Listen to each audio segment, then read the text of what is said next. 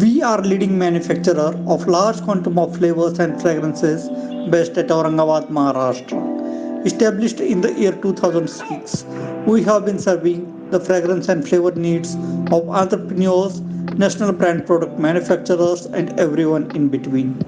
Our strength is our passion to design the most beautiful, innovative, and high quality flavors and fragrances. We offer natural and nature identical flavors pharma fields. We take immense pride in our association with every client we have served.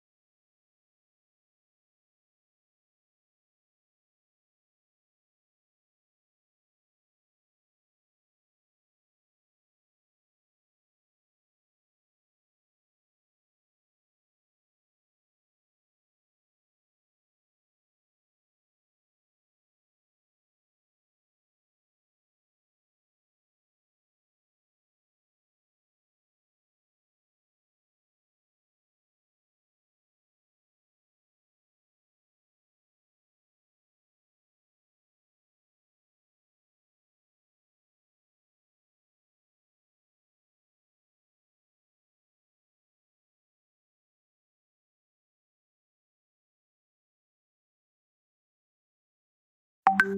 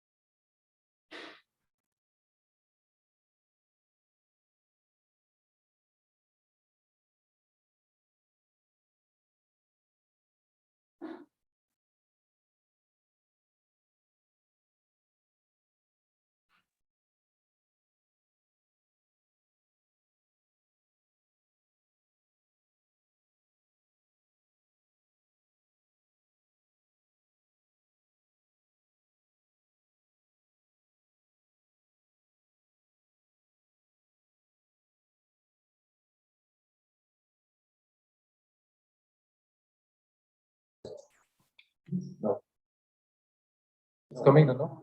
Yeah. Esteemed experts, speakers, and delegates of 28th ICFOST, welcome you for this session of convention talk and Dr. Amla Memorial Talk. It is my honor to welcome Dr. Uday Annapureji, President AFSTI, to chair the session. As we all know, he is the president of AFSTI, director of ICT Marathwada campus, Jalna. Earlier to taking over this responsibility, he was heading Department of Food Engineering and Technology, ICT, Mumbai during 14 to 20. He has vast 25 years of teaching and research experience. He has been working in the areas of plasma processing, extrusion, plant gums, hydrocolloids, plant proteins, traditional food, food biotechnology, and bioprocessing. Dr. Uday Annapureji has been awarded with Boy Scout Fellowship at Washington State University, Pullman during 2010 and 11. He is the recipient of ICT AFSTI Best Teachers Award in 2014 and 2016. He is scientific panel member of FSSAI, member of FAD committee of BIS, and member of academic committee and research committee of various institutes. He has successfully guided about 18 PhD and 80 MTech students. Presently, he is guiding 20 PhD and 23 MTech students.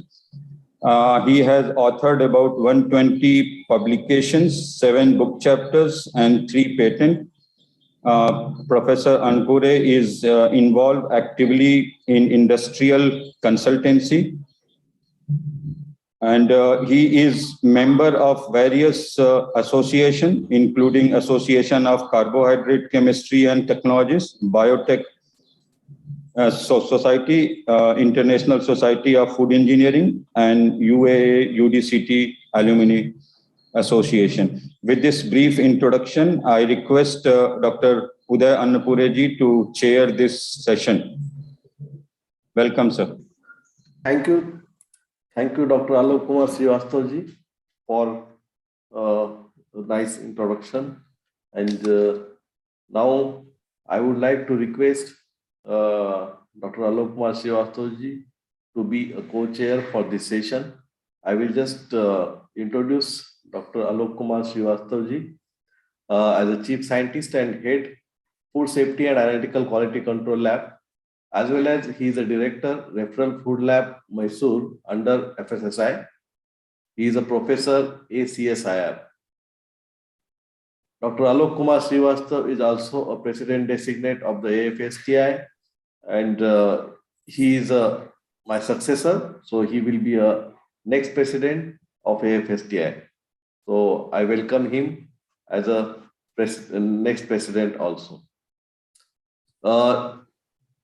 To just introduce Dr. Alakma Srivastavji, he is working at the CFTRI Mysuru during over 3 decades services at the CSIR. He has developed expertise in the field of cereal science and baking technology, rheology, food fortification, oilseed processing, protein quality, protein safety, protein contaminants and analytics, nutrition and health, quality management system, and many more areas which he is handling in due course of time. He has completed his PhD in food science from University of Mysore. MTech in post-harvest food process engineering from GB Pant University of Agriculture and Technology, Pantanagar. At present, he is a director, Referral Food Lab at Mysore under authorization of Food Safety and Standard Authority of India. As I mentioned, he is a president designate, and also he was a former president and secretary of the AFSTI, former vice president and secretary of the AFSTI. He was chief editor of the Indian Food Industry, the magazine, which is run by the AFSTI during 2007 to 2010.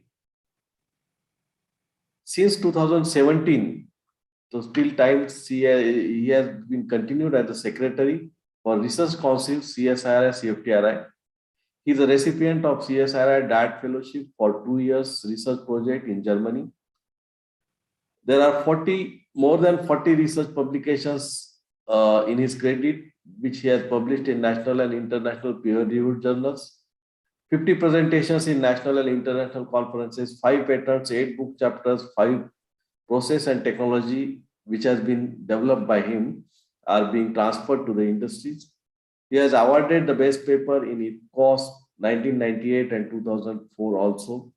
Merit Award in CSIR Interlaboratory Leadership Development Program, leadership to CFTRI departments like FSA, QCL, FPIC, Sensory Sciences. He has 15 postgraduate master's students have been guided by Dr. Alokji, as well as he has successfully completed 4 PhD students. He is a qualified lead editor of ISO, IES, and NABL quality management systems. He leads successfully various R&D projects like 12th 5-year plan on science and technology, interventions to combat malnutrition in women and children, technology for nutritional fortification of wheat flour with micronutrients, which is supported by Ministry of Food Processing, Government of India, Mission Mode project for food safety is under CSIR, tree-borne oilseed processing and value addition, that is, and many industrial sponsored projects he has handled, like method validation for vitamins and minerals and laboratory establishment. He has involved in various foreign assignments also, where from the different countries like Singapore, Denmark, Sri Lanka, Bhutan, Bangladesh, and Germany. Human Resource Development and Skill Development Program, regular faculty for ACSIR for MSc Food Technology and short-term skill development programs, which are being run by the CFTRI and CSIR. He is an ex-chair and current member of scientific panel of FSSI on method of sampling and analysis, and chairman of BIS Food and Agriculture Sectional Committee, that is FAD 28, on the test method for the products, in which I am also the member, and we are working together under his able leadership. So with this brief introduction, I welcome Dr. Alakma Srivastavji to be a co-chair for this particular session. Over to you, sir. Thank you very much. Thank you, Dr. Annapure, sir. Now we welcome the first convention talk, speaker of the first convention talk, Professor Anirudha Panditji, Vice Chancellor of ICT Mumbai. Before that, it is my honor to introduce Professor Panditji, Vice Chancellor of ICT Mumbai. Prior to taking over VC position, Professor Pandit served as Dean Human Resource and Dean Research Consultancy and Mobilization, Coordinator of ICT DEA Center for Chemical Engineering Research since its inception in 2008.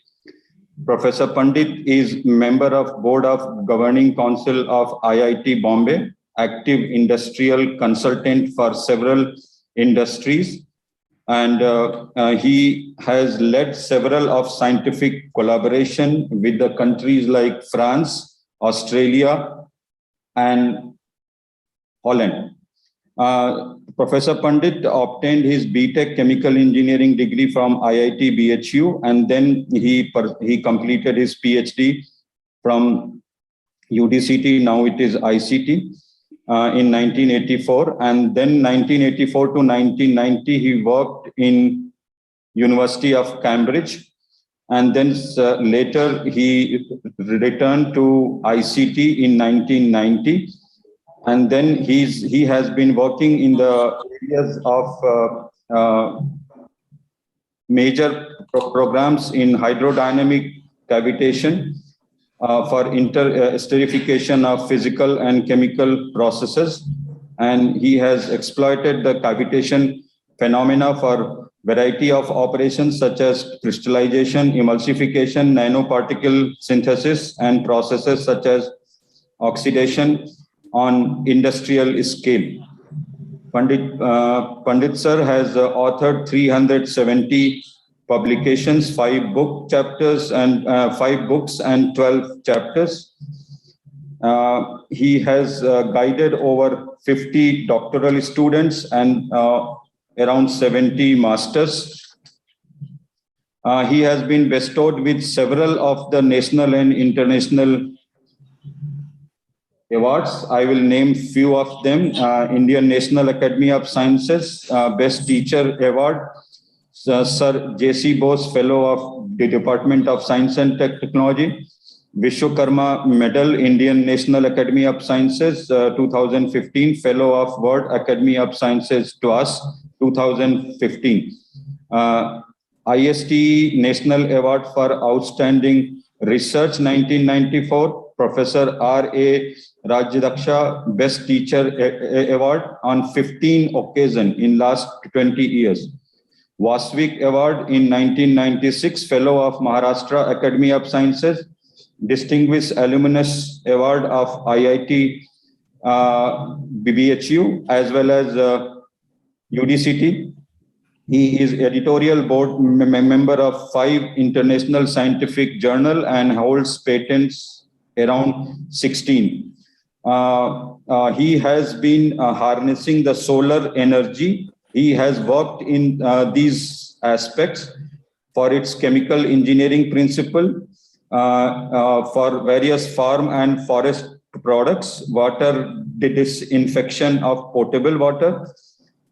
Professor Pandit is president of NGO named Land Research Institute dealing with energy and town planning sector. With this brief introduction, I welcome Professor Pandit to deliver his talk on theme cooking and energy optimization. Welcome, Professor Pandit, sir, please. Thank you, Dr. Srivastava, and thank you, Uday, for giving me an opportunity to talk. How much time do I have? Can any? Sir, 20 minutes. Okay, fine. Thank you very much.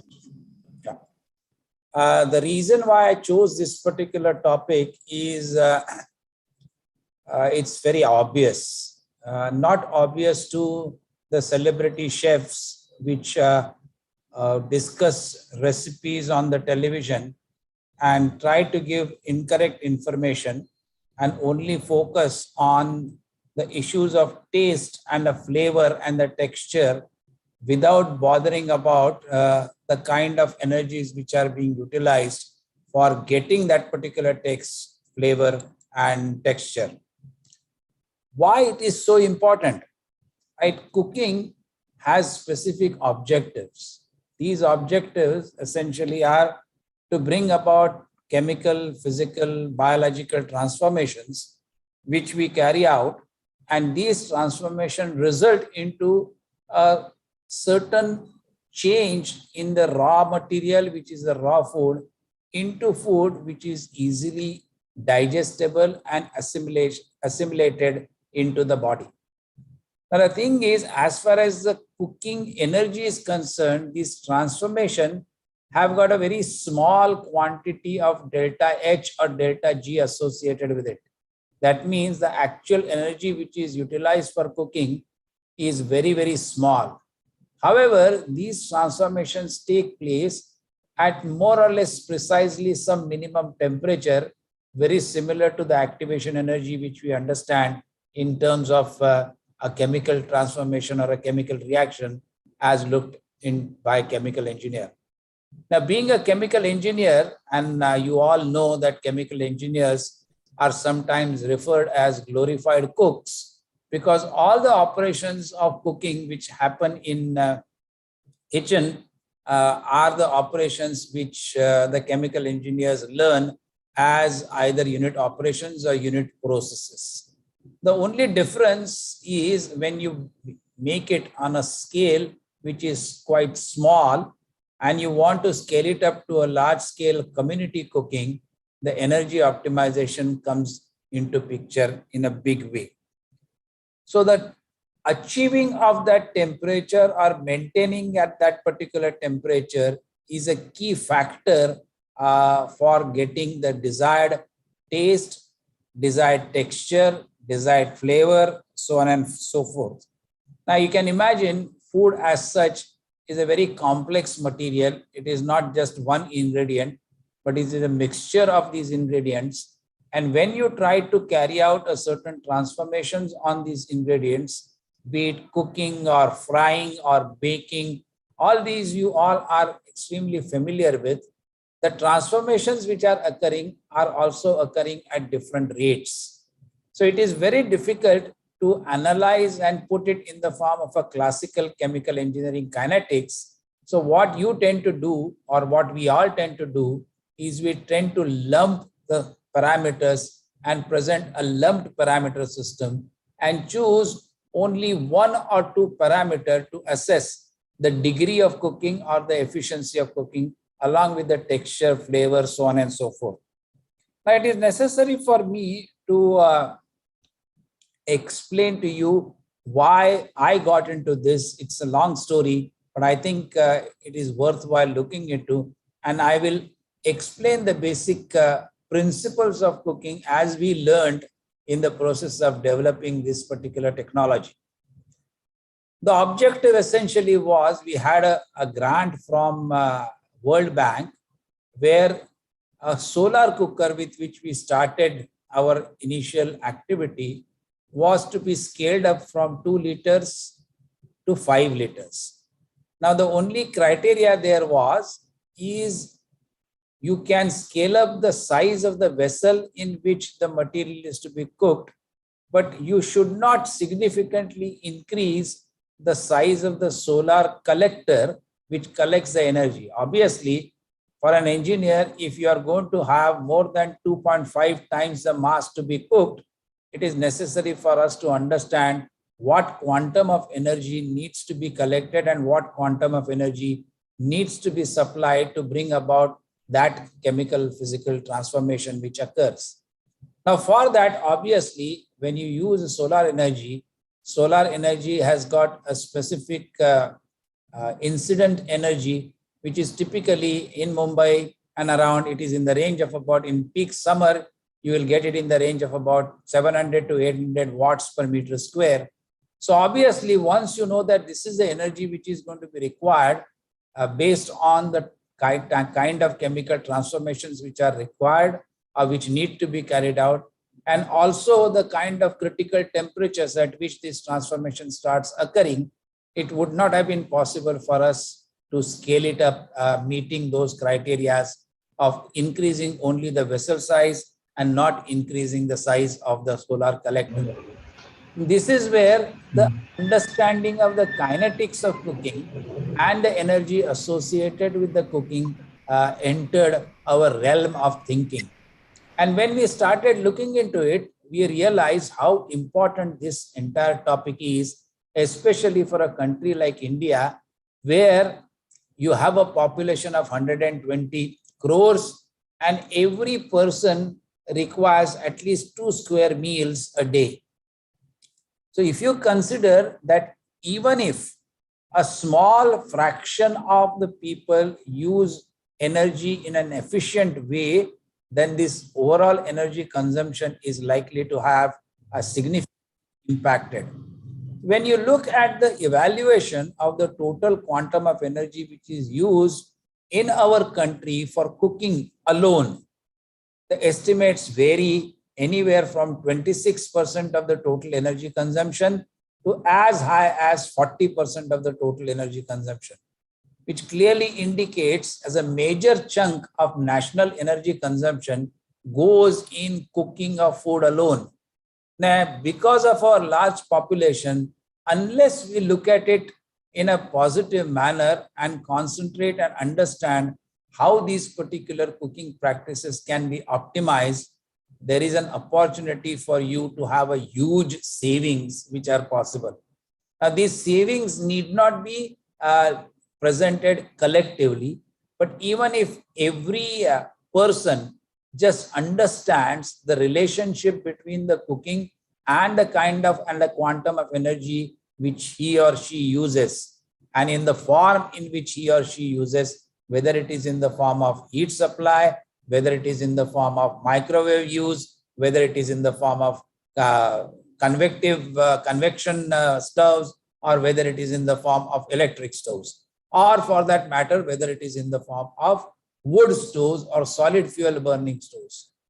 Now, this population of 120 crores, you would be surprised to find out that even now, with the Ujjwala scheme of Honorable Prime Minister, only about 25% of the population have access to commercial fuel such as LPG, kerosene. In fact, nowadays, nobody uses kerosene for cooking purposes. Kerosene is used only for lighting purposes. And most of the people, either they would use LPG for cooking purposes, or if possible, if not available, they would use solid fuel, which clearly indicates that almost 70 to 75% of the total population still rely on supplying of energy using conventional fuels such as wood, sawdust, agricultural residue, cow dung, you name it, whatever is capable of burning, you find people are using it to supply that required quantum of energy, which is necessary to bring about this desired change in physical, chemical, or biological form. And unless we understand what is that quantum of energy required and the way we supply that particular energy, it is going to be very difficult for us to optimize. So we always say that when you want to optimize something, you must understand the basic physics or the chemistry or a phenomena which is occurring out there. You need to model that particular phenomena. And while carrying out that particular modeling, you will realize the fact that there exists an opportunity for you to optimize. And this is how all this activity started. The basic reasoning, I'm sure some of things which I'm telling you are not new to you as food scientists, but we realize certain things depending upon the method which we are adopting for cooking purposes. We realize the fact that even though it is well known that the starch gelatinization starts occurring only above 55-60 degrees centigrade, we also realize the fact that if you want to cook rice, a minimum temperature of 70 degrees centigrade is required. And when you maintain a specific temperature, and since these are kinetically controlled reactions and they're not necessarily controlled by energy supply rate, and because the quantum of energy required is very small, it is also possible for us to assess it. And as the temperature of cooking increases, as we all know that the chemical rate of the reaction increases with an increase in the temperature, which is the kinetic rate constant increases. Similarly, in this particular case also, if you consider rice, then at 70 degrees centigrade, it will take probably 2 hours to cook.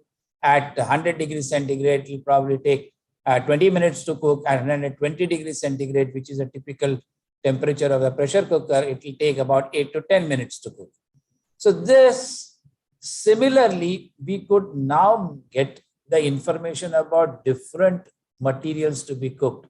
Similar to rice being cooked with a minimum temperature of 70 degrees centigrade, we realize that dal or lentils, if you want to cook, a temperature in excess of 90 degrees centigrade is required. And of course, the same phenomena, as the increase in the temperature occurs, you also find that the rate of the reaction, that means the rate of cooking, also increases. So understanding the phenomena of transformation, correlating that particular phenomena transformation in the form of a model, which tells us that what is the rate at which this cooking, which is characterized by one particular measurable quantity, as in the case of a rice cooking, it is essentially a starch gelatinization. And simple techniques can be developed, and we have used these particular techniques. If you take a rice grain, and if you press this partially cooked rice grain in 2 glass plates and look at the area, you will find that the cooked part of the rice is completely translucent in nature, and uncooked part of the rice remains opaque. And as the time of cooking progresses, you will find that the translucent parts become more in terms of area occupied, and the opaque part starts reducing in terms of its area. So everything, when it becomes translucent, we know that every grain of rice, or this individual grain of rice, is completely cooked. So it means that depending upon the temperature at which you start cooking, you need to maintain that particular temperature for that specified period, for which it is necessary for you to understand the cooking kinetics. Now, how, and since the energy which is required actually for cooking is minuscule, it is usually supplied by the sensible heat of the medium which is brought to that particular temperature. For example, if you are cooking rice, you use water about 2.5 times, depending upon, of course, the type of rice which you need to cook, to approximately, let's say, 100 degrees centigrade. And you realize that this temperature of 100 degrees centigrade needs to be maintained. Now, depending upon the method of supply of energy, the mechanism of rice cooking also changes. If you are cooking rice in a traditional manner in an open fire, you have a certain energy efficiency. If you use it in a different manner, where you are able to bring the temperature up to the cooking temperature, are able to maintain the temperature by insulating the container in such a way that once you brought it to that temperature, it will maintain that temperature. So you don't need to supply any additional heat. Only heat which you need to supply is to bring the temperature of the entire content to that minimum cooking temperature, 70 degrees centigrade in case of rice, and 95 degrees centigrade in case of dal, maybe 90 degrees centigrade. Now, this allows us to bring multiple factors of energy optimization into a single product or into a unique product. Now, this particular product which we have developed, which is also called as Eco Cooker, you can go and have a look at the website. It essentially combines 4 operating principles, which are practiced in chemical engineering, and these principles are integrated into this particular product. The first principle is, if you look at any boiler designer, they will use an optimum heat flux. That means depending upon the surface area available for the transfer of heat, you will have an optimum heat flux. That is so many kilocalories per hour per meter square. That means if you exceed that particular flux, the material, that means either the material or container, just does not have the ability to take up that particular energy. So energy, even when you supply it at a much higher rate, since that acceptability is not there from the vessel itself, you are going to waste that particular energy. If you have an optimum size of the flame compared to the size of the vessel which you use, that is the bottom area of the vessel and the size of the flame, the broad guideline in terms of temperature, broad guideline which we arrived at is about 1:3. That means the size of the flame should be about 1/3 the size of the vessel diameter or vessel bottom. This is the first phenomena. If you do that, you will be in a position to maintain the heat flux in the range of about 1600 to 16,000 to 24,000 kilocalories per hour per meter square. And that is an optimum flux depending upon the material, whether it is stainless steel or whether it is aluminum, whether it is copper, because ultimately the thickness of these metals, the conductivity of these metals make a difference in terms of the vessels which you are going to use. Texture, nutrition is a different story altogether. I'm not going to talk about that because you all are well aware of it. So you also know that if you are in a position to maintain the flame size to vessel size, you can save about 25% of the energy. The second phenomena, which I have already discussed, if you are able to bring the temperature to its cooking temperature and maintain that temperature for a specified period, maybe half an hour, 1 hour, or whatever it is, then it is also possible for you to use additional 25% of the fuel. That it means that you need to have an insulated container. Third phenomena, which we can also use, is what we call it as an early shutoff. Once the system is insulated, then it is not necessary for you to continue supply of energy. You bring the material to the desired temperature once, and you can switch off the energy supply mode, whether it is gaseous fuel or solid fuel, so on and so forth. You will be in a position to maintain that temperature. And the fourth phenomena, many a times you cook multiple items in one particular device.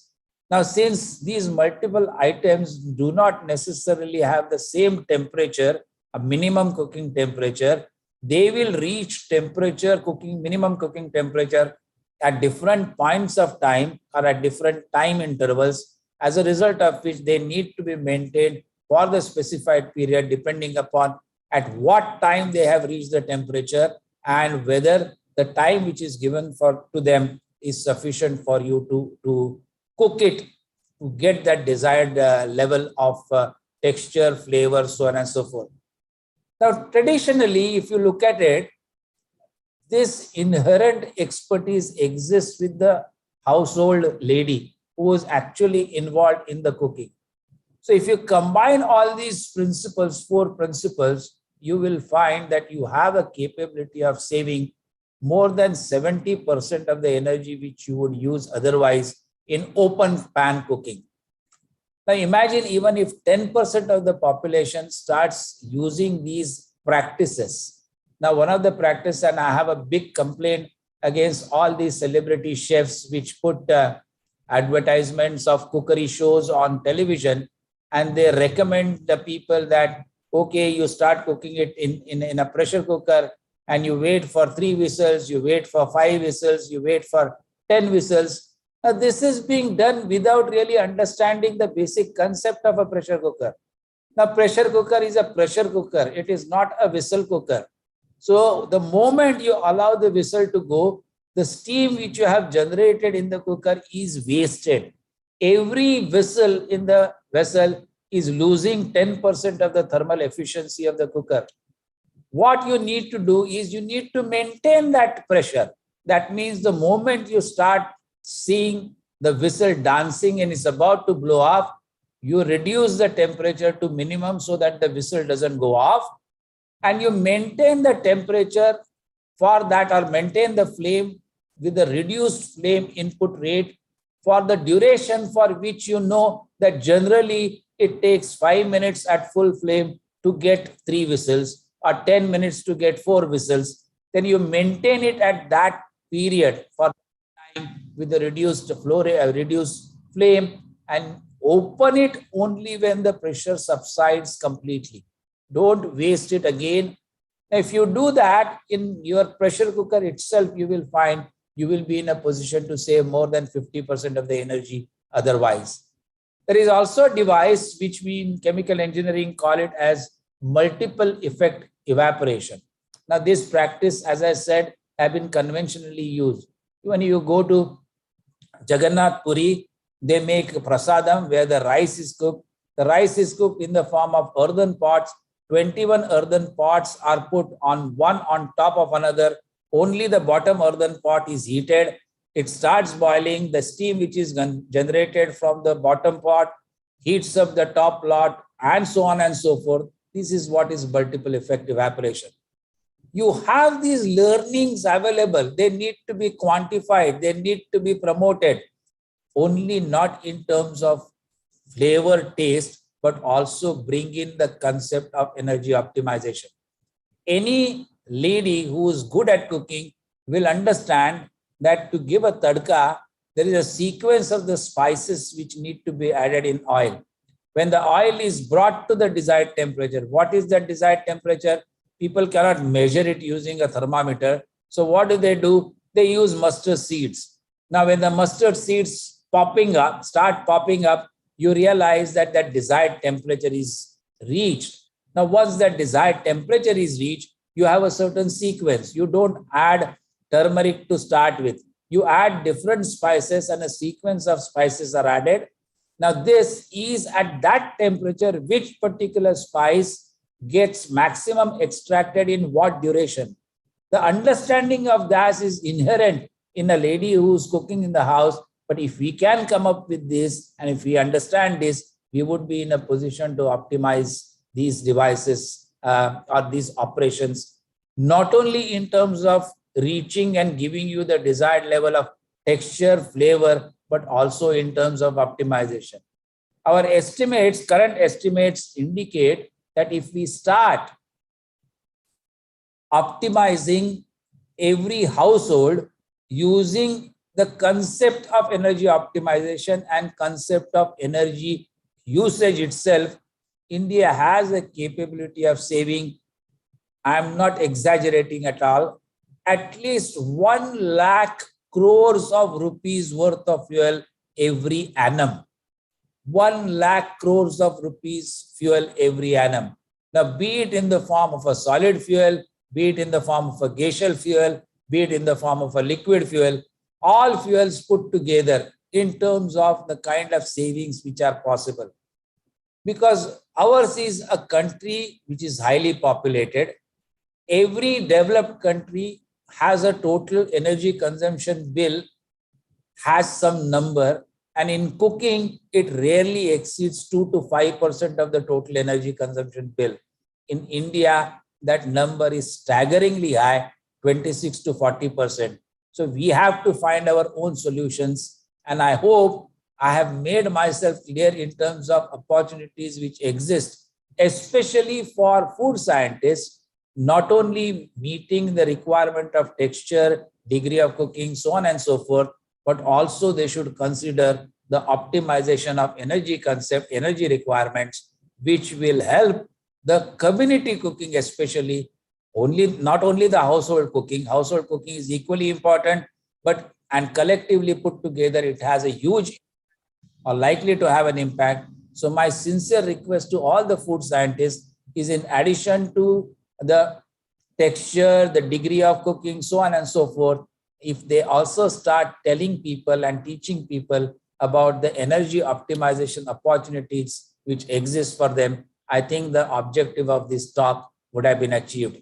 Thank you very much for giving me an opportunity to add my inner feelings, and really I'm very keen that this particular activity should go on, and at least in ICT, along with the foods department, Professor Annapure knows about it, Professor Rekha Singh was involved in that earlier. We are continuing with this particular activity. Thank you very much, sir. Thank you very much again for all your patient listening. Thank you.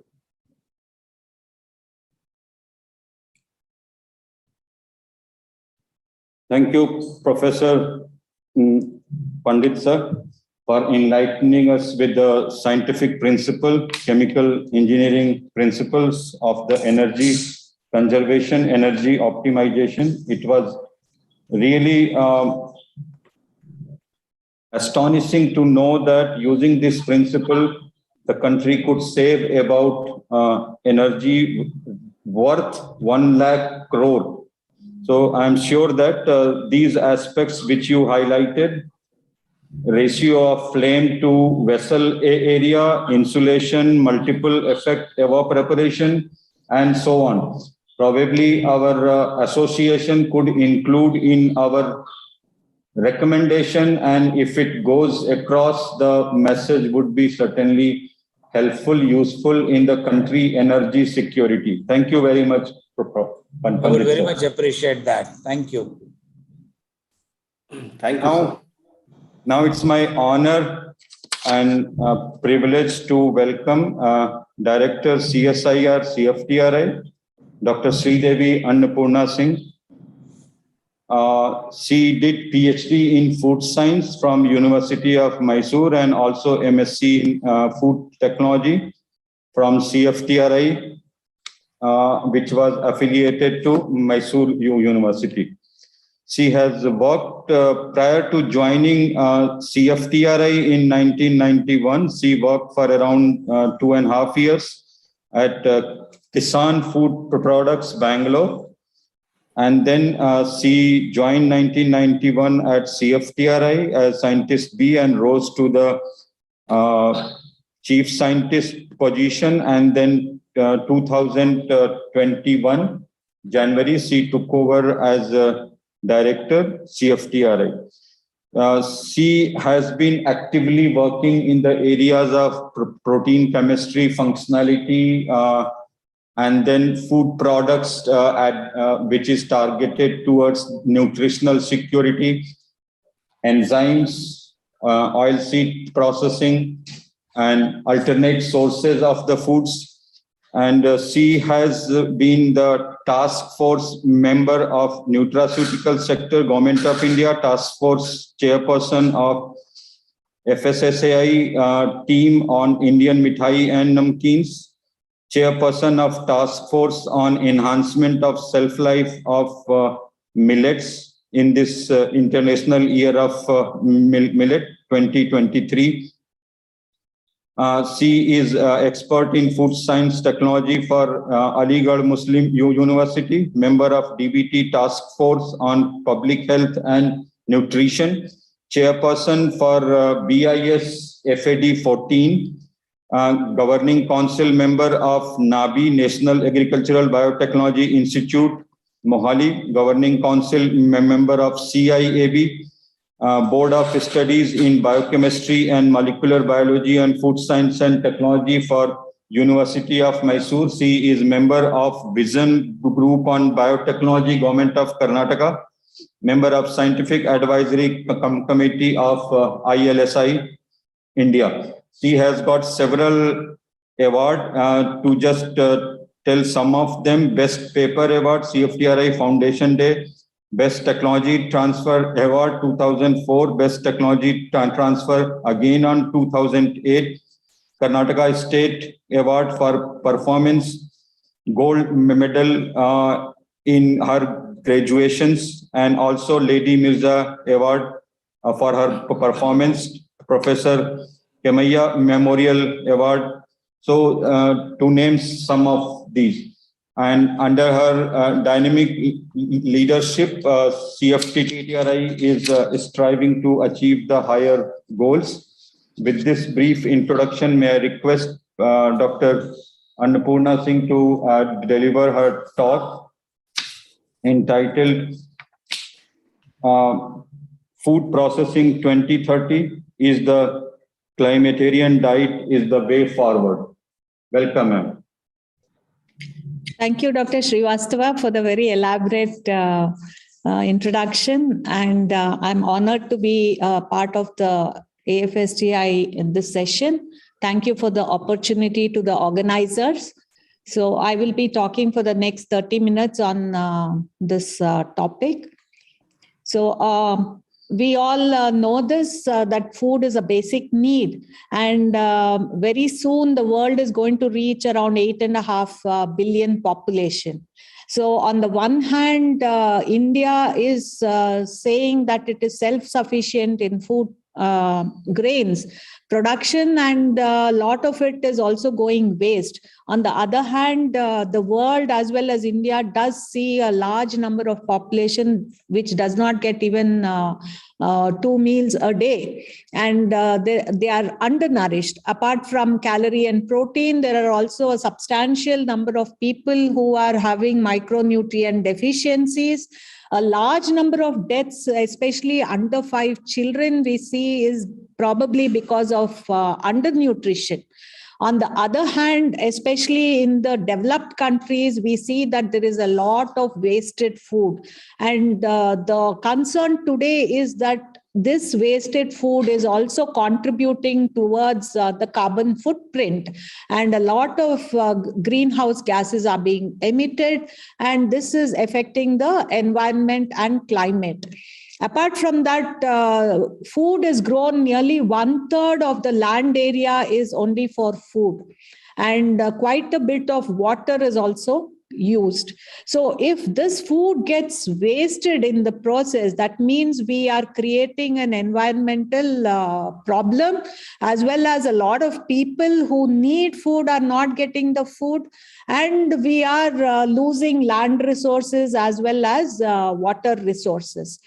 Now, coming to the diet, again, the pandemic has probably made us understand that a balanced and prudent diet is very important to lead a healthy and have quality in life.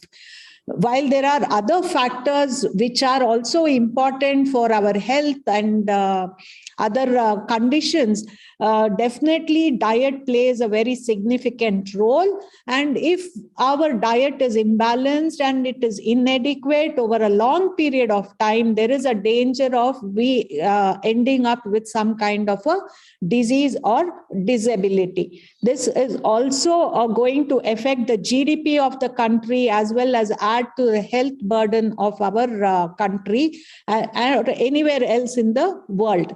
Now, coming to what people, the consumers, are looking for from food today is nutrition, convenience. It has to prevent certain deficiencies and diseases. It has to be sustainable. It has to be cost effective, and definitely it has to be sensorily very acceptable. Like I said earlier, if you look at it, there is a substantial amount of food that is getting wasted the world over, and probably it exceeds $750 billion. This is not counting marine resources, and it is almost equivalent to the GDP of Switzerland. In India alone, we see that anywhere, depending on the sector, it could be dairy, it could be fruits and vegetables, or it could be grains and so on. Definitely 5 to 40% losses are seen in the various sectors. So what is the reason that food spoils is it could be microbiological, it could be enzymatic, it could be chemical, it could be physical, or it could be mechanical. So anywhere from the farm to the fork, we will see that food does spoil, and it could be due to any or multiple reasons and different kinds of reasons, or it could be more than one reason also. For example, it could be both microbiological, enzymatic, as well as chemical. If it is being transported, and if the roads are not good, there could be physical damage as well as mechanical damage. Now, we know that when it comes to food preservation, it is mainly the water activity that is of great importance, especially with microbiological spoilage.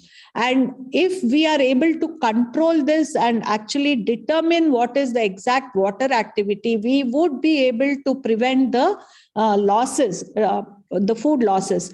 And it is very well worked out as to which organism, whether it is a bacteria, yeast, or mold, we need to control the water activity to that extent where they will no longer be able to survive and grow. So these principles are therefore used in food preservation. We could be using thermal preservation, or it could be by cold preservation, which could be chilling or freezing, or by the removal of water, which is dehydration. Sometimes certain chemicals can be added, which we call as preservatives. These could be class 1, which is salt and sugar, or you could have other chemicals like benzoate and sulfur dioxide, which are used to preserve food. So we are very commonly seeing on the shelves of the supermarkets all these kind of foods, and some of them are even traditional, like our pickles and preserves like murabba, which are actually using sugar as the main preservative. So food definitely needs to be processed before it is consumed. The reason is it not only improves the taste, but it will also break down the indigestible portions, and therefore it will increase the digestibility. It can destroy the pathogens that are present there, and by actually breaking down the food matrix, some of the bioactives that are present in the food, their bioavailability will improve. In modern day, because of the processed foods having a longer shelf life and being very convenient to use, we have been using a lot of additives during the processing and packaging, which will increase the shelf life and enhance the sensory perception. And along with the processing technique like heat or extreme pH or the addition of these chemicals, they alter the composition of food. They can affect the nutritive value as compared to the original raw material, or they can adversely affect the bioavailability sometimes, or they could make it, there could be a chemical reaction and it would become unavailable to the system. Over a long period of time, when we consume such foods, the processed foods, there have been certain symptoms that are noticed, like increase in anxiety, stress, mood swings, and so on. So food processing is basically of the 3 categories, that is primary, secondary, and tertiary processing. The byproduct utilization is today becoming very important to recover many of the compounds that are there in the peels and cores, which are not edible, but they seem to have a health benefit to all of us. And we also can recover them to value add to the food material and prevent environmental pollution, and therefore encourage integrated processing. So in this process, usually in India, at least, we see that mainly we are only doing primary processing.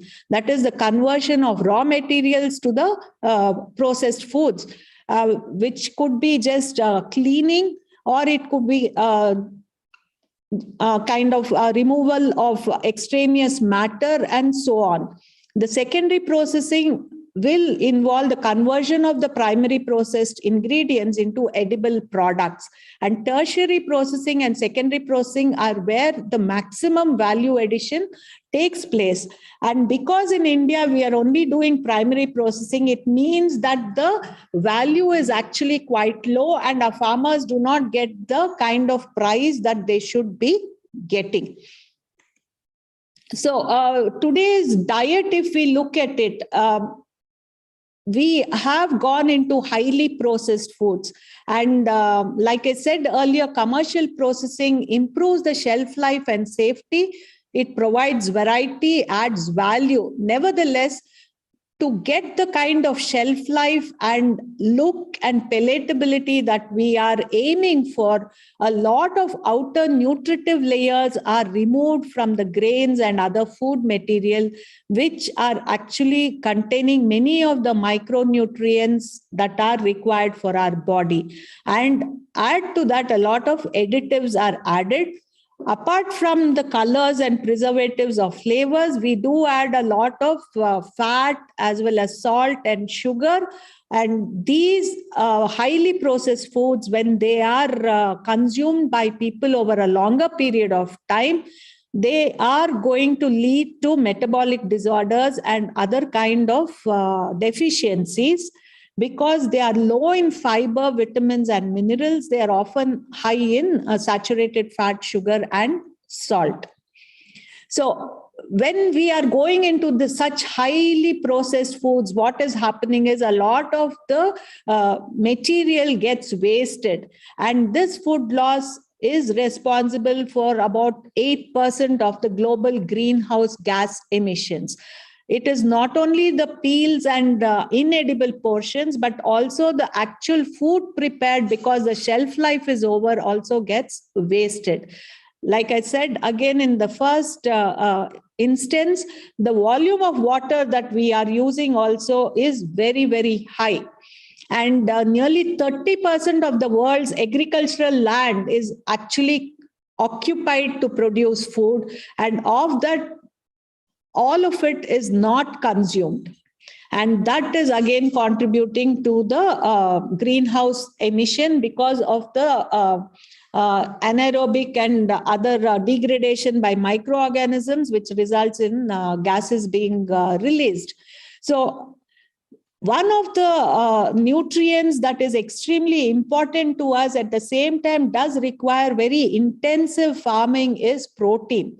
So when you look at protein, the amount of land that is required, because many of the developed world is actually dependent on animal protein. It could be because of the climate and not that much of supply chain was available in the early days. And therefore, they were consuming more of animal proteins. So the amount of water, the amount of land that is required for grazing and all that is very, very high. But when you see, for example, you take beef, only 4% of the plant proteins fed is actually converted into meat protein, which is very, very low. And this is the reason why we are looking for more sustainable protein sources, which can actually feed the world's population and also make sure that our environment is protected and we are not wasting valuable resources. And there has been a huge increase in what is known as vegan food. Vegan food is nothing but plant-sourced foods, and some of them don't even take dairy products. So it is basically a plant protein diet. Now, if this kind of a diet will also be useful for protecting the environment and climate change, then it would be called the climatarian diet. And it is increasing at the rate of annual growth rate of 25%. So most of the plant proteins are being looked at, especially the seeds of pulses, oil seeds, even cereals, pseudo cereals are being looked at for their protein to see how they can actually replace animal protein. So I come to the emerging trends in the food industry for this. Like I said, the alternate proteins are growing at a very, very high annual growth rate of 25%. Apart from plant proteins being explored, cultured meat, edible insects, mycoprotein-based foods are also being looked at as sources of proteins which can replace animal protein. Apart from this, e-commerce, especially the pandemic, has shown us that people do not want to go to grocery shops and buy. So digital platforms have become very, very popular, and they have the means of reaching the customers through direct to customer distribution models, and local foods have also become extremely important. So we are also looking at the diets that were consumed by our ancestors to see whether that could be brought back. Again, the pandemic has shown us that food can be the source of health. There are many minor ingredients in foods which we used to, we have removed it in the outer layers of the grains, because we want highly shelf-stable foods. And these outer layers are having what we call as nutraceuticals, because they need not have a nutritional benefit, but they do have a health benefit. So they are coming from food, but they have a health benefit, and therefore they are nutraceuticals. And these are known to provide a lot of health benefits against disorders, including oxidative stress and related diseases. And finally, personalized nutrition. That is another area where a lot of people have realized that what they eat is going to decide how their health is going to be, especially in the middle age and old age. And therefore, they are modifying their diets in such a way that it is suitable to their genetic makeup and the way they are leading their lives. So apart from convenience and nutrition, food has taken up a much larger role in maintaining our health and becoming environmentally friendly also. This is especially important for startups and brands that are coming into the market today, because the regulations are also very, very critical as to how they are going to dispose of whatever is being generated during the processing of the food. So let us just look at proteins. When you look at protein, the environment pyramid, you find that fruits and vegetables and other plant sources are actually very low in their carbon footprint as compared to the animal proteins, especially the red meats like beef and lamb and pork. Similarly, the minimally processed foods also have lower carbon footprint. So what should we be eating for a climate-friendly diet would be plant proteins, minimal processing, as well as whole grains.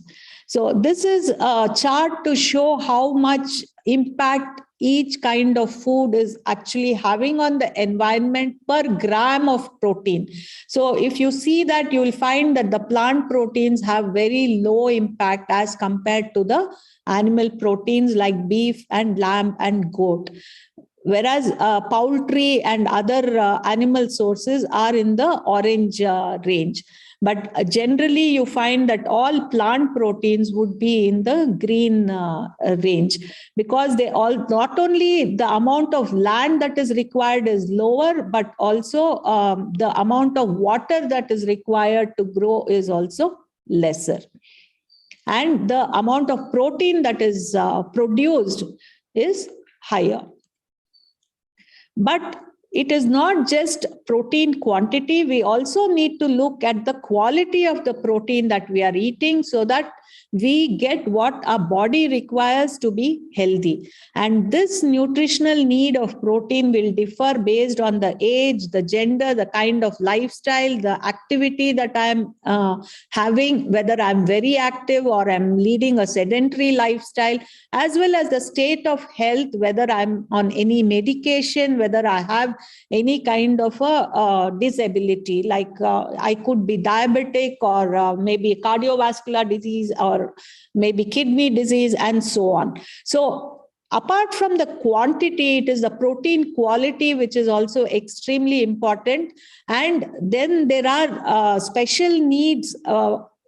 People who are having metabolic disorders, maybe convalescents, sports persons, geriatric infants, and so on, who have a different protein need. And these specialty foods are also required for their life.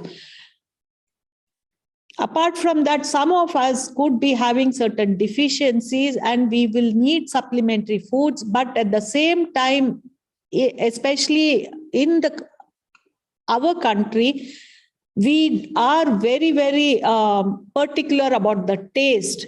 And therefore, we need to have an affordable, cost-effective menu which will provide that protein quality without compromising the taste. So when we talk about an environment-friendly protein production, we have to also consider all of this. So it's not just the quantity, but also the quality that should be eaten is of extreme importance. So when I talk about protein quality, what I mean to say is many of these plants are having maximum protein in their seeds. And these seeds are actually having substances which are known as anti-nutrients. They could be tannins, they could be phytates, they could be oligosaccharides, and so on. And these will actually hinder the absorption of the protein, or they will also inhibit our digestive enzymes and not allow the protein to get digested and absorbed. Some of the proteins could be allergens, and that can also affect the digestibility. So all of these are going to play a role. So simply substituting a plant protein is not sufficient when we are talking about replacement of animal proteins. Further, there are what we call as essential amino acids in proteins which are not made by our body, and we need those to come from the food. Most of the plant proteins are lacking one or more of these essential amino acids. So if you are eating the same kind of protein every day, it is likely that you are deficient in one or more of these essential amino acids, and therefore your body cannot utilize the protein as protein. This is where animal proteins have a higher quality, because the animal has already eaten the plant protein, digested it, and it has converted it into a form which is easily available to our body. So one way is to mix and match different kinds of plant proteins to see that they will become complete. So there are many plant proteins. Many of them are underutilized also.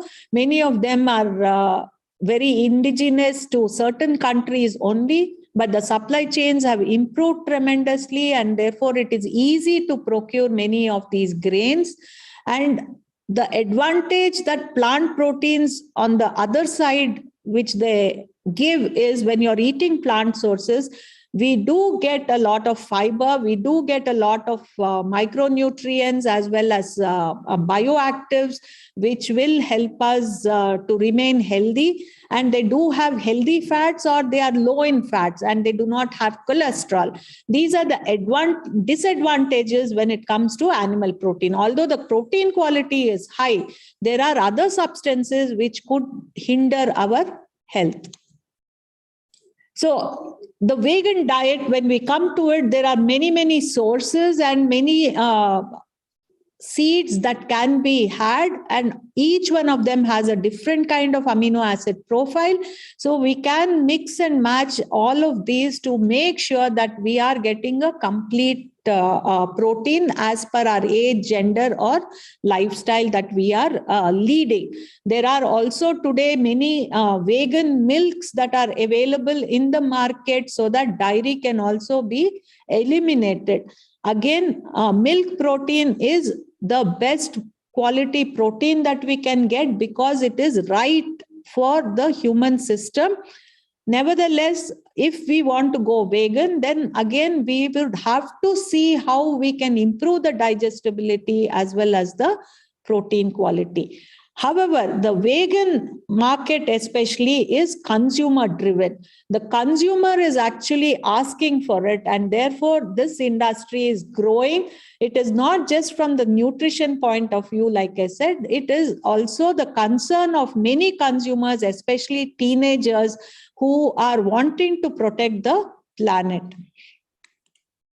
So one way of addressing and improving the protein quality would be if we can make protein isolates and concentrates where many of these anti-nutrients can be removed. CFTRI has done a lot of work in this area, and we do have the know-how as to how to make these concentrates without actually having the anti-nutrients. Therefore, the digestibility and bioavailability of the protein foods can be improved. These can also be the starting material for making analogs, meat analogs. One of the most important characteristic that protein gives to meat is the texture. So if we are able to mimic the texture of meat, then plant proteins can be substituted, and people who love eating meat can also start having these foods. This is definitely then environment friendly and therefore climatarian diet. Again, insect proteins is another very interesting development where you see that the conversion of protein, if you take 10 kgs of feed, you will find that in beef only 1 kg of protein conversion is there. Whereas when you grow insects, 9 kg of protein is there. That means there's only loss of 1 kg.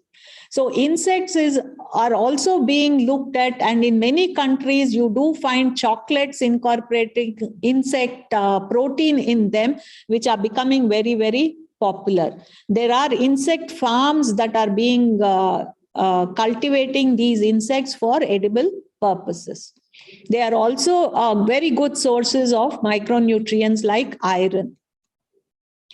Apart from that, there are many algae and seaweeds, which are also unusual sources in India, but they are consumed in many other countries. And these also, apart from protein, they are very rich sources of protein, but they do have a large number of micronutrients, especially vitamins and minerals, which can also help to meet the RDA of people. Again, in spirulina, CFTRI has done tremendous amount of work, including the development of a large number of products. Then, if you need to have supplementary foods, then today 3D printing is also becoming popular, where you can fortify certain nutrients into the food and make interesting shapes, especially for young children or for older people who are not interested in eating a particular food. But if the shape were to change and it is interesting, they would be tempted to have that. Most of the food processing does have a lot of losses in nutrition because of the extreme temperature, pH treatments, and so on. So there are other processing techniques that are being looked at, like non-thermal processing. It could be very beneficial, especially if the food is having a high amount of volatile compounds, nutrients, or flavors, which you don't need to lose. For example, subtle flavors like apple fruit, if high pressure processing were used, then it would retain and it would look exactly like if it were freshly cut.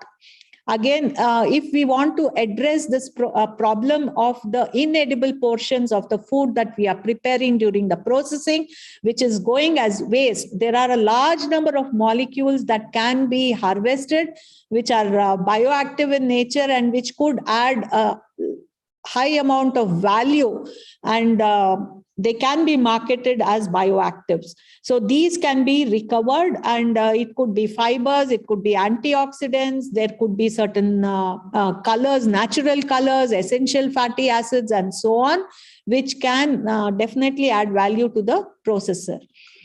Again, coming to the health point of view, the world is looking at probiotics because the gut is known to be the second brain, and it is thought that the probiotics or whatever is the gut bacteria that is there in us is going to control our health condition, and therefore the good bacteria has to be increased, and that will definitely ensure that we are healthier. And the food for these probiotic bacteria are the prebiotics, which are mainly the soluble and insoluble fiber, which also can be recovered from the waste. This is one technology that CFTRI is working on, and very soon we hope it will get commercialized, wherein the arabinoxylan, which is the soluble and insoluble fiber from wheat bran, is being removed, and it can have very high commercial value. Currently, it is not being prepared in India. Going back to the traditional diet, when you look at millets, probably they were the most environment-friendly crops, because often you see that they are the last standing crops during a drought condition. They have a low carbon footprint. They are very temperature tolerant. They need lesser water to grow as compared to rice or wheat. And they are gluten-free. So they have a low GI, because generally the entire grain is consumed. Sometimes the bran needs to be removed, the outer grain, but even then it has higher amount of micronutrients in it. It is having high fiber content and so on. So millets also are, when you look at the protein, they have higher amount of methionine and cysteine, which are generally lacking in other grains that we are normally consuming daily. And they also have higher amount of iron, zinc, and calcium. Again, in India, we are having severe problems of anemia. So maybe these grains could be looked at in the climatarian diet. CFTRI has done large amount of work in understanding how to process them and to create products which are very similar to rice and wheat products. Therefore, these can also be converted to processed foods, but with better health thing. Functional foods is the next. We are talking about Ayush Ahar. It is growing year on year. The wellness sector is very, very big. It is running into $1 trillion. And in India itself, it is a $1 billion market. Even the government is encouraging, because we do have a huge database of traditional Ayurvedic knowledge, which can be sourced.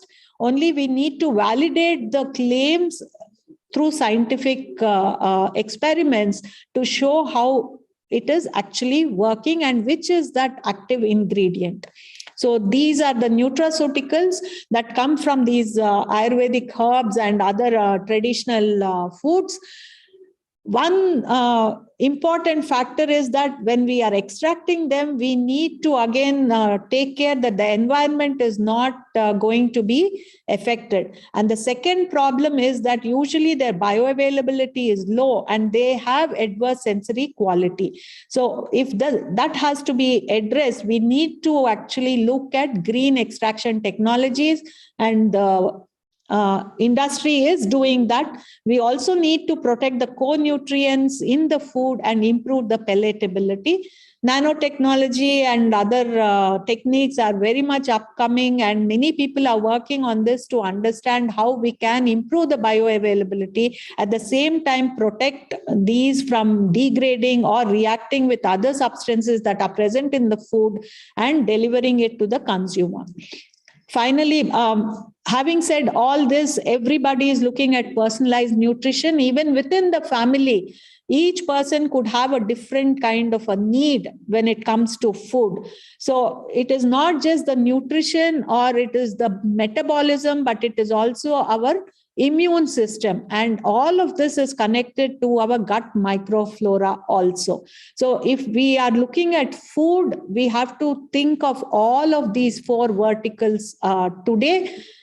It is not in the tier one, we were looking at only the dietary intake. Then we went on to dietary intake as well as the phenotype. And today we are looking actually as what the food is doing with our genotype and what is the reactions that are coming by ingestion of a particular food. And that is person specific, therefore personalized nutrition.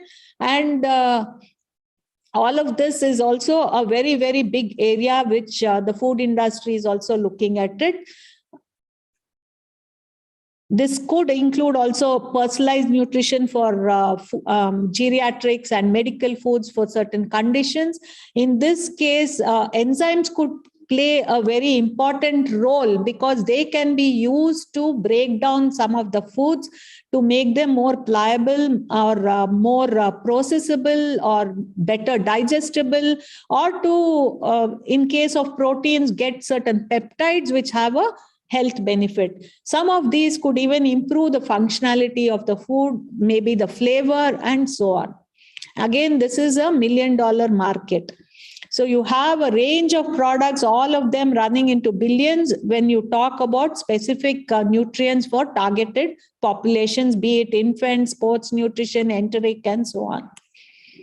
Finally, artificial intelligence is also being used when it comes to personalized nutrition, especially you could go for get up in the morning and the app will tell you as to what you should be eating for the day and how your diet has to be. Even the food industry is using that to understand how to make a certain combination of nutrients for a targeted population.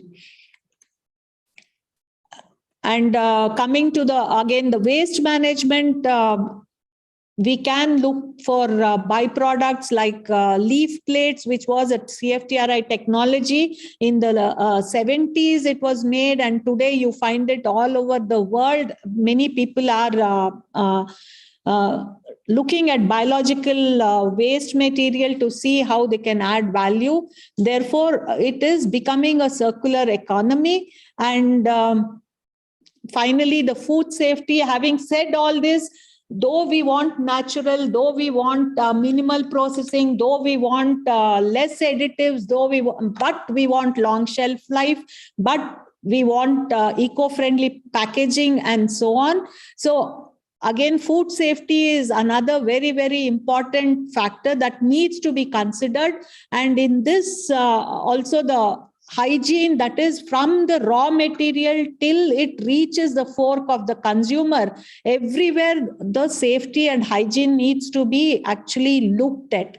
So how do we clean it? How do we sanitize? How do we disinfect? All of it becomes very important, including how do we actually sensor-based testing should be done so that it is convenient to find if some contamination has crept in. So these are again some of the CFTRI technologies that were made for, especially during the pandemic, to disinfect in food processing places also, as well as for sanitization of personnel. All food is packaged and most of the packaging is plastic. So that also is an environmental concern, because how do you remove this plastic from the system? And there is a lot of work going on to make edible packaging and biodegradable packaging and so on. All of this will help in the future, especially in the next decade from 2030 onwards. I think we will start seeing more and more of these products because this is all consumer driven. And we will start moving towards a circular economy, be it for food production, be it for safe and nutrition, be it for the cost, be it for climate resilience, or even for precious resource saving like water. At the same time, we need to ensure that we do not go hungry or malnourished, and we will be providing food and nutritional security at the same time for our future generations. And that is only possible if we are having sustainable production systems, better nutritional understanding, caring for the environment, and therefore we can lead a better life. Thank you.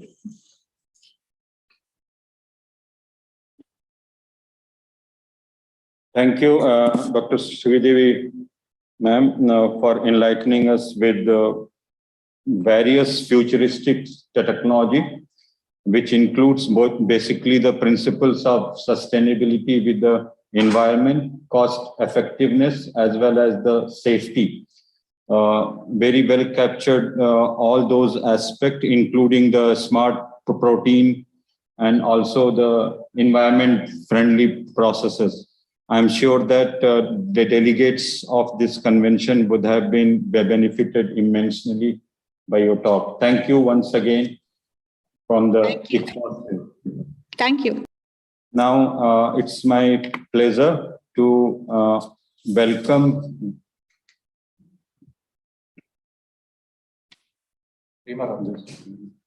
Dr. Prema Ramchandran, ma'am, for the Dr. B.L. Amla Memorial Talk. And she will be sharing with us food security and optimum nutrition for Indians, a role of technology. It is the honor of the delegates and also me to welcome Dr. Prema Ramchandran, ma'am, who is an eminent expert in maternal and child nutrition and health. She has served ICMR for 25 years, worked as advisor health and nutrition in planning commission for a decade, and currently serving as director for Nutrition Foundation of India, NFI. She has over 40 years of research experience in clinical, operational, and policy matters connected to nutrition, maternal and child health. And she has over 200 publications in peer-reviewed journal. Under her authorship, she has written country report on dual nutrition burden in India for FAO, a report on nutrition transition in India 1947-2007 for Department of Women and Child, Government of India, report on nutrition and HIV infection for Southeast Asian countries for WHO CRO, technical paper on progress towards the nutrition sensitive agriculture and food security improvement in nutritional status in India for FAO. She has served as expert in various national and international organizations, including the ICMR, Planning Commission, WHO, and FAO. She has been bestowed with several awards. To just name a few: Dr. C. Gopalan Oration Award for Nutrition Society of India, Rajamal Devadas Oration of Avinash Lingam University, Mrinalini Devi Oration Award of MS University, Vadodara, Academy Oration of the National Academy of Medical Sciences, and Dr. V.N. Patwardhan Award of the ICMR. With this brief introduction, may I welcome Dr. Prema Ramchandran ji to present her talk, which is Dr. B.L. Amla Memorial Talk. Thank you very much. I will just share my screen and then begin. In case I have a problem, I will request you to help us in showing the slides. Has the screen been, can I share now? Not yet, I think. It's not accepting.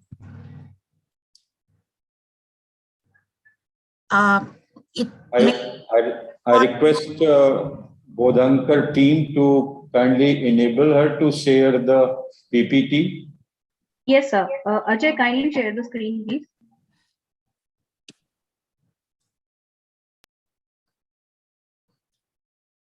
It's fine, ma'am. It's fine. Yeah, thank you very much. I'm indeed extremely grateful for having been given this opportunity to talk to a group of important people who have a major role in enabling food security to India's population in the coming decades. Generally, we all live in silos, and it is very seldom that nutrition scientists have access to food technologists who can do tremendous help to them. May I have the next slide, please? Why is it that I'm not able to share it? Fine. Okay. Has it now been shared? Yeah, yes, ma'am. Okay. In this context, in a way, I'm extremely grateful that I have been given an opportunity to thank Dr. Amla decades after for some help that he did to child nutrition in India. In the 1960s, National Institute of Nutrition evolved, tested and evaluated a coarsely ground roasted cereal pulse and groundnut mixture as a take-home ration to undernourished children, and we found it very effective and affordable. At that time, the Integrated Child Development Program was initiated, and they envisaged that undernourished children will be given take-home rations consisting of what was called in NIN at lab production level as Nutrimix. Can this production be standardized and upscaled so that THR can be supplied to all children who need it in ICDS? To us in NIN, Dr. Amla was a person who saw the link between food technology and nutrition, facilitated NIN CFTRI collaboration on upscaling the NIN Nutrimix. This was called as Balamrit by CFTRI. 5 decades later, this mixture still remains the core of ICDS take-home rations. I will therefore talk to you about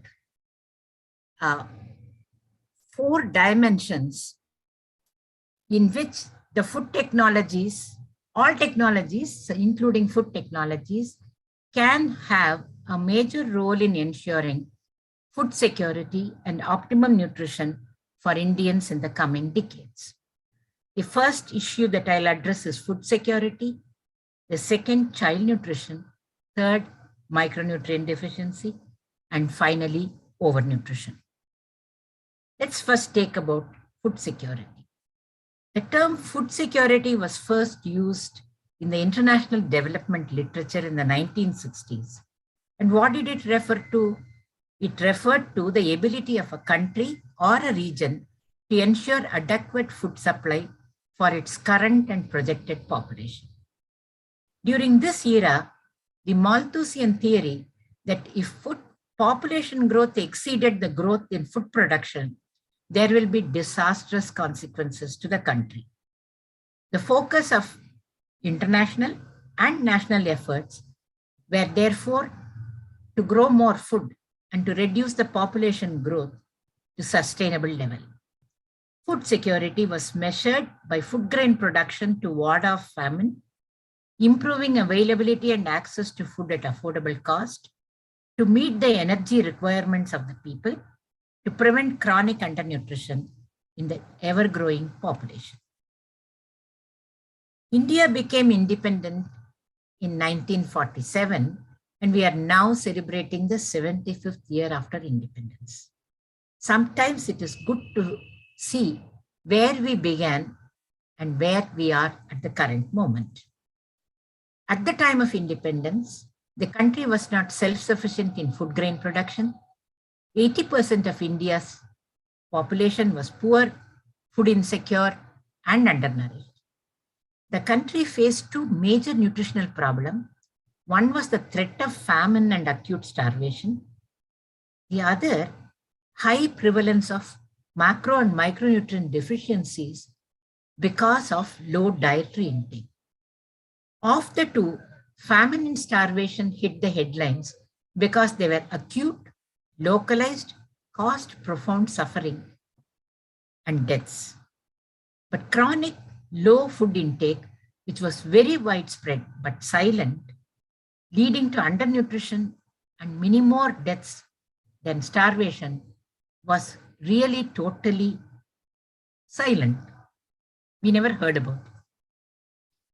However, India accorded very high priority to food production and improving health and nutritional status of population, because we thought the only resource with which India was endowed with richly was human resources. So to look after the human resources is our primary responsibility. And if we look after the human resources, the human resources will lead to national development.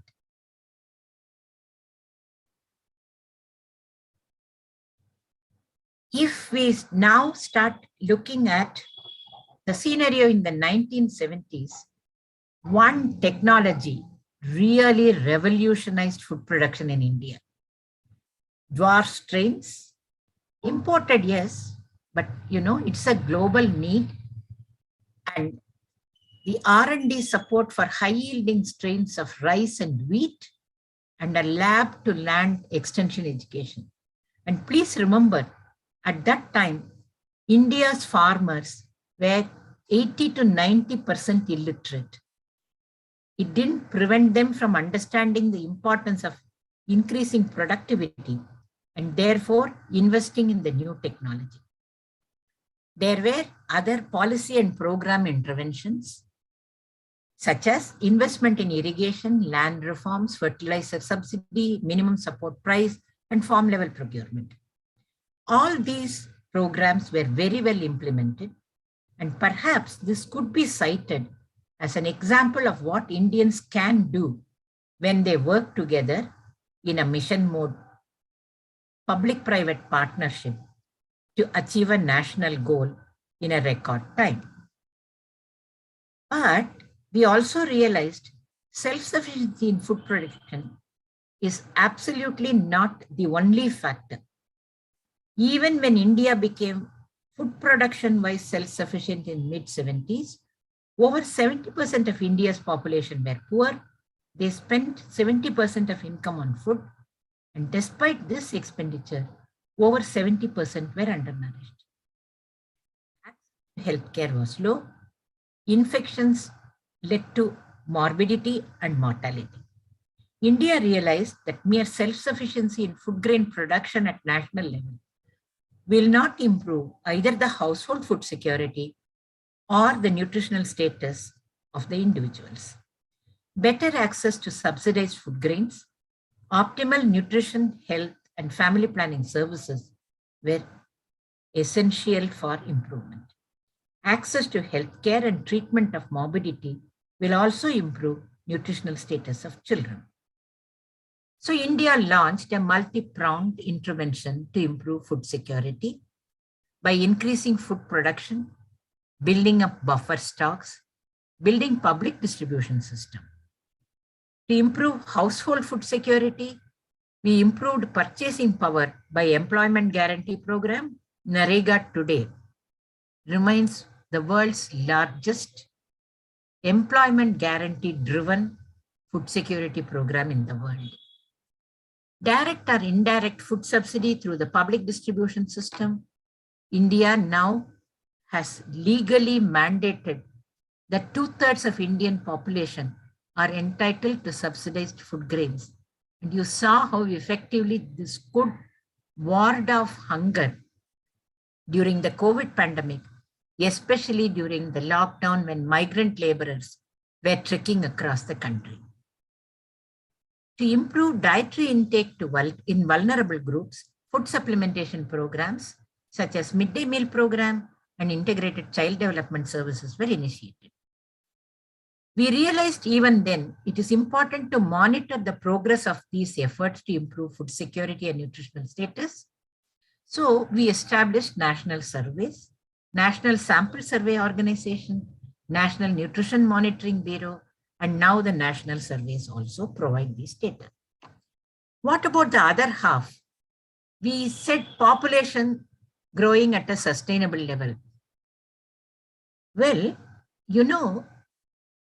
development of appropriate, affordable contraceptive technologies in the 50s and 60s played a major role in helping the population being able to keep down at a sustainable level. India invested in improvement health system to deliver contraceptive care.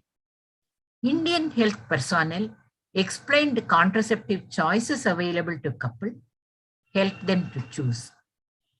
The follow-up services help the couple to cope with side effects which are inevitable, and if needed, help them to change the method.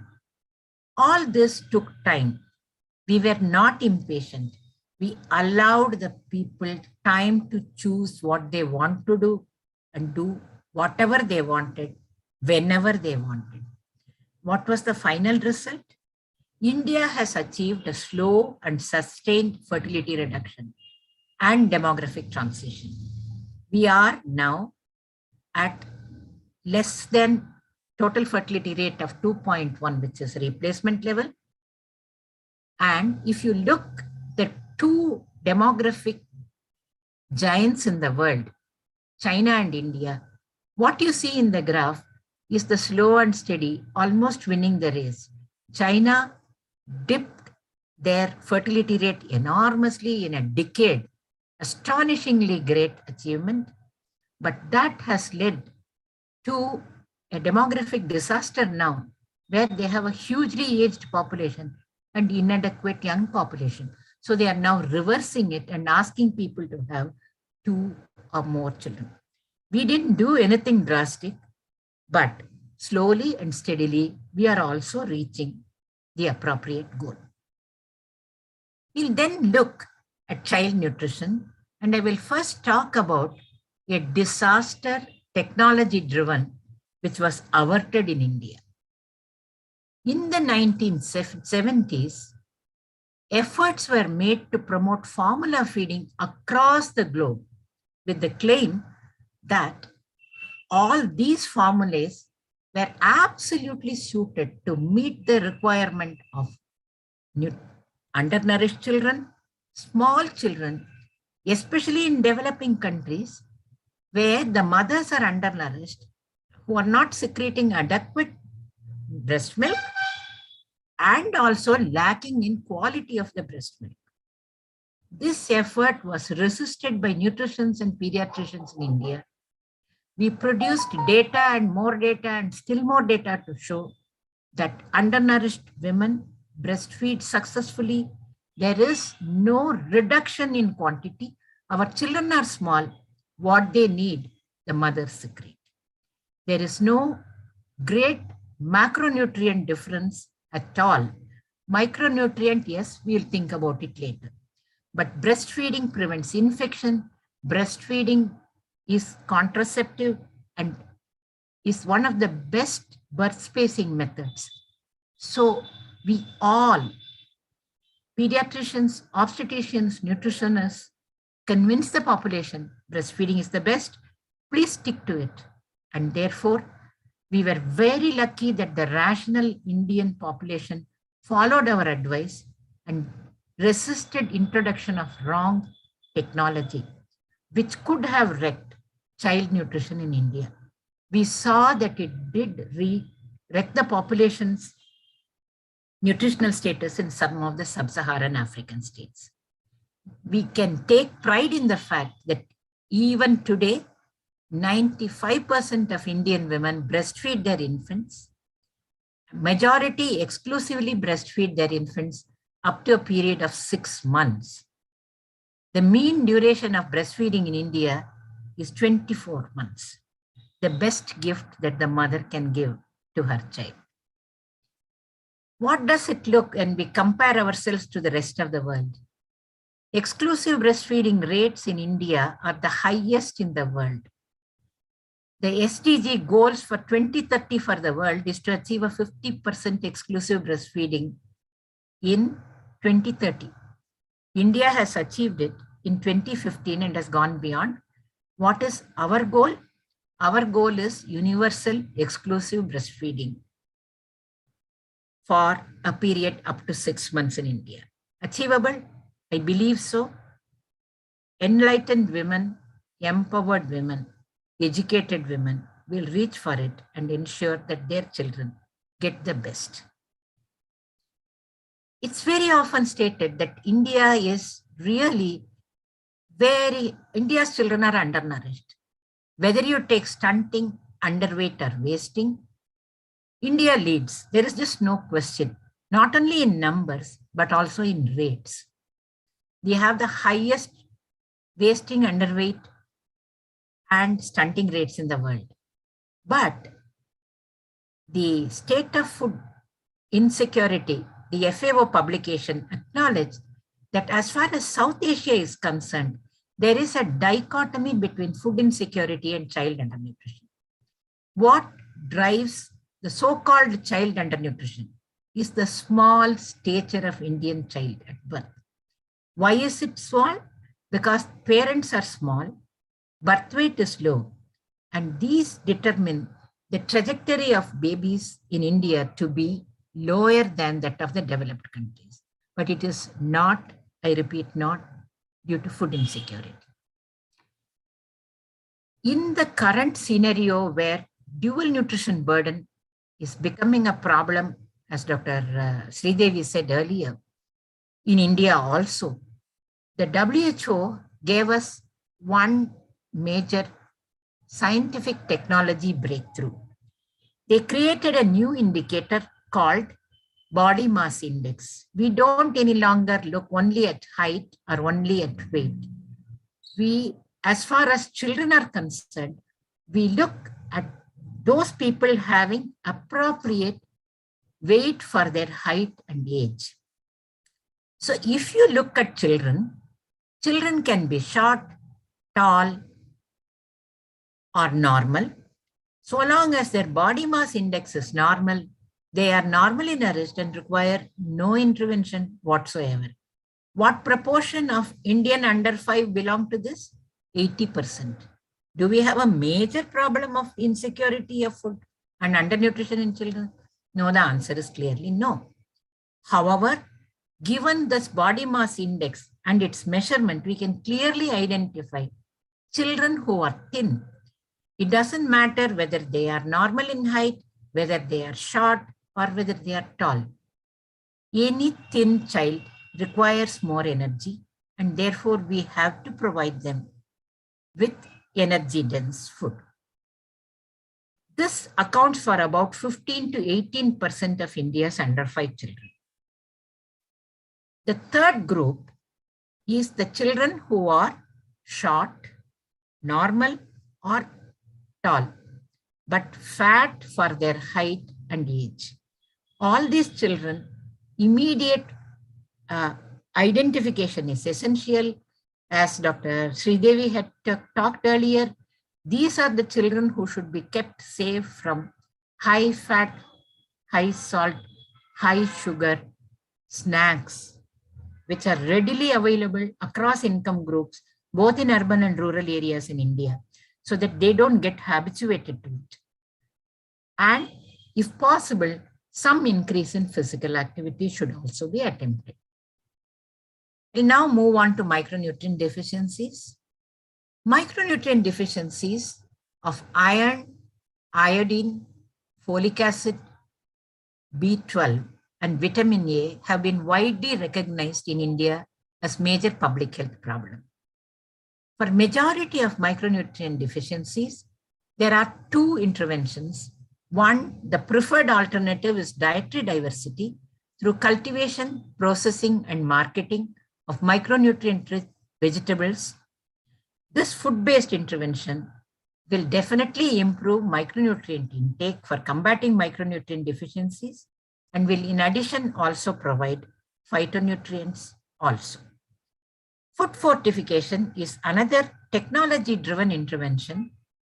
If a commonly consumed food is identified and mixed with specific nutrient, it can improve the dietary intake without any alteration in dietary habits of the population. India has invested in both. Indian Horticultural Mission invested in providing a sustainable livelihood to the farmers by investing in transport and storage facilities and food processing of vegetables. The focus is currently on production of low-cost micronutrient-rich vegetables and increasing vegetable intake to bridge the micronutrient gaps in Indian diets. So it's a win-win solution, both for the farmer and for the population. How did the farmers respond? As usual, very well. Since 2001, there has been an increase in production of horticultural products. India now produces more horticultural products than cereals and pulses. And there has been a substantial increase in intake of vegetables also. We don't have to look for high value malls for these.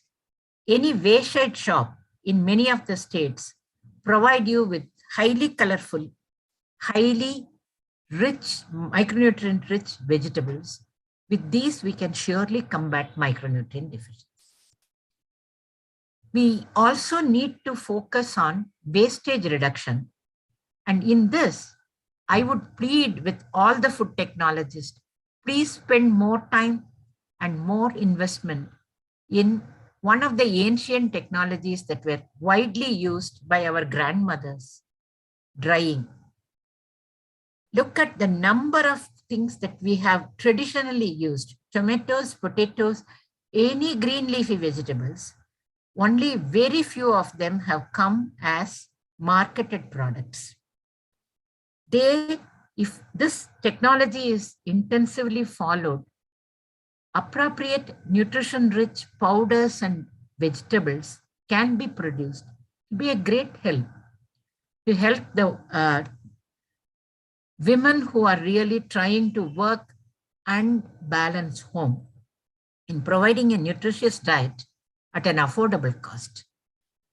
The future lies mainly in this direction. But we also need food fortification. There are 3 types of food fortification that we recognize. One is a public health food fortification, where nutrient intake in large segments of population is low. There is a high prevalence of micronutrient deficiency in the population, and there is a well-documented adverse health consequences of nutrition deficiency. The 2 major deficiencies that can be identified in this category are iron and iodine. Some targeted fortification might be required in children and geriatric population. This is targeted fortification.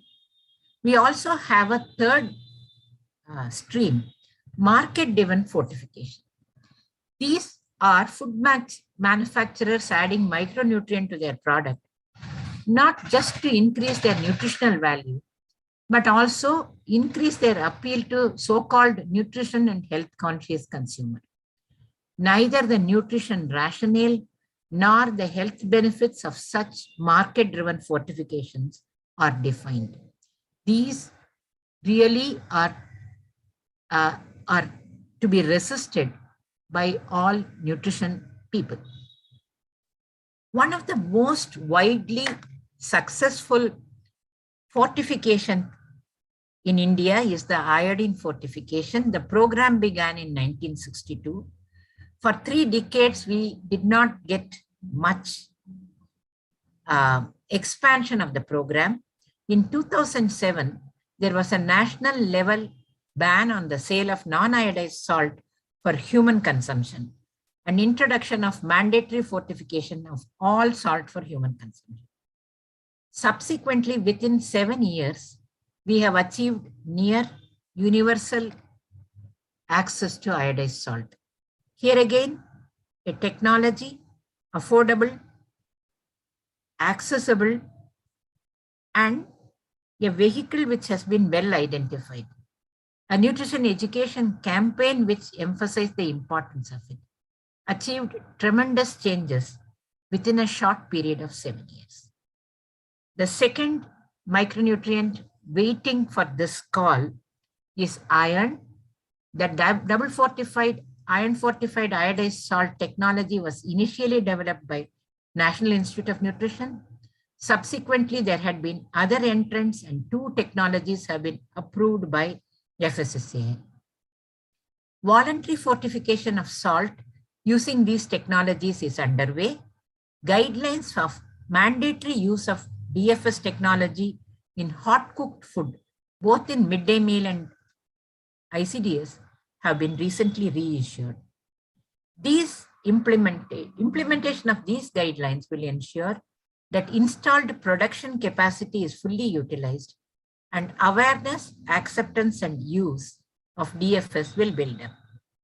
The centralized production and pre-existing program of salt fortification with iodine offers a very ready platform to launch iron fortified iodized salt.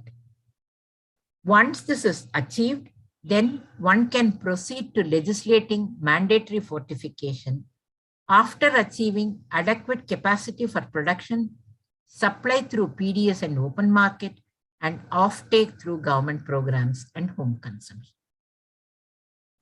We'll take up overnutrition as the last challenge. Why are we getting overnourished? We need to recognize clearly, in India in 1960s, moderate physical activity was required for day-to-day domestic, occupational, and transport domains. So when we stayed at home, we were sedentary, did not create any problem. We were moderately active and healthy. But in India 2010, machines have taken over at every level. Domestic, occupational, and transport domains are totally sedentary.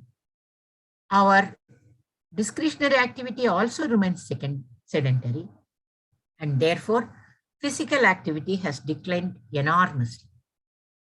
As a result, despite the fact that there has been a 500-calorie reduction in energy intake in Indian population between 1975 and 2015, India's overnutrition rates are going up. Not galloping up, but there is a progressive increase with increasing age and increasing socioeconomic status. Overnutrition is a major problem associated with non-communicable diseases and should be fought on two different platforms. One is to say physical activity is mandatory. Please ensure that you take 15,000 steps every week. The second is to ensure that production of high salt, high sugar, high fat processed foods are not encouraged. Simultaneously, nutrition education is given to prevent habitual consumption of tasty, energy-dense snacks. If we push on both the fronts, it is possible that it will be possible for us to achieve first a halt in increase in overnutrition and then a further decline in overnutrition rates. So what is the way forward?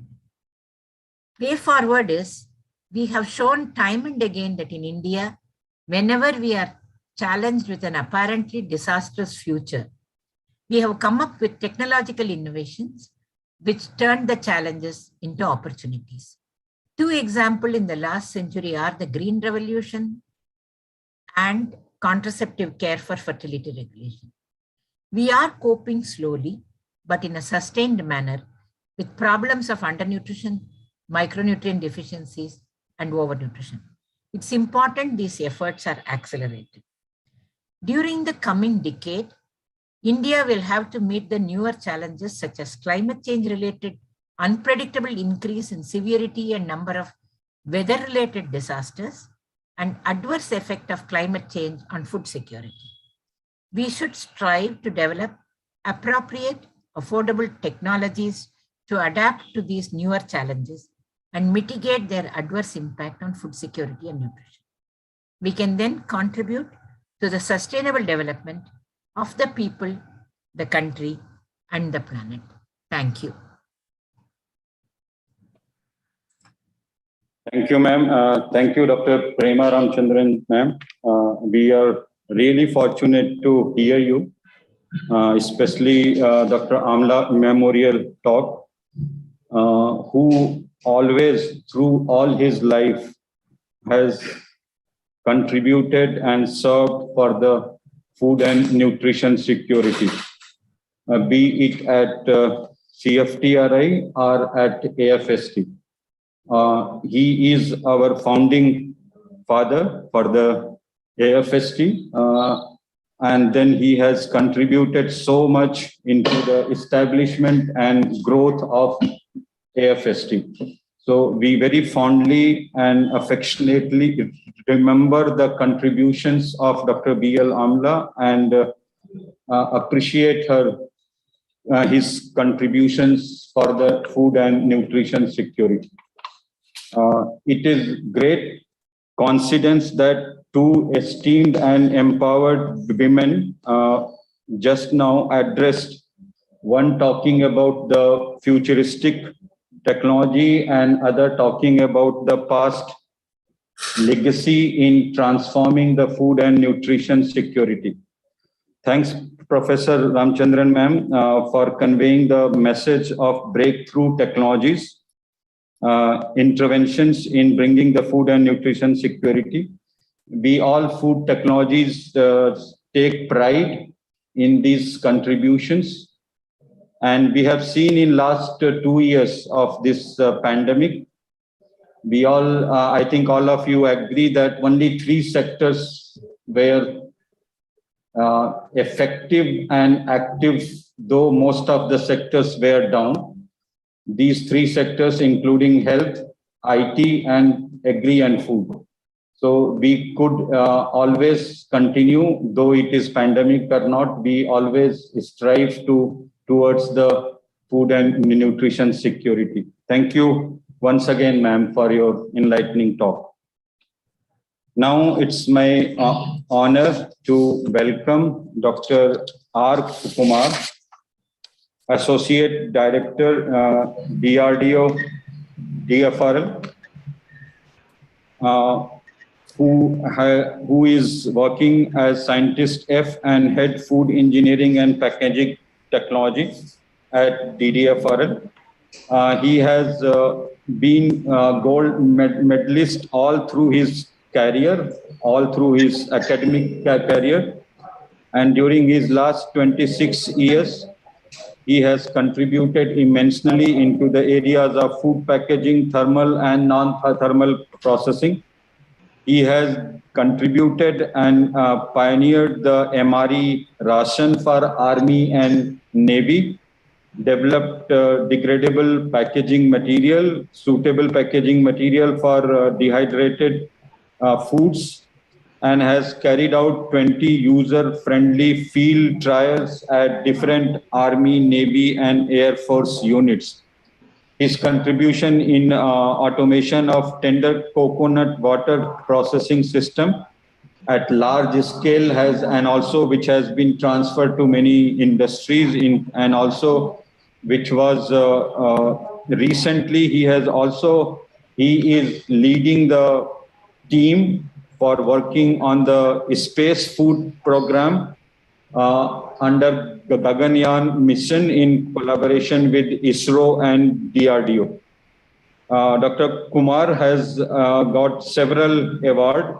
Just to name a few: DRDO Cash Award 1999, DRDO Technology Group Award for preservation and packaging of tender coconut water, DRDO Performance Excellence Award for retort pouch processing, then Thomas Edison Award, Lalji Godhu Smarak Nidhi Award of AFSTI, National Technology Innovation Award 2019 by Ministry of Chemicals, Fertilizers, Government of India. Dr. Kumar is a scientific panel member of FSSAI. He is a very active member of AFST and IFT. He is also member of Association of Microbiologists of India, AMI, Indian Meat Science Association, in Association of Carbohydrate Chemists and Technologists, and American Society of Microbiologists. Dr. Kumar has several patents, in which 10 are granted and 12 are filed, 6 book chapters, 80 numbers of publications, and he has guided several of masters and PhD students. With this brief introduction, may I request Dr. R. Kumar to address the talk on farmer-centric technology from Defense Food Research Laboratory. Welcome, Dr. Kumar, please. Thank you very much, sir, for your nice kind introduction.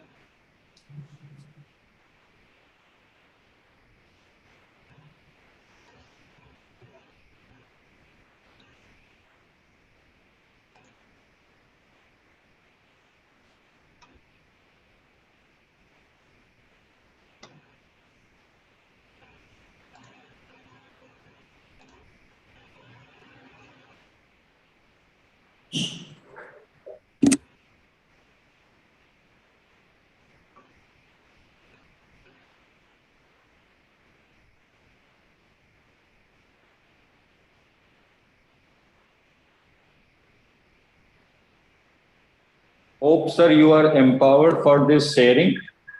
No, I'm not able to share, sir. Ask them to give permission, sir. May I request the team, IT team, to just enable that?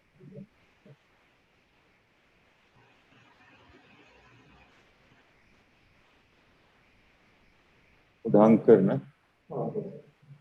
Udhankar team, please.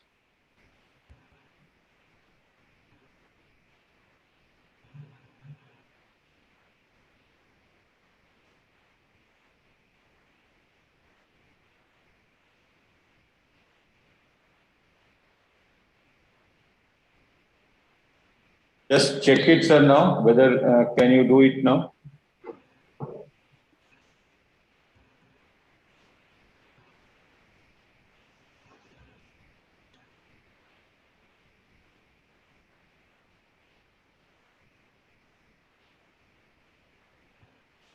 I think there is some problem, sir. Kindly excuse for 1 minute, 1 or 2 minutes.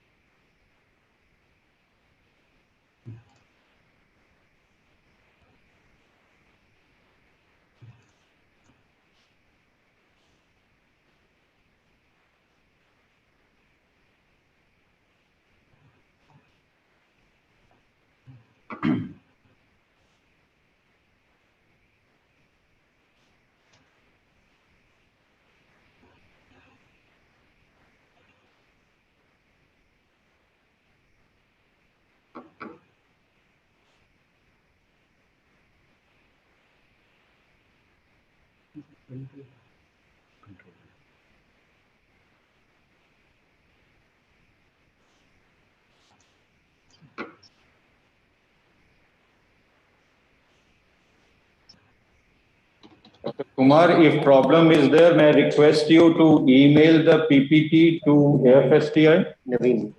Naveen?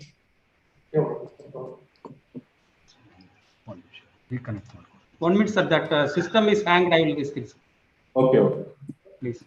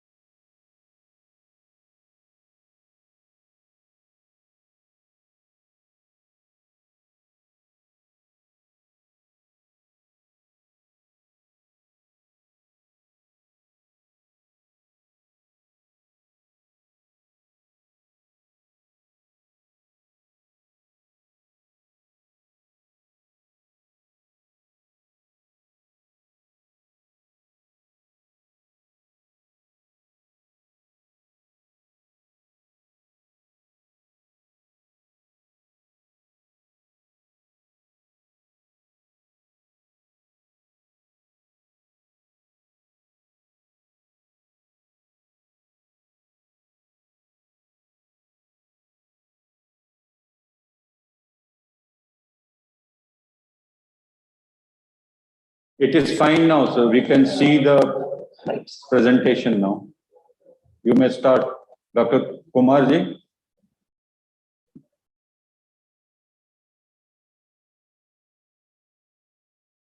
Dr. Kumar, we are able to see the presentation. You can start your talk. Kindly unmute yourself.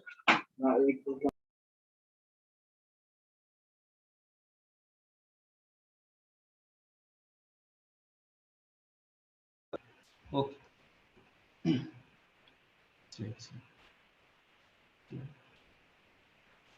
Yeah. Good afternoon. Yeah, respected chairperson of this convention talks, Professor Uday S. Annapurne, ICT Jalna, co-chair Dr. Alakma Srivastavji, senior principal scientist CSR CFTRI, the delegates from different parts of the country. I will be talking in this very short presentation on the food processing technologies for rural India. When we talk about the rural India contributes around 70% of the Indian population, and it households around 6 lakh villages in India, and particularly rural India contributes to the large, what you call the contribution in terms of gross domestic product, particularly in the field of agriculture and other construction activities. Rural development in India, we mainly focus on increasing the livelihood, economic well-being, and the societal, what you call the wellness of the rural population. Now the government of India is giving Dr. Kumar, sorry to interfere. Your slides are not moving. No, I am not started, sir. I'm not started. Okay. I'm just giving introduction. So the government of India is focusing a lot of what we call the schemes for the rural development. In this context, though the DFRL is mainly focusing on the development of various operational rations for the armed forces, particularly the Army, Navy, Air Force, but now the spin-off technologies, spin-off the benefits also now we are providing to the different food processing industries with the aim that last year Government of India Secretary Rural Development and Panchayat Raj had a meeting with our Secretary Dr. Satish Reddy that all the DRDO labs also should contribute to the rural development in the country, particularly as per the Government of India's policy and guidelines. So accordingly, in India, DRDO is also contributing for the rural growth and rural development. So when we talk about the food processing industry in India, there are different key statistics available. So we have now Indian food processing industry is growing in a very large scale, particularly in the field of export of the processed foods, particularly organic foods and other things. Government of India has taken a lot of initiatives for promoting this food processing industry in India. There are a lot of growth opportunities available in India, that India is having rich resources, particularly land, water, and other the growing market in Indian context. So the technology is developing, and India is also coping with these technological developments in the area of agriculture and particularly in the food processing sectors. The Government of India is bringing a lot of schemes, particularly Nivesh Bandhu, bring the central and state governments to coordinate and to facilitate the establishment of different food processing sectors in India. So the key achievements of this government for the last 3-4 years, there are different mega parks. Now they started functioning in the country. Cold chain facilities have what you call established. A dedicated investors portal and mobile application called Nivesh Bandhu has been launched by the Government of India, and integrated cold chain and value addition infrastructure scheme, which come with the component of Pradhan Mantri Kisan Sambodhana Yojana, PM, the famous scheme. Now 350 projects have been approved and it is implemented. National e-governance policy is implemented. The Ministry of Food Processing Industries also increased in association with the National Agriculture Finance Board is launching the One District, One Crop. In that CFTRI, Mysore is also participating, and different districts are participating in this R&D institutes in this country. So India records around 14.7% rise in export of agricultural products, food products in the year April 2021, because this statistics I have taken from the Ministry of Food Processing website. The overall export of the agricultural processed food products is crossing around US 10.157 million in the April-October 2020. So there are a lot of growth drivers are happening, and then sector policy schemes are coming in the government sector to boost agriculture economy, to reduce the dependence on imported fossil fuel, to save foreign exchange on account of crude oil import bill. Government to reduce the air pollution. The government has fixed a target of 10% of blending of fuel grade ethanol with petrol by 2022 and 20% blending by 2022. So the farmers, they can grow different vertical agriculture crops. The methanol can be extracted and can be used in the blending of these fossil fuel materials. So to the export of meat, dairy and poultry products is also increasing. The export, particularly the basmati rice. And then Government of India is also bought bamboo mission, submission on agroforestry scheme, and then Prime Minister's Krishi Yojana scheme also. So there are different schemes government is bringing. The sector policy now, the last year, food processing is recognized as a special focus sector in the national manufacturing policy. Earlier, government used to give a lot of attention or the focus on the manufacturing sector in the field of automobiles, what you call software industry, construction industry. But first time, this government has brought food processing as recognized as a special focus sector in the national manufacturing policy. So by doing these things, there are a lot of potential and opportunities is going to these things. Food and agro-based processing units can avail loans under priority sector lending. Government of India is also changing a lot of loan policies, particularly the RBI and other financial institutions are working together. And then Government of India has set up a special fund called Food Processing Fund of approximately $265 million in National Bank for Agriculture and Rural Development (NABARD) for extending affordable credit facilities to the designated food parks and the individual food processing units in the designated food parks. The Government of India is supporting creating the food park, and then Government of India is also providing the loan facilities to the potential entrepreneurs to establish these things. Sir, sorry to interrupt you. Sir, your slides are not moving. No, I am not seeing. I am just this thing presenting. And Ministry of Food Processing Industry is also keen on developing an integrated, comprehensive things. So the sector policy, establishment of mega food parks, integrated cold chain and value addition infrastructure, creation and expansion of food processing preservation capacities, that is a unit level schemes, and infrastructure for agro processing clusters, that is the cluster level establishment of infrastructure facilities, and creation of backward and forward linkages in the district level rural areas, and establishment of food safety and quality assurance laboratories in the state level, and then creating the trained manpower, human resources and institutions, and then Operation Greens. These are the sector policy of this government. And then under this Operation Green, that is a top to total scheme, Ministry of Food Processing Industries, as a part of this Atmanirbhar Bharat Abhiyan, extended the Operation Green schemes for the tomato, onion, potato, and now the scheme is also now expanded to other 22 perishable products. And then Pradhan Mantri Kisan Sampada Yojana, government is also focusing on the establishment of food processing and preservation industries at farm level, that is the primary processing level itself, so that the wastage during the transportation and the storage can be avoided, so that the farmers can benefit by using these facilities. And then Government of India also established Dairy Processing and Infrastructure Development Fund for the rural setup. This is a very attractive scheme for the establishment of dairy facilities in the village level. And then there is another scheme called National Edible Oil Mission, that is oil palm cultivation and then promotion of these oil palm industries also. So there are a lot of investment opportunities in the Indian food processing industries, particularly for the rural benefit. Fruits and vegetables, preserved, candied, or crystallized fruits and vegetables, which are grown in locally, which can be converted into value-added products, particularly for the segment of the population, there can be affordability, these things. And then fermentation of the food by wine, beer, vinegar, yeast preparation, alcoholic beverages, wherever the cluster are operating. And then establishment of dairy processing industries, particularly for the processed cheese, cottage cheese, and different dairy-based products, and food additives and nutraceuticals, confectionery, bakery, and meat and poultry, grain processing, particularly the oil milling sector. Now we are all going for the solventless extraction of this oil from the different oil seeds. So the government is also promoting the green extraction methods and technologies, and then food preservation packaging, particularly in the metal cans and aseptic packaging. So there are lot of potential opportunities available in India for the empowerment of the rural populations.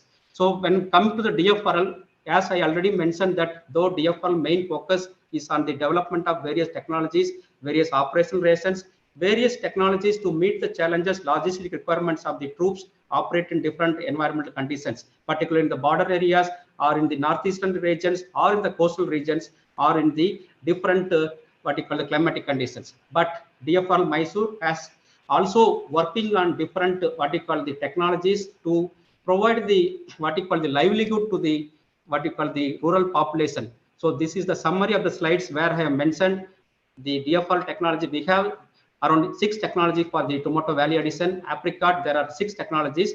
And for your information, for this audience information, now DRDO, DFRL Mysore is establishing a apricot processing facility for the rural population of the Leh Ladakh sector at around 5 crore investment. These things, the government of India has given this the financial scheme, and then it is almost in the completion stage.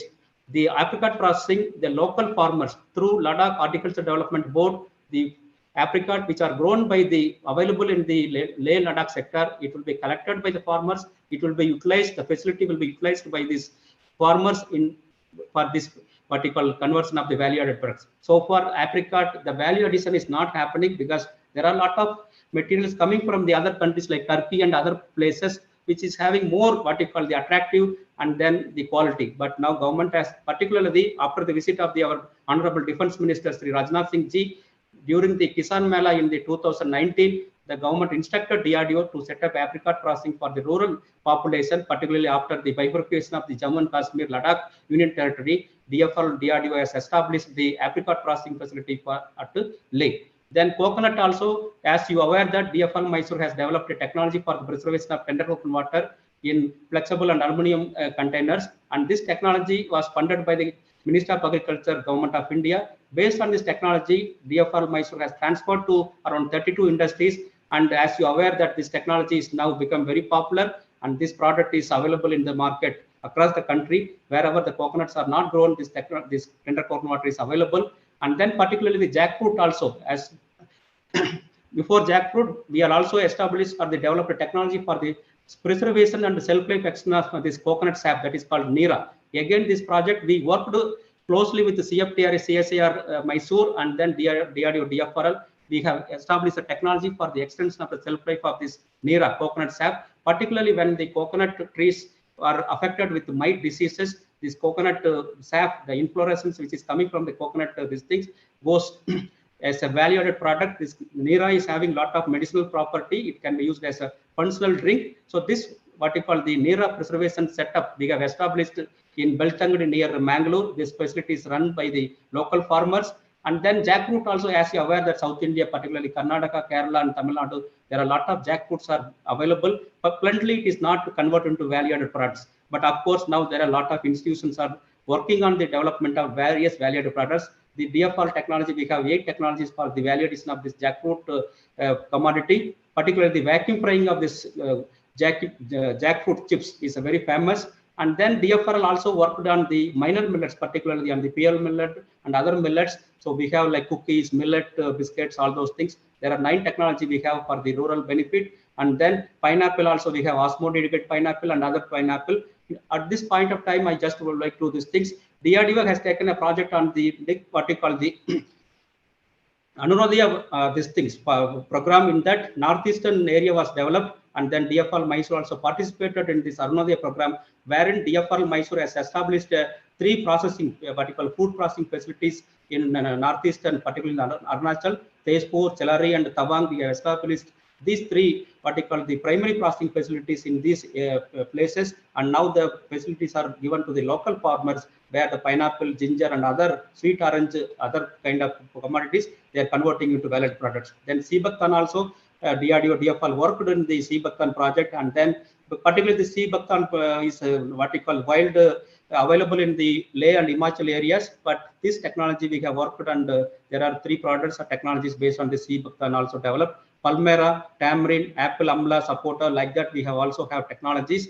There are different technologies which are available for the rural population, that I will show you the slides one by one. So this is the tomato value-added products for the, here we have what we call, have a lot of technologies for the tomato problems, particularly when we see the tomato problem, post-harvest losses and non-commercial, and during the off-season, the price of the tomato crop goes very, very low, even less than 1 rupee per kg. So the farmers undergo a lot of losses. So we have proposed, we have established the technologies are available with the DFRL, and then we also participated in this rural development scheme in the Karnataka government. We have provided a lot of training to the rural population, particularly self-help groups, those things. And now government has also asked us to establish different tomato processing facilities in states like Karnataka and Andhra Pradesh. So DFL, we are working on these tomato valued products, and then apricot already explained, and then coconut based products. I already mentioned that tender coconut water and other these things we have also worked, and we also worked on the value added chain and the tender coconut national mission and these things. So there are a lot of technologies available. These technologies can be adopted in the village or the rural level with the cluster based things. And then this is the jackfruit technology. We have already given technology. This is a vacuum fry chips to around 10 people, 10 industries. They're all marketing in this country. And then minor millet technologies, as Madam, both Dr. Sridevi Annapurna Singh Madam and Prema Ramchandran Madam explained that millets is a wonderful crop, is having lot of what we call value addition, lot of benefits, micronutrients we have. So we have the technologies for the millet based products also. So these technologies also be given to different industries, particularly millet cookies, millet biscuits, like that this technology is given. And sorghum based technologies also we have given to different industries. And then this is the bajra. And then pineapple, as already mentioned, that DFL is having a core strength in the pineapple value addition, particularly for the northeastern region, particularly osmo-treated pineapple and other pineapple-based products. And then this is the sea buckthorn-based products for the what you call the Leh Ladakh area. This technology already now the other major companies doing in these things. And then Palmyra Valley also, because these technologies is categorized for the rural population. And then tamarind based products. This is particularly this technology we have developed for the Andhra government, because tamarind is available plenty in the Andhra areas, a dry crop. So this technology is also developed for the Andhra Pradesh, apple and amla based technology, sapota, banana based these things. So banana, now we are also working on the banana powder, which is from the both raw, ripened bananas, these things, mango based products. And then guava, orange. This is again this orange osmo-degradated this thing. This particular orange, which is available plenty in the Arunachal Pradesh area. So we have converted into value-added osmo-degradated oranges, particularly in the Tawang and Celery region. This technology now the local population they are using. And then there are vertical schemes. These products can be sold by the self-help groups ladies, and then army, the local army units can purchase these products directly from these self-help groups. And then this is the papaya based products technologies available with the DFRL Mysore. And then pomegranate based technology also we have technologies. And then grapes based technologies. This is a jamun based technology, jamun based products, which is again it is seasonal product. So we have the value added product technology for the jamun based lychee also. This is. And then we have the beetroot. Actually, though this beetroot juice we have developed for the high altitude area, where this consumption of this beetroot juice will help in the vasodilation of the people. So the high altitude sickness, all those things can be avoided. So we have developed this technology, and now this army it will become a special ration for the army troops, those who are deployed in the high altitude regions. So this technology also we have transferred to around 6 industries, this beetroot juice technology. And now beetroot juice based powder technologies also we are transferring to different industries. And then ginger based technologies also we are having technology, drumsticks, because now the Rural Development Minister, Government of India is shown a lot keen interest in the development of various value added drumstick based products, particularly the drumstick soup powder and drumstick based beverages mixed with the different fruits and other things. So now this drumstick based technology we are going to provide to the Rural Development Ministry, so that technology can be adopted by the rural population, because this drumstick is having a lot of value, particularly the bioactive components, phytonutrients, all those things. So the technology is readily available and mature to these things. And then mushroom based technology, and then minimal processing technology. Though this minimal processing technology we have established for the developed for the Navy, because whenever the Navy ships go for long sailing, and whenever the submarines they are using these things, so they cannot carry a lot of fruits, vegetables. So this technology we developed for the Navy services, but now this technology is finding a suitability in the what we call the penetration to the rural market. So that technology is also now we have transferred to 6 or 7 industries. And potato based, onion based industries, soya, sugarcane also, sugarcane juice technology also we have transferred to 2 industries, which are now commercially they are selling this product based on the DFL technology. And green atta is also now picking up, because apart from your normal atta, this technology green, by incorporating different green leafy vegetables into the atta and the chapati and other products which can be prepared and processed, so that will give a lot of nutritional benefits. So this technology we have transferred to around 14 industries. This green particle atta technology we have transferred, and chapati also is having values. Then pulse based technologies also we have this thing. Non-dairy based products. Dr. Sridevi Annapurna Madam mentioned about the non-dairy based milk products, particularly from the different oil seeds and pulses. So we have also developed technology for this technology vertical. Wherever they have this lactose intolerance problems, the population, this can be used, particularly the sources like from almonds, watermelon seeds, sesame seeds, and soybean, etc. The shelf life also we have achieved around 3 to 4 months, but there are a lot of further work is required to fine tune this technology, so that the market can have this technology in future. Those who are looking for this non-dairy milk based from the what you call this kind of sources. And then groundnut also, as we are aware, peanut chicky, peanut butter, peanut chutney, and all, it is commercial available, but this technology can be adopted for the rural population.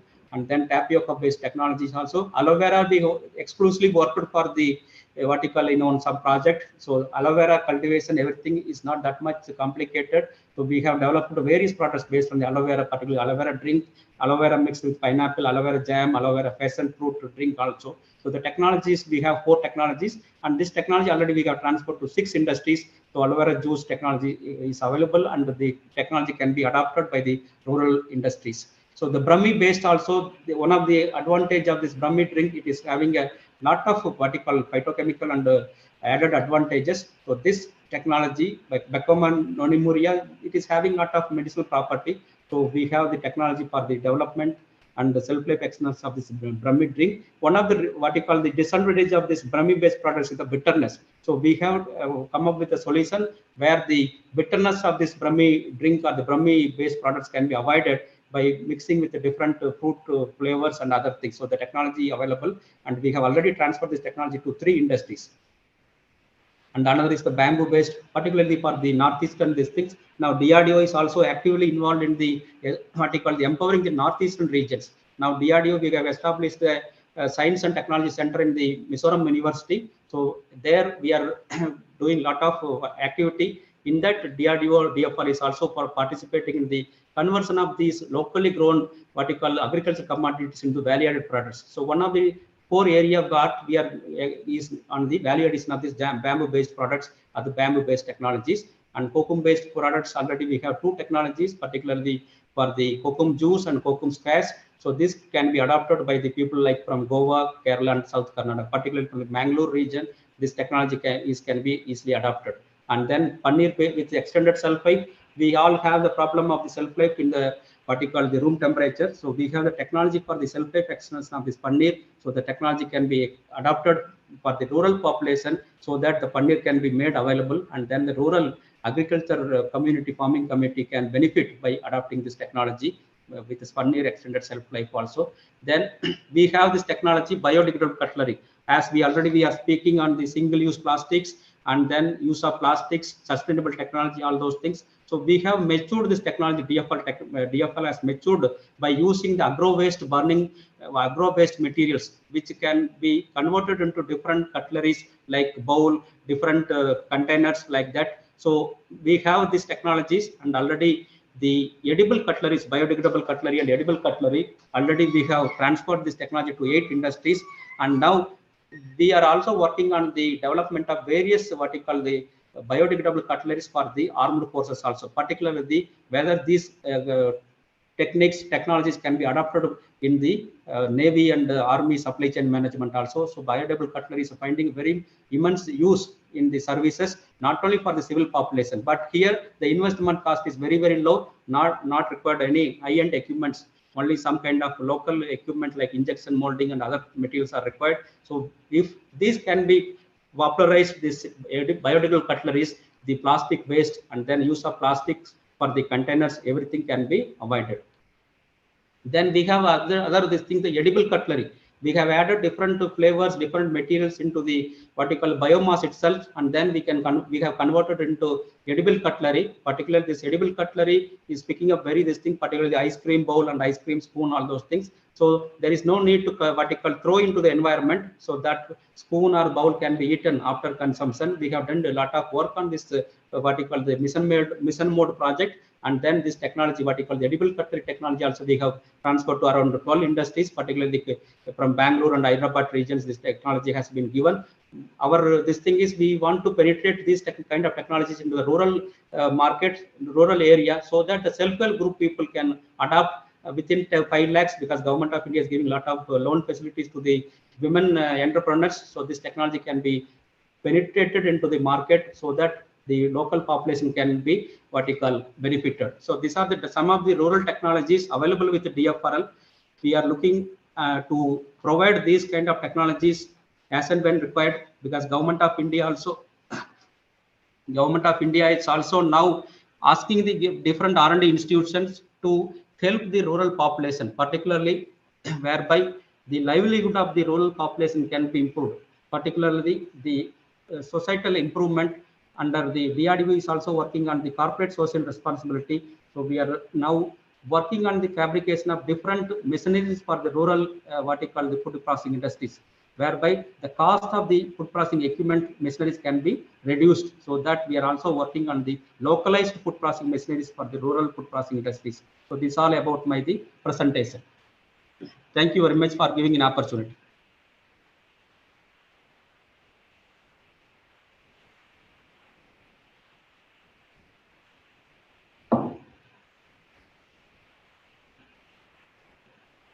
Thank you, Dr. Kumar, for highlighting the contributions of DRDO, DFRL in the areas of rural upliftment through various technologies developed at the DFRL.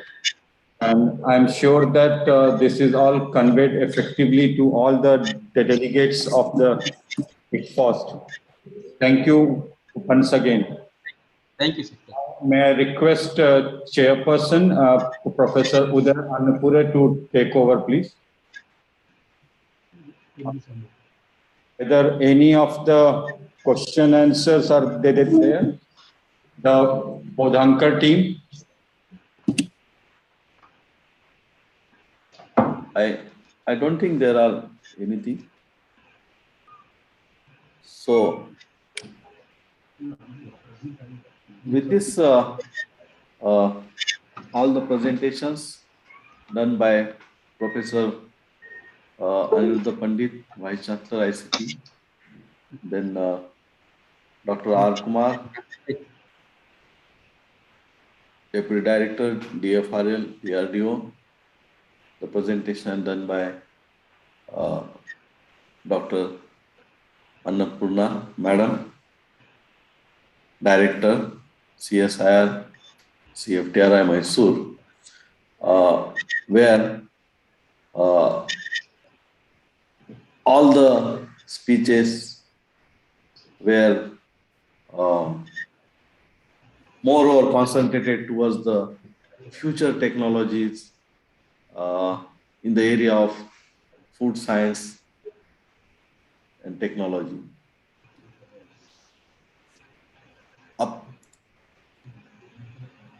Moreover, along with the technologies, many social requirements are being also focused in all the presentations, and that is very important from the today's scenario of where we are facing the different challenges due to the pandemic situations also. Apart from that, all the speakers have made the point how we can work together to feed the modern India or even the modern world, where we need to have a great interventions of the technologies with lots of innovations and balance between the nutritional quality of the product as well as the energy savings together also. Further, the AMLA lecture delivered by Dr. Prema Ramchandran was also had a focus lot of on the nutrition and the food processing science and technology. With this, I would like to thank all of our eminent speakers for this convention talks, and on behalf of CEC, AFSTI, and as well as the AFSTI India, I would like to thank all the speakers, myself and co-chair Dr. Alakma Srivastavji. I will thank to Alok also for conducting the session nicely. Thank you very much.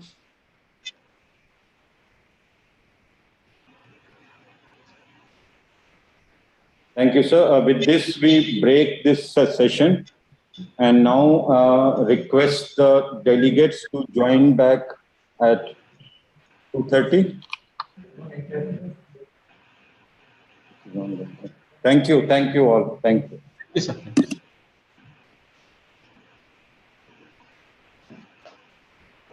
Thank you.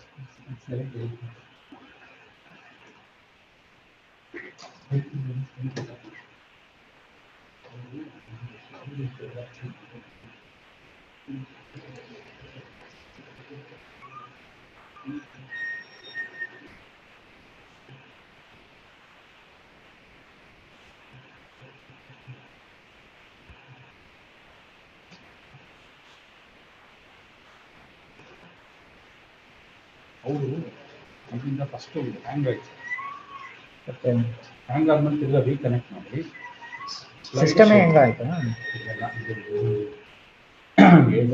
ಇಲ್ಲ ಹೌದು ಆಮೇಲೆ ತಿರ್ಗಾ reconnect ಮಾಡಿ ನಾನು slide share ಮಾಡ್ತೀನಿ ನೀರಿಗೆ positive ಅಂತ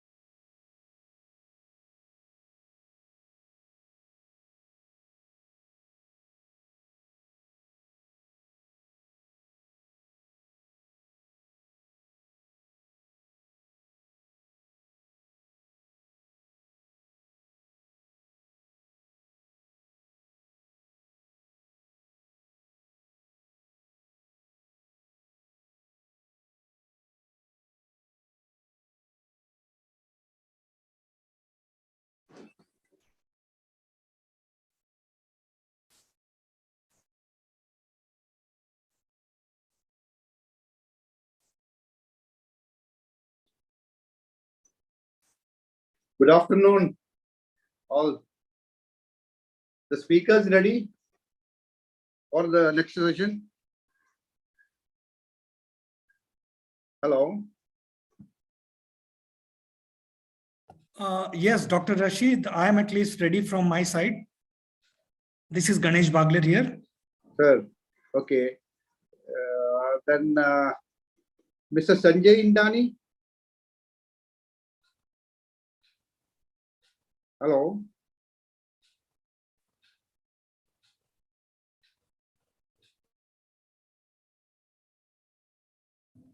Hi, good afternoon.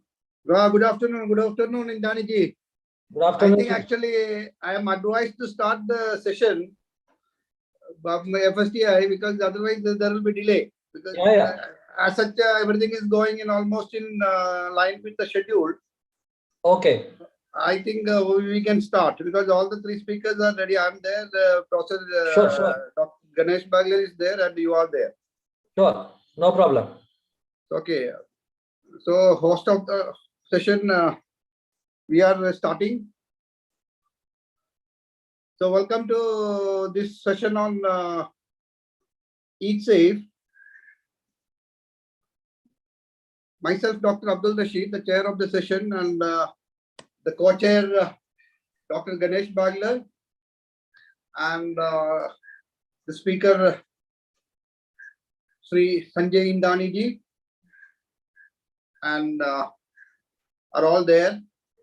So we are going to start the session.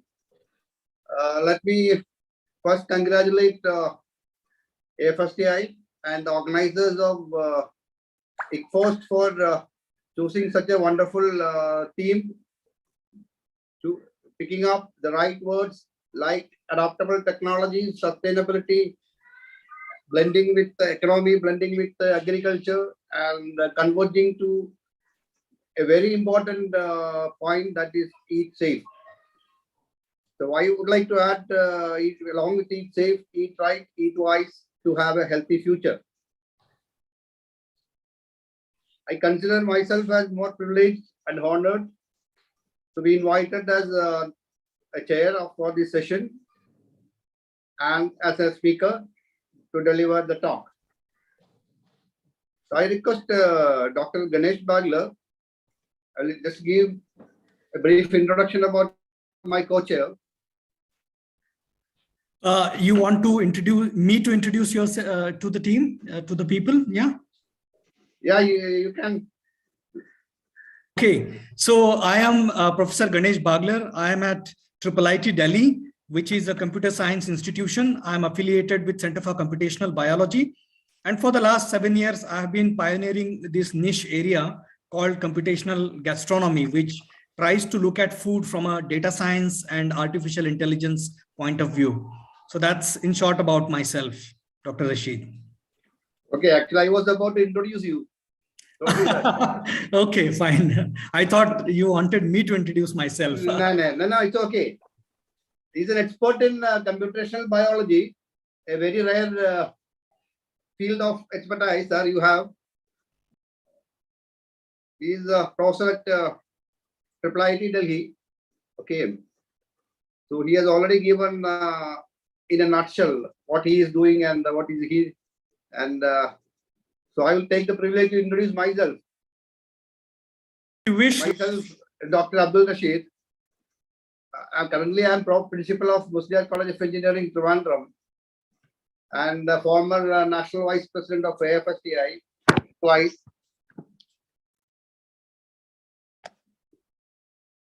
Currently, I'm coordinating the NetProfan activities in state of Kerala. And now I take the privilege to introduce our third speaker, Sri Sanjay Indani ji. He has an excellent profile. It's very difficult to introduce him in a nutshell. No, sir, I'm very small man. Very small man. Okay, he's a postgraduate in food technology, national resource persons in various fields of food safety. He's a hardcore trainer, lead instructor, lead trainer. That is what I can say in a nutshell. Nearly 3 decades of experience in conducting programs. He's attached with Safe Food Solutions. So with these few words, I introduce Mr. Sanjay Indani, and I think we'll start the session right now.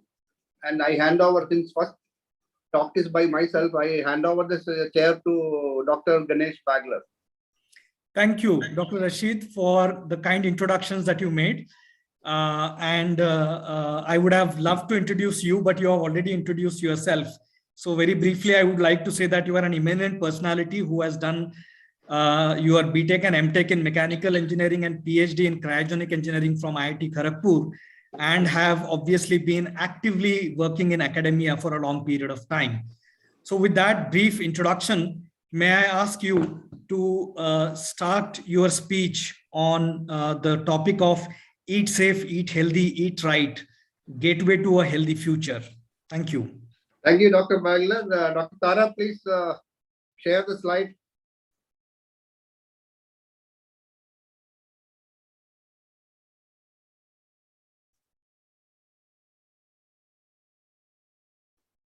Dr. Tara, can you hear me?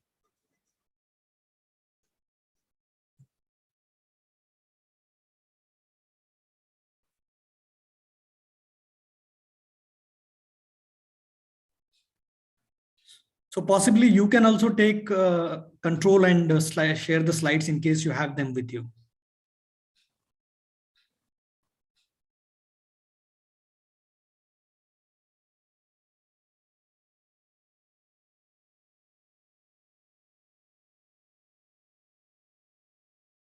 Give me a minute.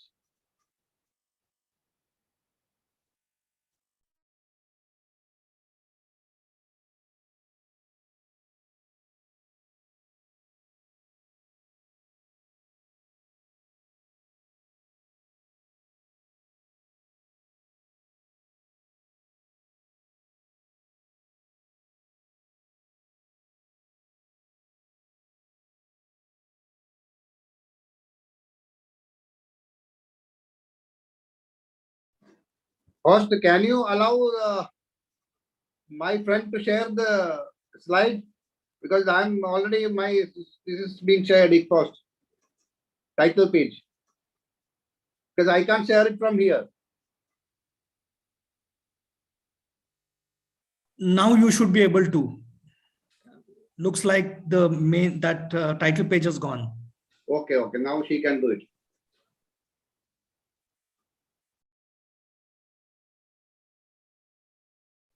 It has come. So, as one of the eminent speaker mentioned today morning in his speech, that is Vice Chancellor Banathwada University, I believe, talking about combating malnutrition. In today's scenario, combating malnutrition, overnutrition, and foodborne diseases is a major challenge to the people and to the government. So here, what I'm going to present is the initiatives taken up by the government of India through FSSA to address this major challenge. We call it triple burden of malnutrition, overnutrition, and foodborne diseases, in order to eliminate or minimize the non-communicable diseases, cardiovascular diseases, etc., so that our quality of life can be improved. Today morning also, it came in Malayalam news dailies that because of the widespreading of COVID in Kerala, they have cautioned the people suffering from lifestyle disorders to be more careful with COVID, what precautions to be taken. So this demands actually a focus on, as a major priority, giving priority to this wholesome food system, how eat right policy has to be implemented. Previous slide, please, Sarah. Okay, these are the short idea about why we need the principle of eat right has to be followed. Pass the slide, please. These are the things everybody knows. A poor diet leads to this kind of issues like anemia, stunting, wasting, type 2 diabetes, high BP, etc. Next slide. Next slide, please. As mentioned, it's a global challenge. Tackling these issues is a global challenge. In India, this is a major issue.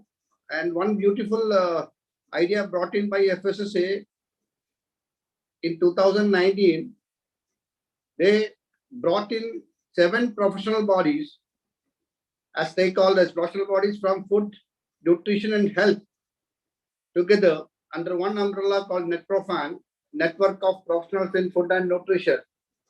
And I was given the charge to coordinate the activities of NetProfan in Kerala by forming a chapter in Trivandrum. In the very first phase, 20 chapters have been formed to create awareness across India on Eat Right. What is Eat Right? A balanced diet, the importance of following a balanced diet. So we need to create awareness on this issue so that people will have a better quality in their life. And the idea is that create awareness at homes, schools, workplaces, hospitals. Next slide, please. Shrines, even street food, etc. Wherever people go for food, take food, a eat right theory or principle has to be followed. Next slide, please. 7 broad areas of action by NetProfan has been given here. Increase the demand for healthier food by influencing each other as role models. Means introduce the systems at different levels, from children LKG to higher level of education, to different campuses, including hospitals, workplaces, so that we can improve a better health, maintain a better health. Next slide, please. This is a message, eat safe, means avoid food adulteration, follow safe food practices, maintain hygiene and sanitation in our food lines. And another important part is eat healthy. What to eat? What type of food we should eat so that we will have a better nutrients, micro as well as macronutrients in our, how to solve our hidden hunger, etc. So an awareness has to be given on that. Then encourage people to use fortified foods. Fortified with 5 staple foods have been identified, and these are fortified with different vitamins, minerals, etc. So adopting these fortified foods will indirectly give them the right kind of nutrition. What to avoid? High fat, sugar, and salt. In this context, the slogan of Eat Right is that Aaj se thoda kam. Aaj se thoda kam means today onwards you reduce salt, sugar, etc. Keep on reducing it day by day or week by week. So that will solve a lot of issues. How to implement this eat safe, eat right things? What are the modes of disseminating the message? Safe and nutrition food at schools, safe and nutrition food at home, at workplace, at eat outs, use fortified food, reduce high fat, salt and sugar, and make India trans fat free, which is a very dangerous ingredient in the food. Then promote RUCO. RUCO means repurpose of used cooking oil. Then another more important, the more attractive for me so far, the safe food, share joy. Even one of the evidence speakers today morning mentioned about the wastage of food in India. The food we waste regularly can feed many others. And empower the consumer with their right to have a healthy food, safe food, the right food. NetProfan is training ambassadors to spread the message. And the last of it, Eat Right campus. Next slide, please. Okay, next. These are some literature supplied by FSSA for disseminating the messages. Orange book deals with SNF at school, giving messages to young kids. Next. Pink book, SNF at home. What are the practices and principles to be thrown out by at home? These guidelines are given in this book. Next. Workplace, we can follow the orange book, yellow book in school. I'm very sorry, yellow book is used in school and orange book is in workplace. The guidelines to be followed there. Next. SNF at eat out. Today, FSS has come out with the beautiful idea of rating the FBOs with 5 smileys, hygiene rating. 5 smileys means the excellent, most excellent hygienist practices are followed in such FBOs. Next, food fortification is a very good way. Wherever plus F products are available, motivate the people, encourage people to use that. Next, reduction of salt, sugar, and fat. This is another poster by FSSA. Next, and make India free from trans fat by 2022. The world WHO has announced 2023 as the year for eliminating trans fat. India has taken one step ahead by making it into 2022 when India turned 75 years of independence. This is another very important, useful, healthy practice that find another purpose for used cooking oil. As you all know, recycling the cooking oil leads to unhealthy issues. So government has come out with various methods for repurpose of this used cooking oil. Next, save food, share food, share joy. See, any excess food in any parties or anything, some NGOs has to come forward and collect this food and share it with the needy people. That will how we can minimize the waste of food and serve the needy people, quench the hunger of people who really need food, but they are not lucky to have nutritious food. Next, consumer empowerment. Next, training and capacity building. For this, the FSSA has brought in a lot of literatures and training programs for frontline workers as well as public. Next, Eat Right campus. This is a beautiful idea that any campus like schools, Anganwadis, institutes, workplaces, hospitals can enroll for becoming Eat Right campus. Accordingly, the FSSA and other state agencies will support, audit, and rate it and give the 5-star, 4-star, 3-star certificates. Eat Right campus been following healthy food practices in the campus to the nutritious value of the food served, the hygiene, RUCO, cleanliness, etc. Next. Actually, I have put in charge in Kerala for starting a chapter in Trivandrum, network of professionals in food and nutrition, and have initiated 6 chapters in Kerala, probably the largest in the country. 6 chapters spreading in 7 districts. We have started our activities with the help of doctors, nutritionists, dietitians, chefs, food technologists, etc. And AFSTA is leading this program in Kerala. We have started programs in Trivandrum with 15 schools identified, and already training programs started. Because of the COVID scenario, we could not continue offline programs. The students of these schools, teachers are all given awareness in the first phase. Next slide, please. We have moved to the colleges for training NSS volunteers of various engineering colleges affiliated to APJ Abdul Kalam Technological University. This is the first program, and this program is moving to other universities. The objective is to make every student of the higher education aware of the importance of following Eat Right, means eating the right kind of food, balanced diet. Already hundreds of webinars are conducted in various districts for creating awareness on Eat Right mission. Next slide, please.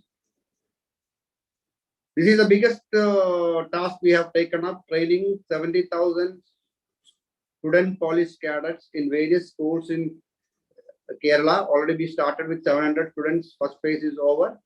And this is supported by a group of nutritionists from different parts of the state. And they are running programs in different districts of Kerala. This is continuing program. Already 10% of these SPCs are trained on Eat Right mission. They are being trained as ambassadors of the mission, and they're supposed to communicate or disseminate the messages of Eat Right in their schools. Initiated the enrollment of maximum campuses under the Eat Right campus program. Already in Kollam district, 2 institutes have enrolled, and their pre-audit is over. Next slide, please. This is a very famous word by our father of nation. Next. Thank you. Thank you. So in a very nutshell, I have to present this. Thank you very much for listening to me. And my take-home message is that every person you heard me, please pass on to at least 10% around you, so they will follow a good eating practice and a balanced plate, that is Eat Right plate with sufficient amount of vegetables, fruits, proteins, etc. So that would give you a better quality in life. And thank you, FSSA, for giving me an opportunity to be a part of this noble mission. Thank you, FSTA, for giving me a chance to present to whoever listened to this. And thank you, my co-chair, Dr. Bagler. Thank you very much. Over to you. Yes, I think, thank you, Dr. Abdul Rashid, for a wonderful exposition to the Eat Right movement that you are heralding in Kerala. And in the, I think the second talk is by Mr. Sanjay Indani. So may I request Mr. Sanjay Indani to take over and talk to us about insights of Eat Right, Eat Safe requirements. Yes. Mr. Indani, yeah.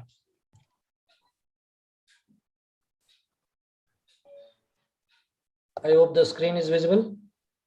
Yes, yes. Yes. Okay. So good afternoon all, and a warm welcome here in this session. I really thankful to the organizing committee of ICFOST and Dr. Rashid and Dr. Bagler to be here. There will be little overlap between my presentation and what Dr. Rashid has presented. So Eat Right India, if you see the logo itself is designed very meticulously, which talks about the consumption of adequate cereals and pulses, food and drink which are high in fat or sugar should be consumed less, plenty milk and milk products, moderate quantity of meat, fish and poultry, and liberally consume fruits and vegetables. And on the top of that, have a plenty water. So the message given from the logo itself is very explicit and clear to the nation, to the stakeholders. So to transform country's food system for safe, healthy, and sustainable habits, the Eat Right movement was started by FSSAI with the theme of Sahi Bhojan and Behtar Jeevan.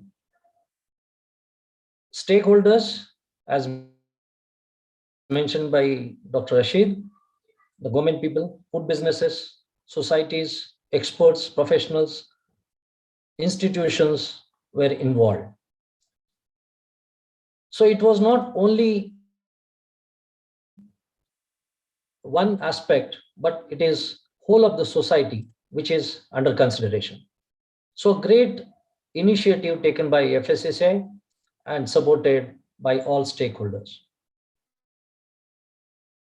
So key themes are healthy eating, safe eating, and sustainable eating. So each theme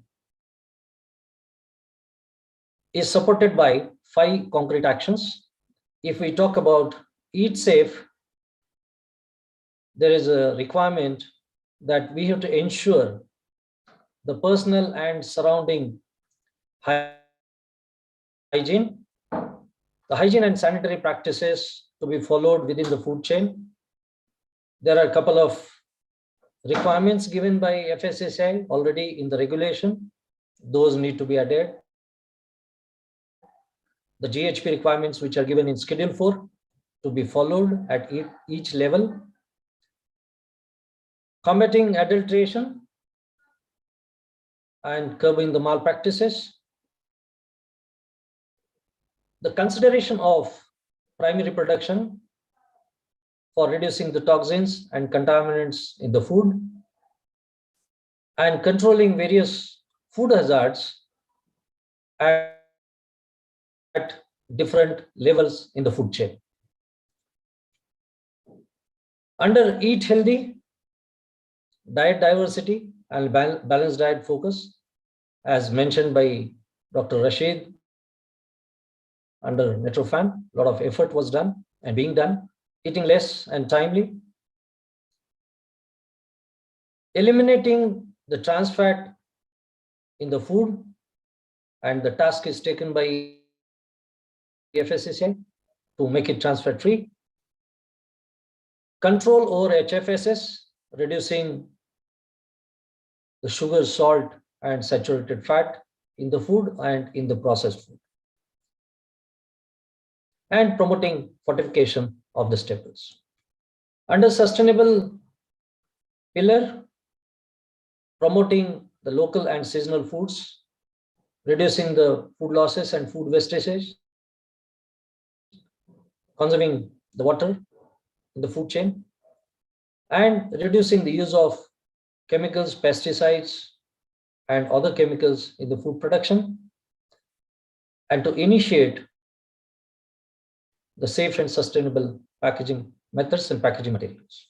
So these were actions decided, themed under the Eat Right aspect. The aim of this was to inspire public trust in the available food in the market, to build a strong culture of self-compliances in the supply chain within the stakeholders, because unless the self-compliance is there, we cannot push the abuse to the next level. To promote safe, healthy, and sustainable diets, and to consider demand and supply side of the availability, and to protect health of the people and the planet. So under Eat Right, as mentioned earlier, these are various initiatives taken. Cluster certification. So under cluster certification, a very important drive taken by FSSAI is Clean Street Food Hub certification. A couple of clean street food hubs certified in India, and we can see the level of awareness with the abuse and the escalation of hygiene practices happened over the period of time. Fruit and vegetable market are also tapped. FDA Maharashtra has taken up this initiative widely, and they have taken up clean and fresh fruit and vegetable market certification. Bhog was one of the important theme where the prasadam is made at all worship places, and many places being certified. Eat Right station was also one of the component under the cluster certification. The second important is hygiene rating. Now, as a consumer, how do I judge? How do I know the safety of the place, the hygiene of the place? And this was one of the brilliant initiative taken by FSSAI, which is very consumer oriented, to provide the clear, distinguished, remarkable identification between the eating places. So the hygiene rating gives a clear understanding to the consumer that what is the level of hygiene being followed. And that is why it is being very much appreciated at all levels. Restaurants and catering establishments, meat shops, sweet shops, bakery shops are under the purview of hygiene rating. This is being certified through a third-party hygiene rating certification agencies, and this gives a third-party insight to the complete process. Eat Right campus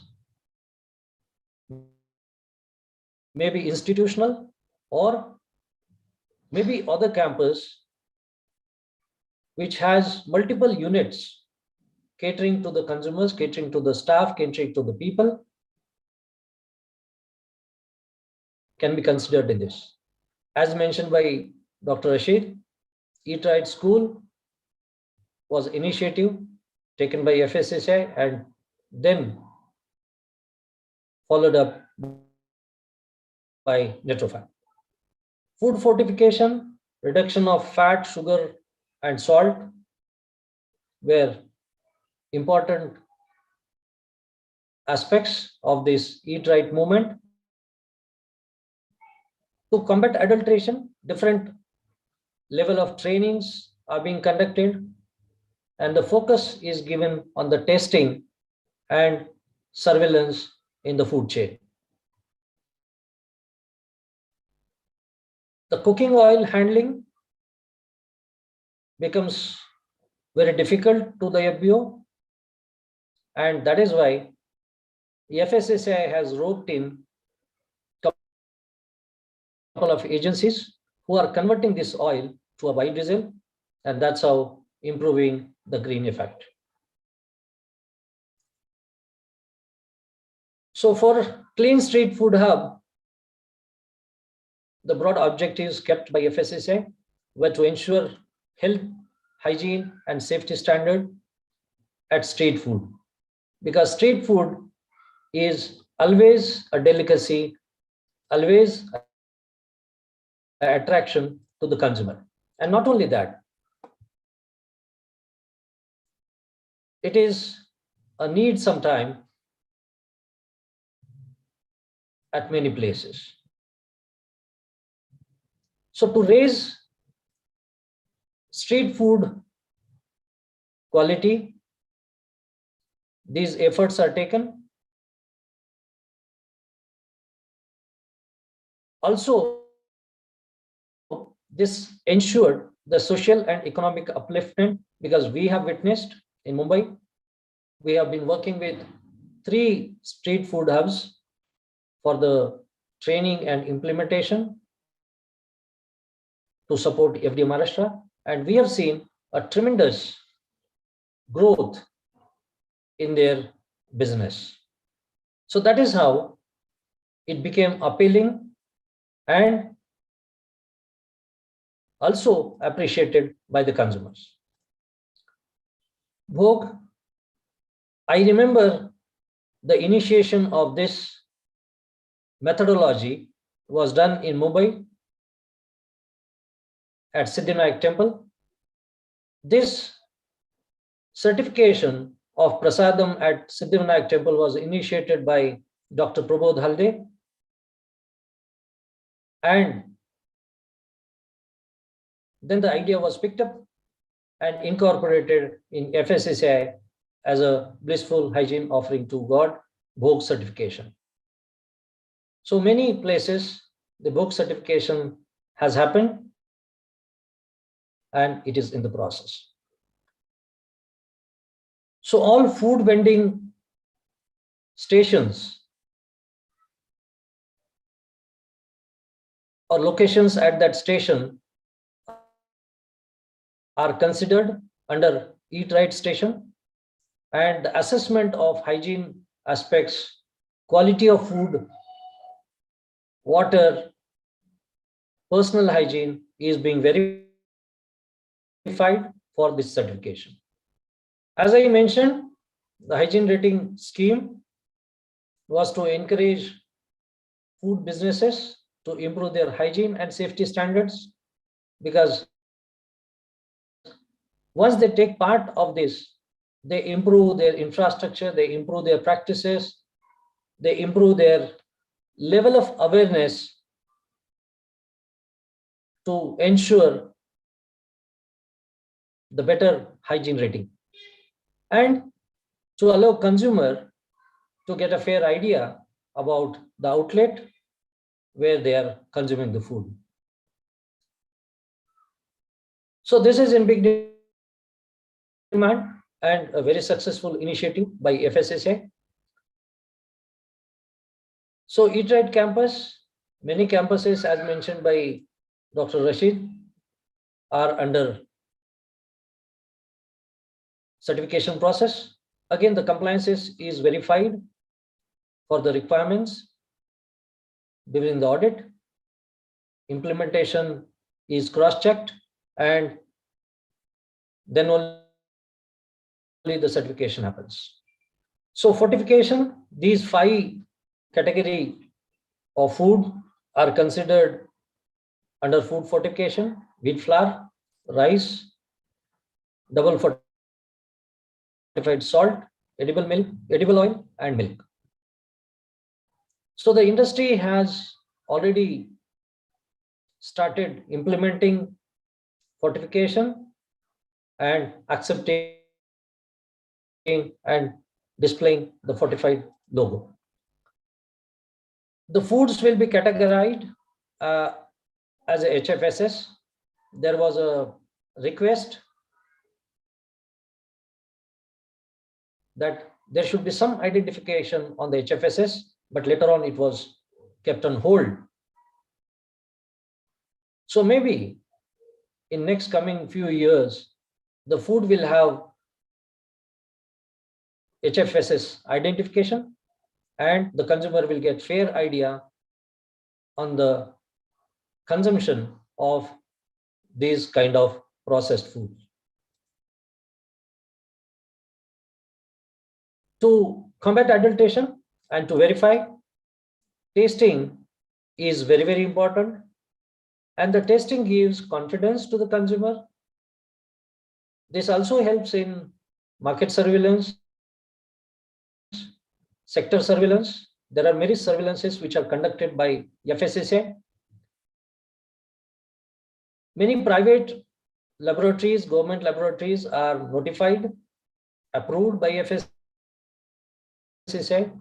If you see last 10 years, the laboratory infrastructure facilities have gone 360 degrees high. And that has brought a lot of revelation due to the availability and the penetration of the laboratory. So FSSAI has done tremendous work in this sector, and to facilitate the testing, food safety on wheel, this concept was introduced, and mobile units were provided to state FDAs for ensuring and assuring the testing and surveillance process. Organic food is always an attraction to the consumer, but despite the certification process in place in India, there are many food which are claimed to be organic are not really organic. And to curb these activities, malpractices, FSSAI has initiated this unified logo for organic products. So this is a dual check on the organic food to ensure the safety of consumers, assure the consumer acceptance. So used cooking oil, regulation says that the oil should be used only 3 times, and after that it should not be reused. So after 3 frying, what is to be done? Because the total polar compound may go about 25, and then what is to be done with that oil? And to handle this, FSSAI has initiated this by approving the agencies who are involved in collecting and converting this cooking oil into a biodiesel like compounds. In all these initiatives, food safety training and certification plays a significant role. A separate vertical, a venture which is called as FOSTAC was initiated by FSSAI, and tremendous work was done by FOSTAC team, and you can see the figures. As of now, we have 260 training partners. We have 2,000 plus trainers across India. You name the place, you name the state, we have trainers for that. More than 26,000 training are conducted as of now in last 2.5 years. And see the food safety supervisors trained. The figure is really mind-boggling. 7,70,000 food safety supervisors trained. This brought a lot of changes in the understanding and awareness and effective implementation of the food safety practices to make this Eat Right movement successful. So FOSTAC is doing a brilliant job, and FOSTAC is one of the requirement in all these certification processes. So that's all from my side. Thank you very much for providing me this opportunity. Thanks a lot. Sanjay ji, what a beautiful presentation. Yes, sir. It's like I had a very good lunch, 5-star lunch. Really awesome presentation. I will talk to you later. Really informative. Sure, every minute details you have covered in a beautiful way. Even though I was handling this topic for the last 3 years, but your presentation was wonderful. Thank you. I have a lot of things to learn from you. My pleasure, sir. Thank you. Any questions, please? Then in the absence of any queries, I move on to the next speaker and co-chair of the session, Dr. Ganesh Bagler. I've been waiting to hear him with a high level of curiosity on this computational gastronomy. His field is computational biology, and I am very curious to listen to him because it's a very new topic for me. We are all CFD people, but in biology, how it is implemented, let me listen to him. Dr. Ganesh Bagler, over to you, sir. Thank you. I hope the slides are visible. Can you please confirm? Yes. It's perfect. visible. Perfect. Sounds good to me. All right. So I'm Ganesh Bagler. I'm going to tell you a story of computational gastronomy, which is basically blending food with computer science and data sciences. How we are trying to do it in my lab for the last 7 years is what I'm going to convey you in this 15 minutes odd or so that I'll be having with me. And while doing so, let me explain you what is my institute about. It's a computer science institution, which has been IIIT Delhi. It's a computer science institution which has been dealing with topics of computer science and allied areas. Center for Computational Biology, which is what I'm affiliated to, in addition to other centers. I am working on food for the last 7 years at IIIT Delhi. If you think that somebody who is talking on food might have been interested in food all the time, you would be definitely wrong about it. As a teenager, I was always wanting to be an astronomer and astrophysicist. And my training started as that of a physicist and a computer scientist, followed by a PhD in computational biology from CCMB and a couple of postdocs from Berlin and NCBS Bangalore, after which I returned to India. And only serendipitously, I ended up getting into food when I was an assistant professor at IIT Jodhpur.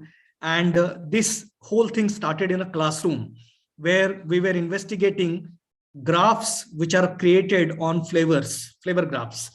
And that's where I stumbled upon this problem of investigating food pairing in Indian cuisine. And that's rest of it is history. Food, when we look at it, it is considered to be an artistic endeavor, which it is by all means. But at the same time, I strongly believe that there is a huge role that data and computer science can play in transforming the way we look at food, the way we cook food, the way we eat food in coming times. That's what I strongly believe. So cultures across the world have found ways of transforming raw ingredients into delicious dishes via these products called recipes. That's what we have been doing for the long period of time, right from agricultural revolution and maybe before that as well.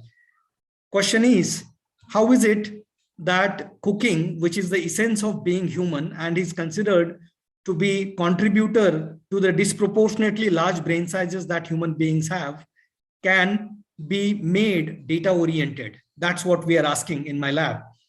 And this argument of cooking is the essence of being human has been made by none other than Richard Wrangham in his book called Catching Fire, How Cooking Made Us Human. Question is, how food is going to change in the presence of data, machine learning, and the revolution of artificial intelligence that is happening around us. Can we make food computable? That's a question we are asking.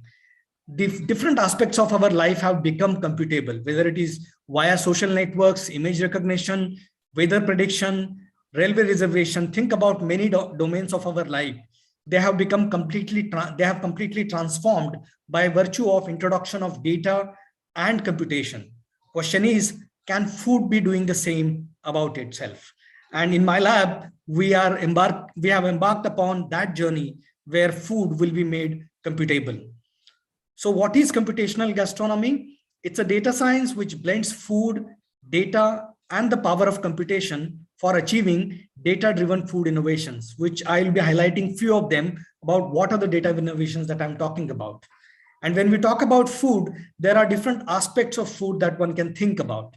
One is the traditional recipes that we consume on a day-to-day basis, the flavors that go into the ingredients, flavor molecules that go into the ingredients, the nutritional value of recipes and ingredients, and finally, health impact that ingredients tend to have, such as ginger, tamarind, coconut. Think about any other ingredient that we typically eat on a day-to-day basis and what kind of a health impact it might be having. Can all of these be transformed into a data science is what we are asking.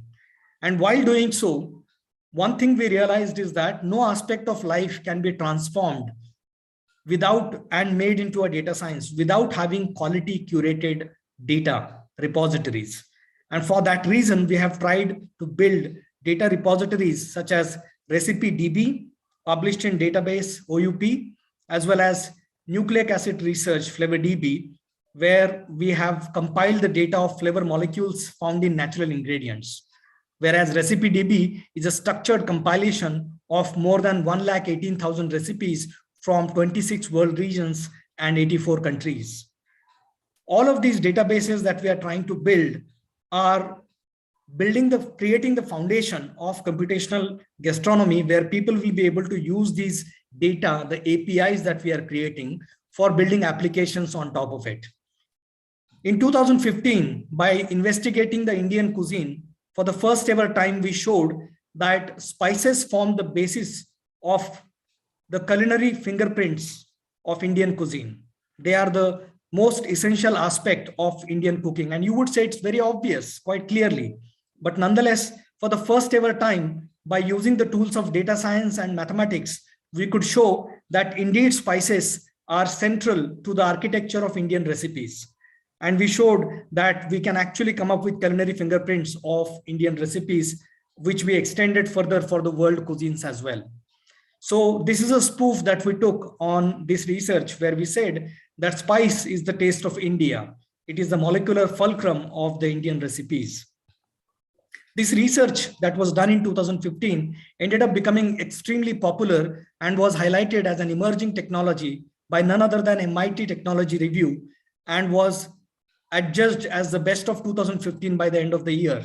So we got our share of publicity and a lot of media attention, including attention by celebrities such as Veer Sanghvi, who has highlighted our research in his book, The Indian Pantry, as one of the chapters. And not to mention, there were more than 200 media outlets, including Hindu, Times of India, etc., across the world, including Washington Post, who have highlighted our research. The academia was not far behind in recognizing the value of our work, and our research was highlighted in Chemistry World, which is part of Royal Society of Chemistry. Industry was also on spot to tell us that, look, you are sitting on the sweet spot of food by investigating food from AI point of view, the artificial intelligence point of view. And they said that you are going to create the future of the food if you were to blend food with data and artificial intelligence. Chefs such as Chef Garima Arora were not far behind in acknowledging the fact that our research can help them in tweaking the existing recipes that they were making in their kitchens and restaurants, such as GA. That's what they were doing there. So this was way back in 2015.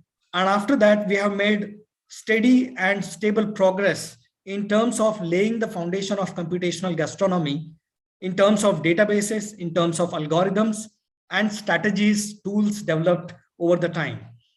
We first went ahead and investigated beyond Indian cuisine, the world cuisines, and to identify their culinary fingerprints. That's what we did way back in 2018. And this was a signal that computer science domain is opening up for food, that a computer science core journal, IEEE International Conference on Data Engineering, had a special section, a workshop on food recipes in analysis. And that is where we published this paper and got the best paper award there. One of the interesting questions that we can ask in the context of cuisines, world cuisines, is that how are these cuisines interrelated with each other? What are their similarities and differences? So this is the tree of world cuisines that we have created, similar to that of a language tree. You might imagine that certain languages such as Kannada and Telugu, Bangla and Assamese are similar to each other, and that can be dug down by looking at the phonetic and structural basis of language. Exactly in the similar manner, by putting together the structure of a cuisine, by looking into recipes, ingredient combinations, we have been able to come up with this so-called tree of world cuisines, which tells us about relatedness of different cuisines in terms of what ingredient combinations are used together and used similarly across cuisines or not. The other interesting question that we have been asking in my lab for the last 1 year is that of how many recipes are theoretically possible. Talk about any food product or recipes. Can we generate recipes? And how many theoretically are possible? When you compile all the recipes across the world, which are available in the digital domain as well as print domain, I'm sure that the recipes would not be more than a few million, of around 10 million or so. But given the fact that a typical recipe has got 10 ingredients, and there are at least 1,000 ingredients, actually the number is far larger than that. But as a conservative estimate, if you take only 1,000 ingredients, turns out that the number of recipes that can be generated is more than the number of stars that are there in the whole universe. So the number is as large as 10 to the power 30. Even after taking into consideration some of the duplicacies and constraints that are needed to be accounted for, the number is still very, very large. So we are opening up a new domain altogether by asking these questions: can computers cook? Can computers help us by learning from a large number of a corpus of recipes and structure of recipes to generate novel recipes, new recipes which are potentially palatable, further tasty, and if possible healthy? Can we do that? And as part of eating right and eating healthy, I believe this is a very pertinent theme where we would like to use computational techniques for generating healthier recipes. And that's what we are trying to attain as part of our endeavor. This is a tool called Ratatouille that we have built, wherein we are trying to make recipes, generate recipes, which can be used for computation generated recipe. And we call it the Turing test for chef, where we want to generate recipes with the help of computers such that a chef will be fooled into thinking that a recipe is actually a real traditional recipe as opposed to being computer generated. So this tool is available at this URL. You guys are most welcome to play with this tool called Ratatouille, available from Complex Systems Laboratory, COSE Lab, and choose ingredients and generate recipes that you wish to do so. We are also coming up with a new version of the same, which accounts for quantities as well. The other dimension that we have worked on is that of molecular dimension, molecules that go into the ingredients and looking at the flavor and taste of these molecules. Predicting taste, such as sweet and bitter taste of a molecule, is of extreme relevance given the fact that we are sitting on a time bomb of type 2 diabetes. We need to reduce the amount of sugar intake, and we need to find alternative for the sugar which can add to the sweetness but not add to the calorific value. And for doing that, can we also use computers is the question. And that's the reason we have built this state-of-the-art algorithm called Bittersweet, which distinguishes molecules based on their molecular fingerprint in their bitter and sweet taste and tasteless taste, such that we can identify artificial sweeteners which are of potential value in industry. The last dimension that I'm going to touch upon is that of dietary interventions. Given the way food interacts with our body to give rise to health consequences is very complex. It is difficult to make predictions about what food ingredient would lead to what kind of a change. Forget about the diet. Diet is much more complex than that. The way to answer this question that we have taken in the path that we have taken in my lab is that of compiling large amount of empirical data, more than 38,000 research articles that are available on Medline, PubMed. We have compiled it and looked at food disease associations.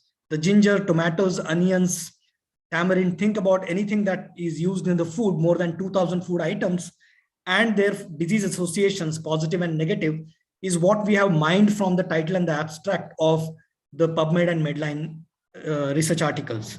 And this, when combined with chemicals in the food and the genetic associations, can provide us extremely searchable interface called DietRx, which is available freely for everybody to explore, which can lead you for coming up with dietary interventions.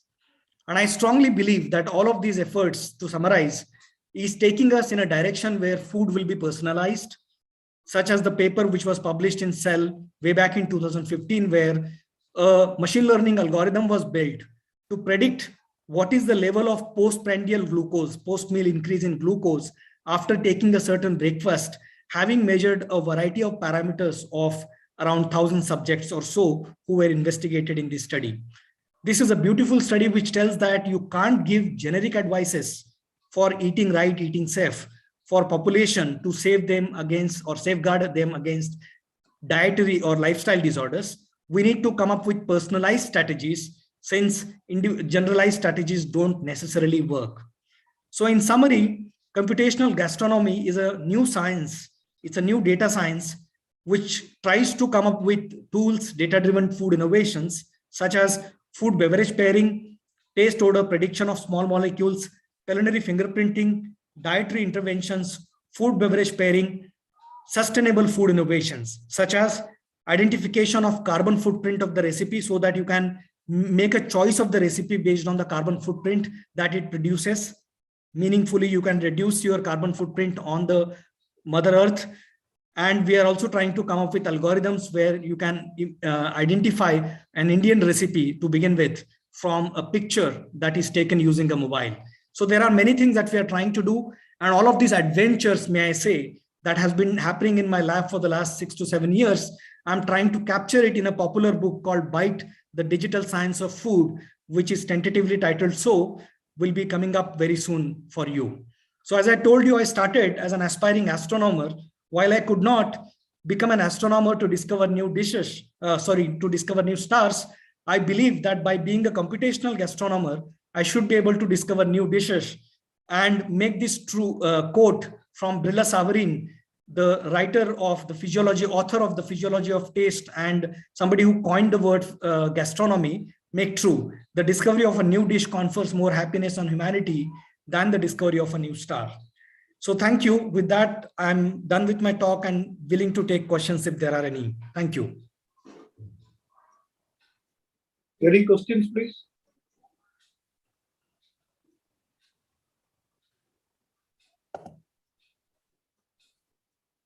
Dr. Ganesh, I don't have a question right now, but it has raised thousands of questions in my brain. Oh. And I would like to say that from your talk, what I understand that food is not just cooked, processed, or just eaten. It is much more than that. Indeed.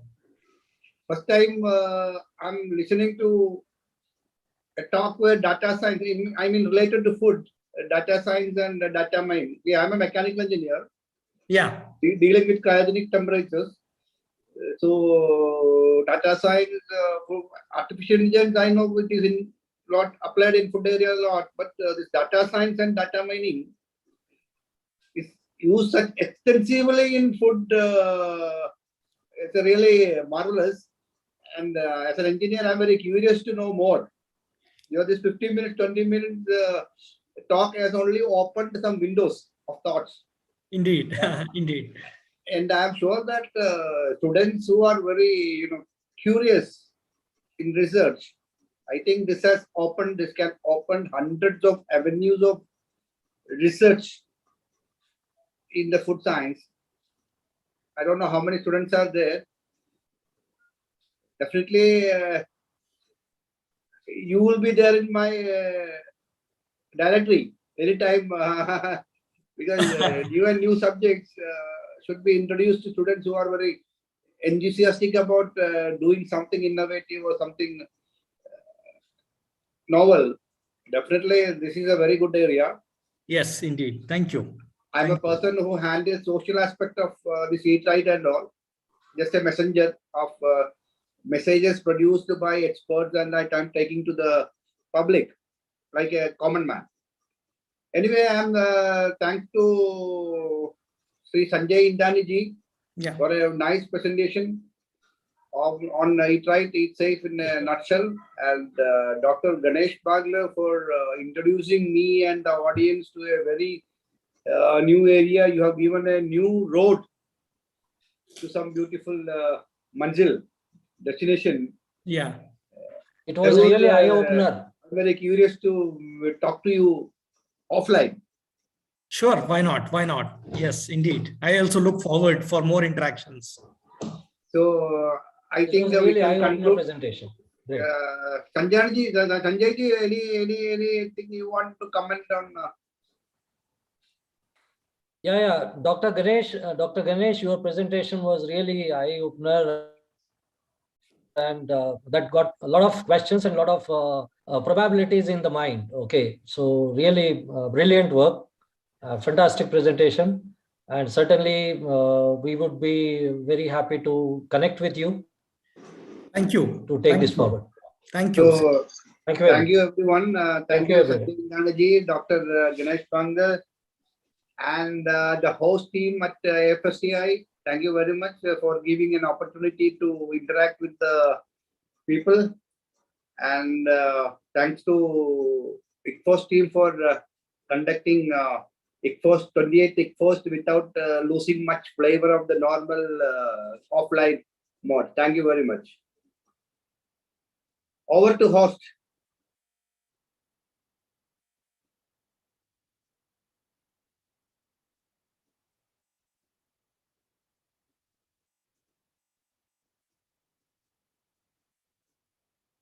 I'm handing over to the ICFOST host.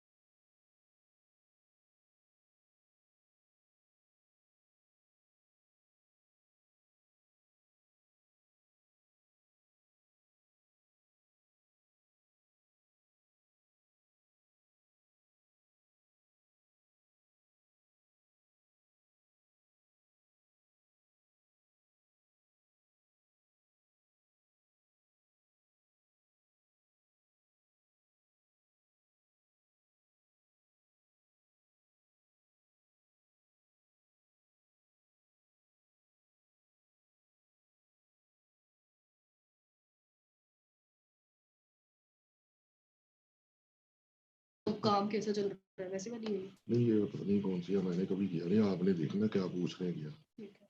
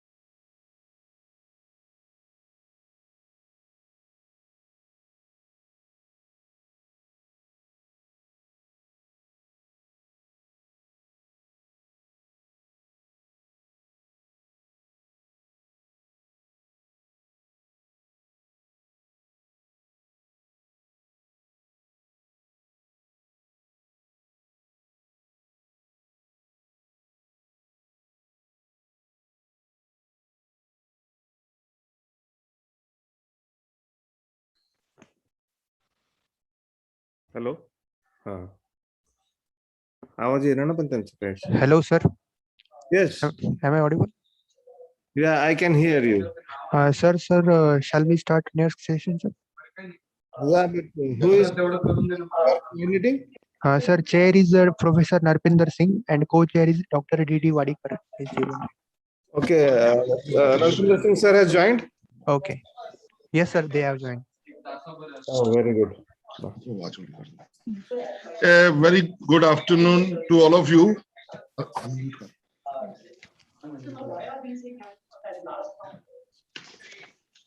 Good afternoon. Narpinder sir, please start your video. Yeah, can you hear me? Hello. Yes, sir, we can hear you. Please start your Okay. video. Okay. Stop.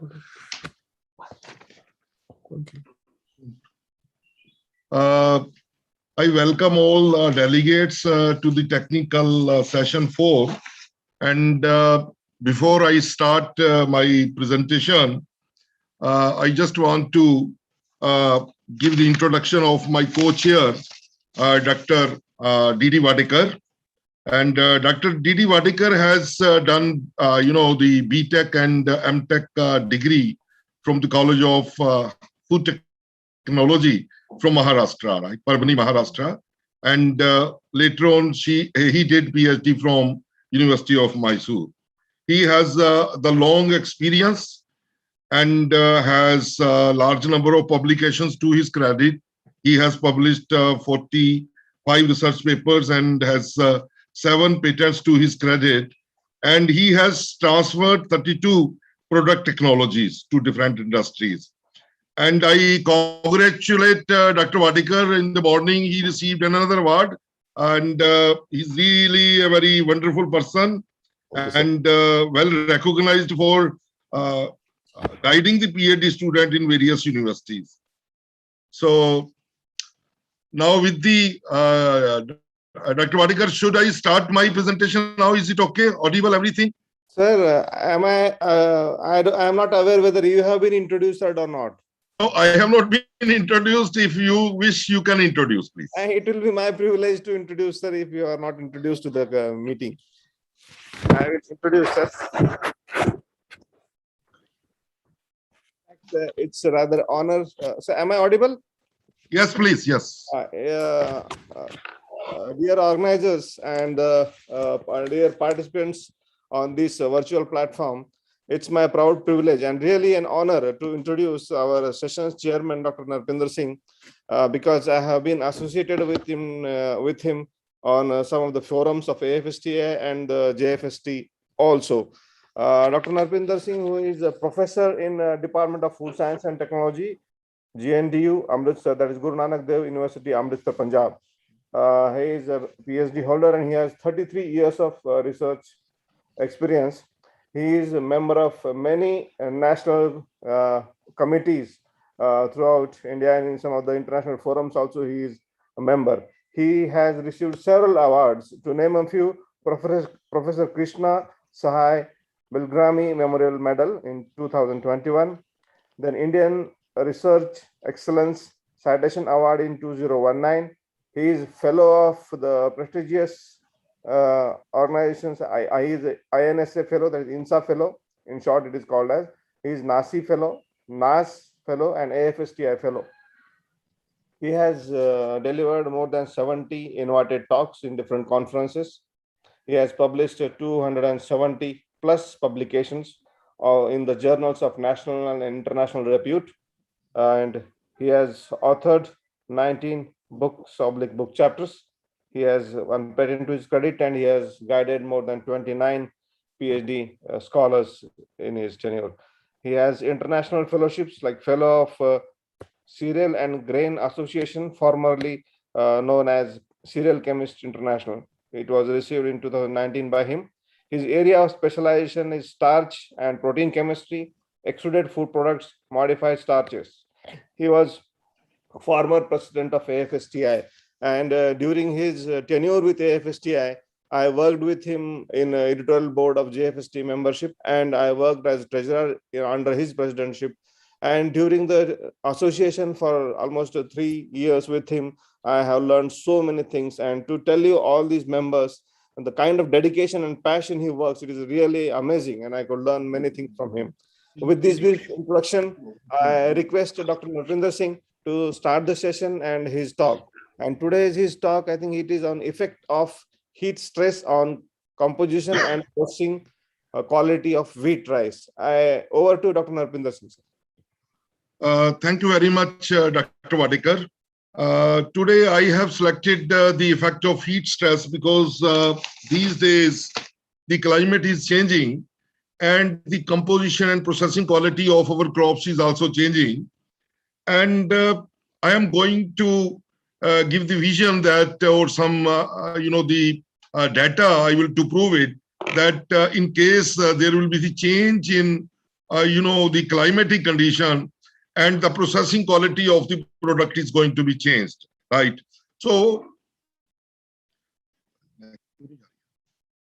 this I will be talking about wheat and rice, and I have cut down my the slides in two portions, and because it is very difficult to say how the climate is going to change our product, so we plan the project like we change the transplantation date of our crops so that our crops, they experience high temperature at the time of the grain filling, because at the time of the grain filling, the temperature play very important role. So most of the earlier studies has been carried out under the laboratory experiments, and that's why it is very difficult to have a clear cut the effect of the environment. So what we did is we selected various varieties of wheat, and we changed the transplantation date from timely, which is recommended by the Agricultural University, and we delay the transplantation date so that the crop or the wheat crop experience different temperature at the time of the grain filling. So we have carried out various physicochemical properties, protein profiling, pasting, and rheological properties. So these are some of the lines and some of the varieties we have selected, and we have grown. The timely zone wheat is usually grown on 15th November, and we have delayed the transplantation to 12th December. So in order to have different, the temperature conditions, but the harvesting is almost at the same time because the maturity of the grain take place between 20th or the 25th of the April. Now, if you see that here, this is the sowing time, this is the timely zone, this is the delayed zone. If you see the flowering of the timely zone take place here, when the temperature is low, mean, average, and the maximum temperature is low. But when we delay the sowing, the temperature at the time of flowering is more. If you see, there is a difference of the delayed zone, or when we delay the sowing, the temperature is more 17.4, 23.7 degrees centigrade. But in the timely zone, the temperature is low. So this temperature, how it is going to affect in case the climatic condition is going to change, how our varieties will behave. And the vegetative stage as well as the seed maturity of late zone and the timely zone is totally different. Here, the crop is getting more time, and here the seed maturity time is also more. But here, the grain has to complete its maturation in a shorter period of time. Then what we did is we tried to measure the plant height. It also changed when we delay the transplantation because of the heat stress. So delayed transplantation of the wheat indicate the heat stress conditions.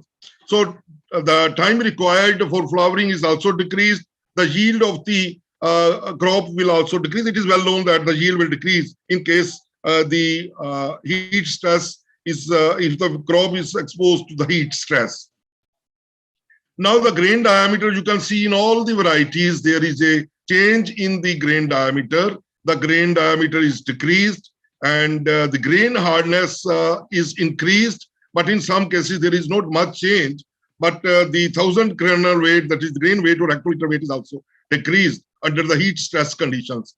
So this clearly showed that the diameter is going to change, the hardness is going to increase, and the 1000 kernel weight is decreased because it indicates the difference in the starch accumulation. When we melt the flour, again, the flour has less lightness or whiteness is less because the grain become less in diameter and endosperm to Brand ratio changes, and there is more lightness in case of the timely zone, whereas heat stress condition, the lightness or the whiteness is decreased. Similarly, the darkness, A star value and B star value also change. This is the whiteness index of the wheat flour, which is milled from heat stress and control condition. The heat stress also changes the whiteness index. Then we measure the protein sedimentation value. You can see clearly the under heat stress condition, the sedimentation value is higher, protein content is higher. Nutritional point of view, it is good when you have the more protein content, but this is because of under heat stress condition, the starch synthesis is reduced. That's why the proportionately protein content is increased. Then we try to measure the dry gluten, wet gluten again as the protein is increasing. That's why the dry gluten, wet gluten content is also increasing. From nutrition point of view, it is good. But if we see the protein is increasing, starch is decreasing, and the yield of the crop is also decreasing, which is not liked by the farmer. The gluten index is also high. Water binding capacity of the heat stress wheat is also high. So you get better protein, high quality, high protein, but the flour quality is low. But when we check the milling quality, or that is the distribution of the flour, you can see that under heat stress condition, the fine flour is low, but the coarser particles, they are more, because hardness has a very important role to play during the milling portion. This is the structure of the grain. You can say under heat stress condition, the structure is very hard, compact. That's why the grain has more hardness, and it has more protein, less starch. And you can see the structure of both delayed sown and timely sown wheat. Then we try to measure the STS phase profiling of the protein. It also clearly indicated more accumulation of protein. In all the cases, you can see under heat stress condition, the protein is more, and it is further clear-cut indicate that there is more accumulation of both GLU-A and GLU-D subunits of high molecular weight glutenin, and it also increases when you delay the sowing or when the heat stress conditions are there. So similarly, the gliadin, almost all categories of gliadin also increase during the delayed sowing. When we measure the pasting behavior also indicates that there is increase in the peak viscosity. There is also increase in the final viscosity. Breakdown viscosity, setback is decreased. Pasting temperature increases. These changes are, one is that because of the change in the proportion of starch and protein. Second is the amylose content, right? Amylose content, because less starch is synthesized as amylose is less, and that also affects the pasting behavior. So this also clearly indicates that under heat stress condition, you have better dough stability, dough development time, water absorption capacity is less, and the stability is 10.7 here. You can say stability is only 4.5, and arrival time and the departure time is also, this also indicates that the strength of the dough. So flour from the heat stress condition has better dough rheological properties, again due to the more accumulation of gliadin, glutenins. Then also if you see that the principal component analysis also clearly indicated that the all parameters which are related to protein, they are on one side, like the 1,000 kernel weight, grain hardness, and grain yield is when high, then you have the less, you can say, sedimentation value, the dry gluten, dough development time. So all these parameters are affected when there is change in the protein content. And this was about the wheat quality. Then I will come to the rice. Similarly, we did some experiments with the wheat, and we grow the early transplanted and delayed transplanted, right? In case of wheat, you should have the early transplantation, but here in case of the rice, you should delay the transplantation. If we see the climatic conditions, you can see here also, when you delay the transplantation at the time of flowering, you have lower temperature because it is usually transplanted in June. And in case you have in the month of August, the transplant, the grain filling, and in case of delayed transplantation, you get the flowering in the month of September. So naturally in September, night air temperature is low as compared to August. So here you can see most of the early transplanted, the paddy has, the flowering occur in August, whereas in delayed transplantation flowering August in the month of September. In the month of September, you have low temperature, night air temperature. That's why you have less heat stress in case of the delayed transplantation of paddy. Then, we try to measure the quality, yield, and the yield is also decreased. Grain weight improve when you delay the transplantation. That is, under heat stress conditions, you have the lower yield, lower grain weight thickness, whereas when you have less heat stress conditions, you have the better quality of the grain. Then we measure the lightness, yellowness, and redness. This clearly indicated that when the temperature, night air temperature is low, as in the case of delayed transplantation, you have less chalky grains, then you have more head rice coverage and less brokens are produced. So heat stress condition affect the milling quality. You have more chalky, you have less, head rice coverage. Then we try to measure the cooked grain hardness, and cooked grain hardness in case of the delayed transplantation, that is under less heat stress conditions, you have more hardness, that is cooked hardness or firmness, and you have, less adhesiveness when you delay the transplantation, as you can see here, that because this is very high, this PAU 201 variety, because it has very low amylose content.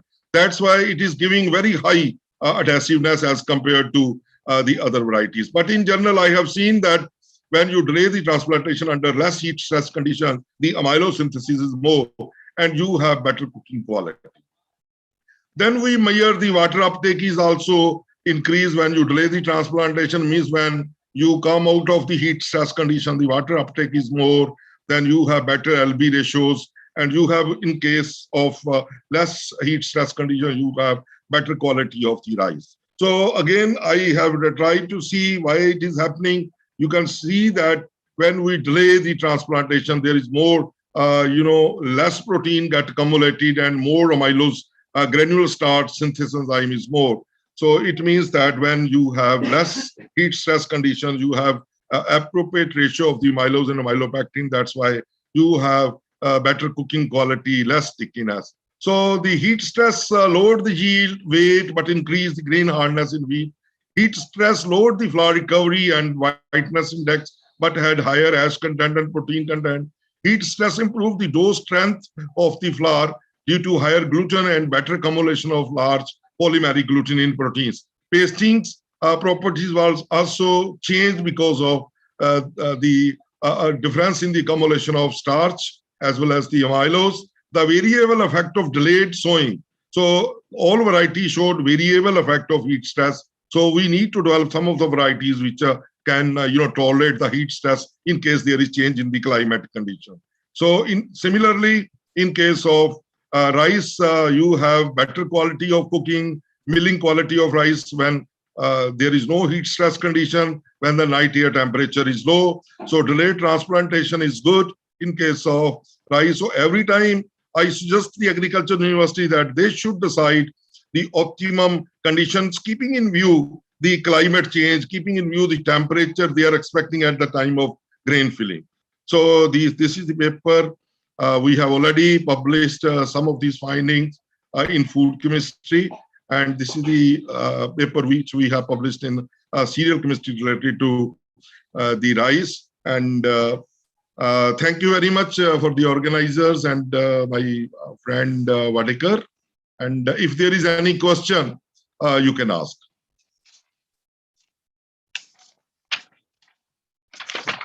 A very nice presentation, sir. Like a hardcore scientist, I could see the detailed graphs and the results presented by Narpinder sir, and it was really a good talk. I'll just I don't know whether the organizers are allowing the participant to raise questions. I'll just wait for a minute to the coordinator to take over the next thing.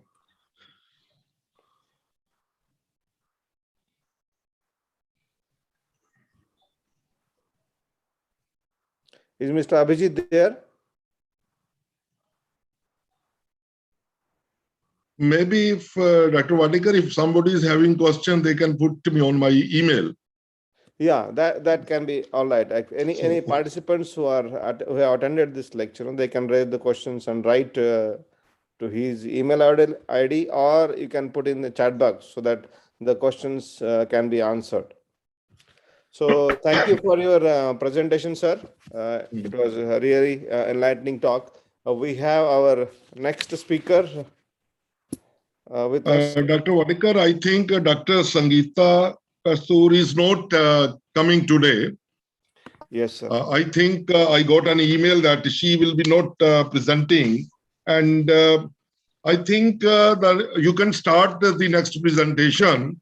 So I welcome Dr. Wadekar to make the presentation on, because I have already given his introduction, and his topic would be application of microwave and IR radiation in processing of food grains. Yes, and I Yeah, think you can start. there is one more speaker, sir, in our session, Dr. After that, after that, Dr. Ketan Shivkani is there. Okay, right. Yeah. I'll start my presentation, sir. Just a minute. I have to.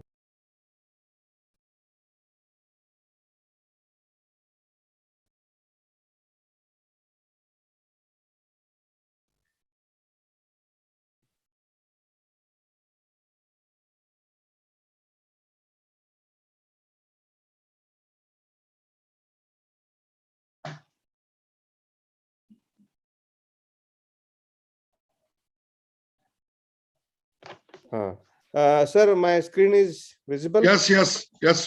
But we. I think I can start. Yes, please. Yes.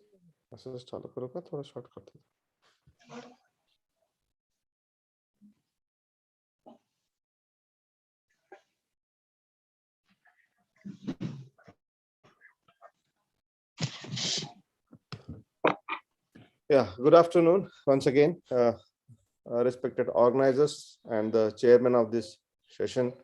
I will be, though the terms microwave and IR are very common, the participant must be wondering what new the person is going to speak. Though these technologies are very common, I will be talking about the advances of the applications of infrared and microwave radiations in food processing, particularly the grains and the products thereof. Basically, these radiations are used for different applications, but they also are being employed in food applications. Okay. And this lecture on the microwave as well as IR, as well as the combination of these in various applications I have delivered at different places as Azadi Ka Amrit Mahotsav, which dear Farrell is also contributing by conducting several activities. And since our theme of the conference is eat right, so we should also focus on the process right. So pros and cons of infrared and IR are also very important. Now I'll be telling 2-3 aspects during my lecture, some aspects of basing and some 1 or 2 stories about the IR and microwave. I'll be talking about that. So if you see this picture, we have a group of people who are either life scientists or working on the life science aspects, and some people work on the engineering aspects. And by seeing this picture, both the groups will have different ideas. If you see the helix structure, the biologist or the life science graduates will think of DNA or something like that, proteins. If you see the structure of like the wave-like structure, the engineers will think of some electromagnetic waves. So food technologies or the people working on the food, they have to think both the aspects, the life science aspect as well as the engineering aspect. So a joint work when we do together, that's where the food professionals or the post-harvest processing people work on the aspects. So the picture on the right side is electromagnetic waves, which shows the electromagnetic waves which are present in the nature. Now, electromagnetic waves is a bigger term. Electromagnetic radiations, mainly it is referred as. So that term refers to the waves and the quanta or photons of the electromagnetic field propagating or radiating through space, carrying electromagnetic radiant energy. Now, electromagnetic waves of different frequency are called by different names since they have different sources and effect on matter. So it includes radio waves, microwaves, infrared, then visible light, ultrawaves, X-rays, and gamma rays. These rays again are divided into different categories. Okay, and some of these rays are used for food applications. Now, if you see the wavelength of and frequency of these rays, which is available across the internet, to focus on infrared, it ranges from 750 nanometer to 1 mm, whereas microwave, the wavelength range from 1 mm to 1 meter. And if you see the concurrent frequency, that is 400 to 300 gigahertz, and in case of microwave, 300 gigahertz to 300 megahertz, and the corresponding the photon energy of the radio, this waves is also important, because that is going to have effect on the food matter or the matter on which these rays are falling. So microwave occupies a place in electromagnetic spectrum with frequency above ordinary radio waves and below the infrared waves. So if you see, these are the general applications of the total waves, but only the few waves, particularly in case of microwave, only the few radiations or few frequencies as are allowed in the application of food. Now, the first doubt when we talk about any radiation, like whether these rays are safe or harmful. So that's where the radiations are divided into non-ionizing radiations as well as ionizing radiations. The ionizing radiations, since the photon of such high frequency have enough energy to ionize molecules or break chemical bonds. So these radiations have the ability to cause chemical reaction and damage living cells beyond that, resulting from simple heating, and can be health hazardous. But the waves which are talking today as microwave and infrared are non-ionizing radiations, are basically not harmful to the humans. The photons do not have enough energy to ionize atoms or molecules or break chemical bonds.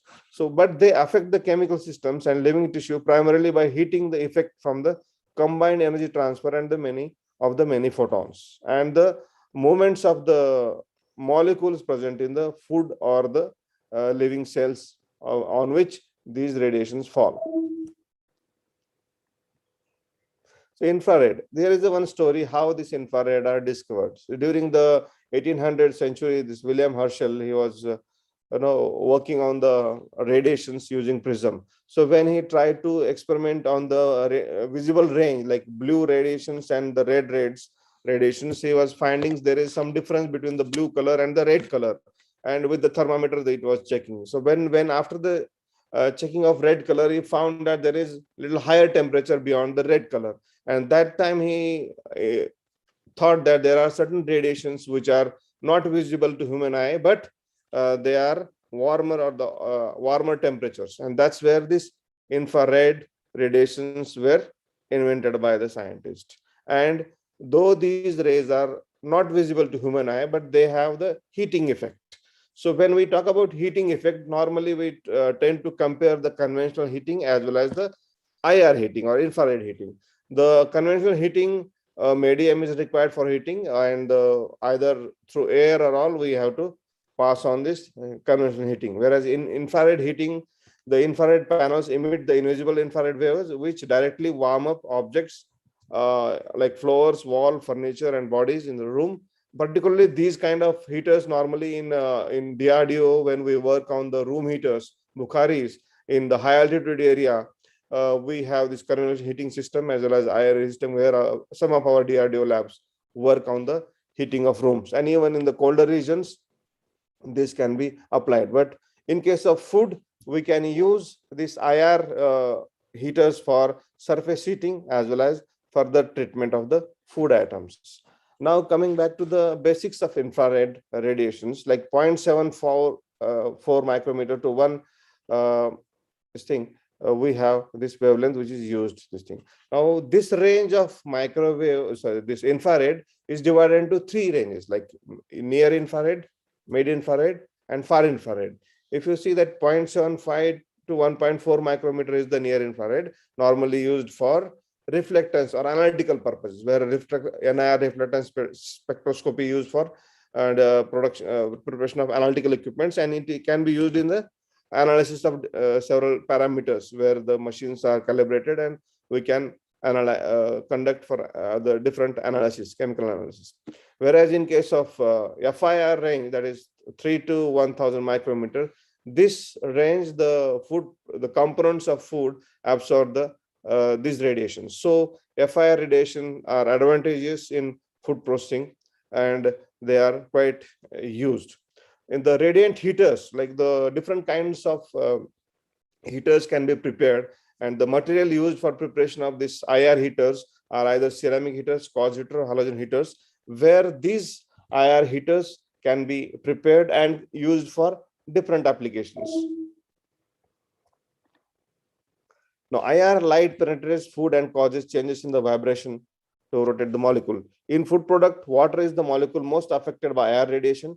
Other molecules affected by IR proteins, lipids, carbohydrates containing polar groups. So moisture content and water activity are very important aspect, because that affects the process of IR heating, where we can control the moisture or increase the moisture, and we can decide upon the way we want the process to be handled. So here, particularly when there is higher moisture or dehydration has to be done, we can think of this IR heating. And this IR heating has been applied in drying, baking, roasting, blanching, pasteurization, and sterilization of the product. But the main application of IR heating is mainly for the surface heating or surface drying, where the penetration of the waves does not, the depth is very critical with respect to the moisture content of the food. So now if you see the different food components where the absorption of this IR waves happen, this OH group is like 2.7 to 3.3 microwave wavelength. So the lower the lower the IR wavelength, the absorption is more in polar components. This is a typical equipment where IR is there, and these are the different applications of IR: the surface temperatures of heating and receiving materials, then surface properties of two materials, shapes of the emitting and receiving bodies. These are the factors which affect the heat transfer using IR. This picture is very commonly seen by many people, where the IR is used for roasting or cooking of these products, which are non-vegetarian basically. Effect on the food: the rapid surface heating of foods seals in moisture and flavor aroma of the compounds. Change of surface components of food are similar to those that occur during baking. And IR heating can be classified into 4 major categories: baking, drying, thawing, pasteurization. And IR radiation is more effective for pasteurization and killing bacteria and spores than the conventional heater, because it's a rapid heating. It also helps in reduction in beta carotene and chlorophyll degradation. The amount of reduction is less. So the use of IR gives a better product and faster cooking of the food material. So at DFRL, we have developed different products using this IR. There is development of instant dals and curries, development of instant foods based on roasting, such as instant halwa, upma, baking of bakery products where IR can be used, then toasting of the cocoa beans can be used. So there are several advantages of IR, wherein the time and the damage to the food can be reduced. Now let us go to the microwave. Here again, there is a story with respect to discovery of microwave food heating. So this during the World War 1945, this Percy Spencer, who is basically was working for the army radars, where this microwave radiations are used in communication system. So during the work, he found that the bars kept in his pocket, chocolate bar, and were melting by the emission of certain microwaves on that. And during that period, he has found that there is certain range of microwave which affect the food material. And it was found that due to the emission of microwaves or incident of microwaves on those food particles, the chocolate was melt. And this further was experimented further in detail, where actually food was used.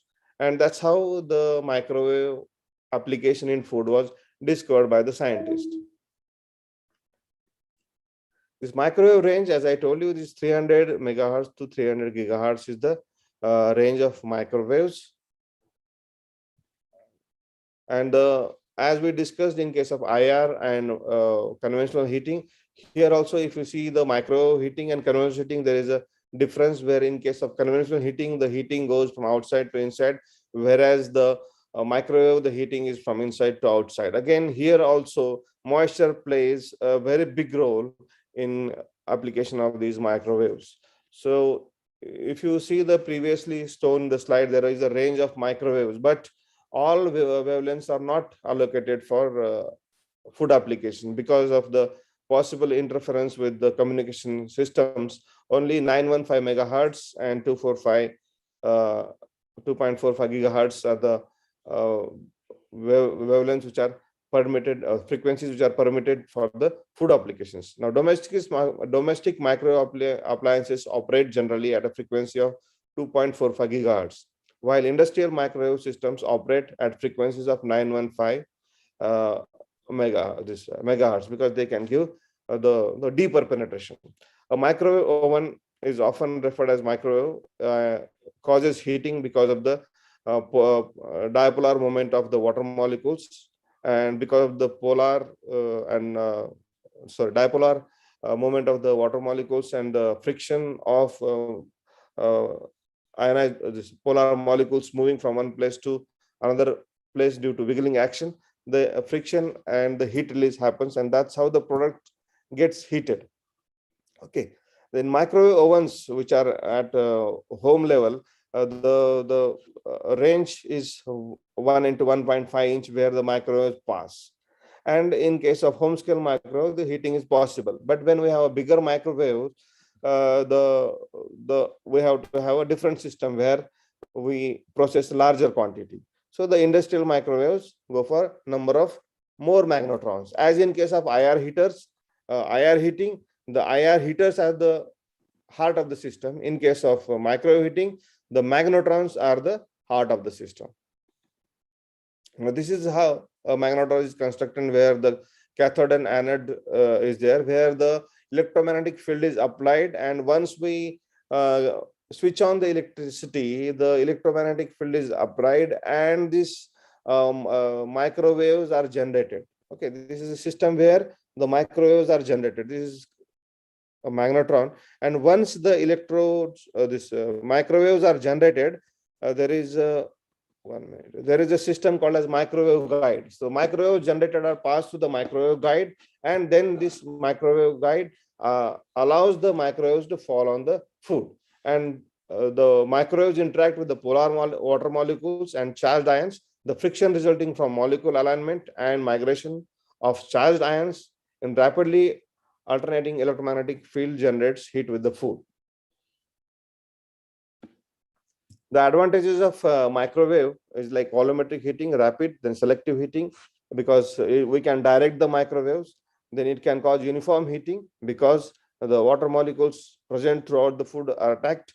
Then it lowers the defect because it causes very rapid heating of the food. This economical as long as the processing cost is concerned. However, there are certain drawbacks. If the high capital cost as well as microwaves cannot be passed through metal, but it can pass through ceramics, glass, and certain plastic paper. And the same thing can be used in case of microwave processing.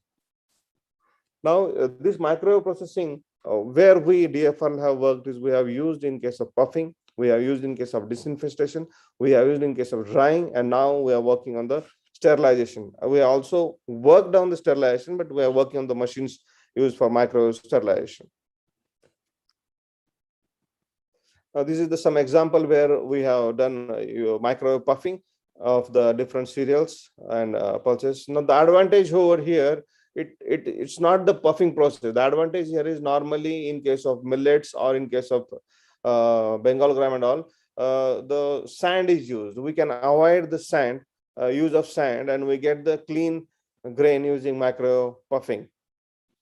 So these are the microwave assisted puffed Bengal gram. This is puffed paddy, and then these are all sorghum, bajra, where we have used different conditioning treatments, and we are able to pop these grains without use of sand. And we can use these popped grains in development of different products. And we have, apart from popping, we have also used these microwave technology for disinfestation of the dry ration which is supplied in the army. For example, wheat, rice, arhar, rajma, chole, chana, and meal products such as flour, semolina, dalia, besan, which can we can extend the shelf life of these grains by disinfestation, which we can remove this larvae or the insects from them by doing disinfestation process, and the shelf life of these could be enhanced. Though you must be wondering, if we are using microwave for disinfestation, the heat caused may damage the nutrients present in that. But in that case, we have to optimize the process by conditioning the grains or the flour, and then optimize the microwave dose, the power of the microwave, as well as the time given, time of the dose given to the microwave to the food. So these, once we optimize, we will be able to get the process optimum. These are all symbolic pictures just to show that the microwave treated grains or the microwave treated flours stay for a longer. This is the equipment which we had developed several 5, 6, almost 7 years back, where a microwave used for processing system used for disinfestation. And now the third story, one more thing here. The microwave also can be used for the agriculturist, where the seeds can be, whole seeds can be used for a preservation purpose, as well as the seeds can be used for seeding purpose, which can be used by agriculturist. If we want to preserve any seed material which can be used by farmers, the treatment has to be done very cautiously, because this happened during one of the experiments we were doing. If we exceed the treatment with the microwave, the seed loses its germinating capacity. Whereas if we have a control treatment, the seeds can be germinated after a storage period, and we can extend the shelf life. Because now here I am giving you two applications. One is disinfestation, resulting into increased shelf life. Another is seed treatment, which increase the shelf life but maintaining the germinating capacity of the seed. Like we saw the story of IR, then story of microwave. Then as a food professionals, when we use microwave as well as IR, there are certain drawbacks. With microwave, there is a rapid heat, and there is a rapid removal of moisture.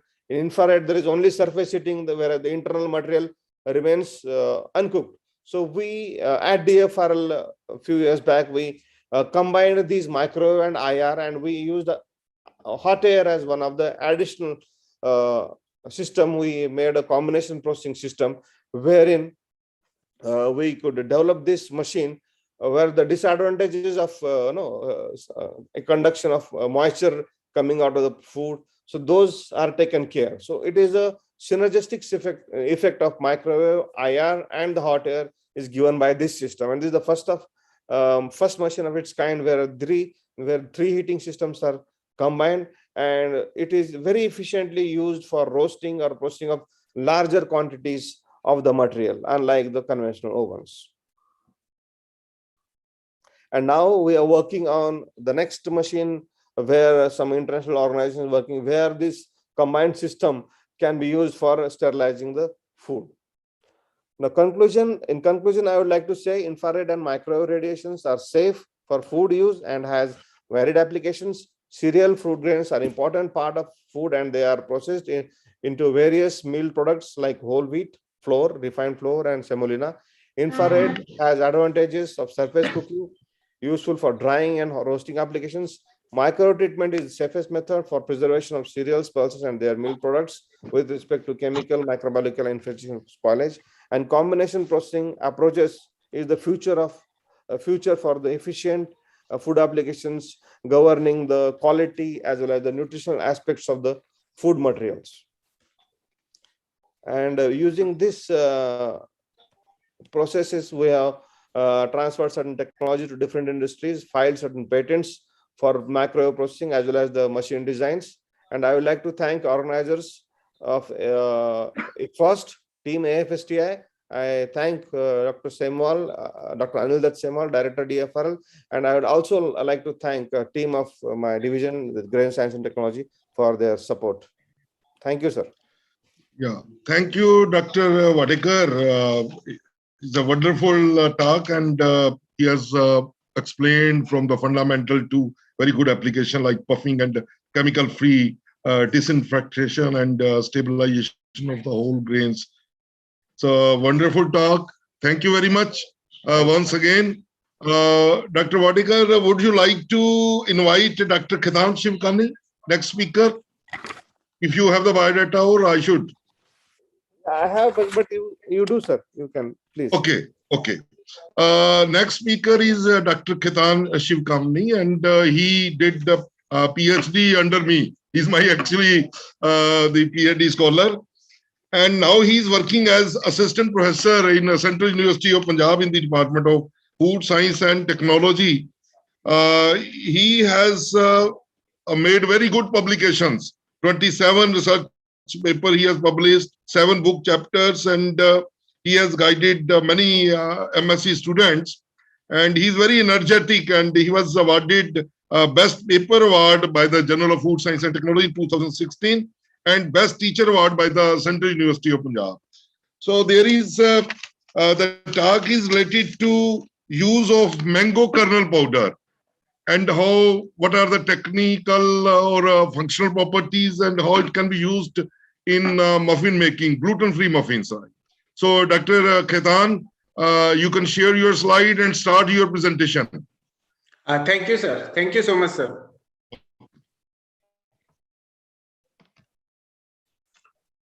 Sir, the screen is visible? Yes, yes, it is. Yeah, it's visible.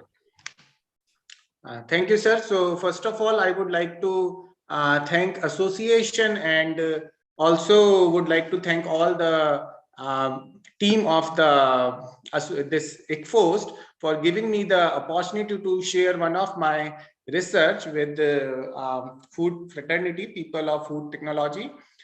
So basically, regarding this particular topic, I would like to start with the waste handling and waste management. Actually, in the food industry, particularly in the fruits and vegetable industry, for proper management of waste is considered one of the most important challenges, and byproduct utilization at the same time is very important. It is important not just to get basically economical benefits, but also to reduce the waste and also to be in line with the regulatory bodies.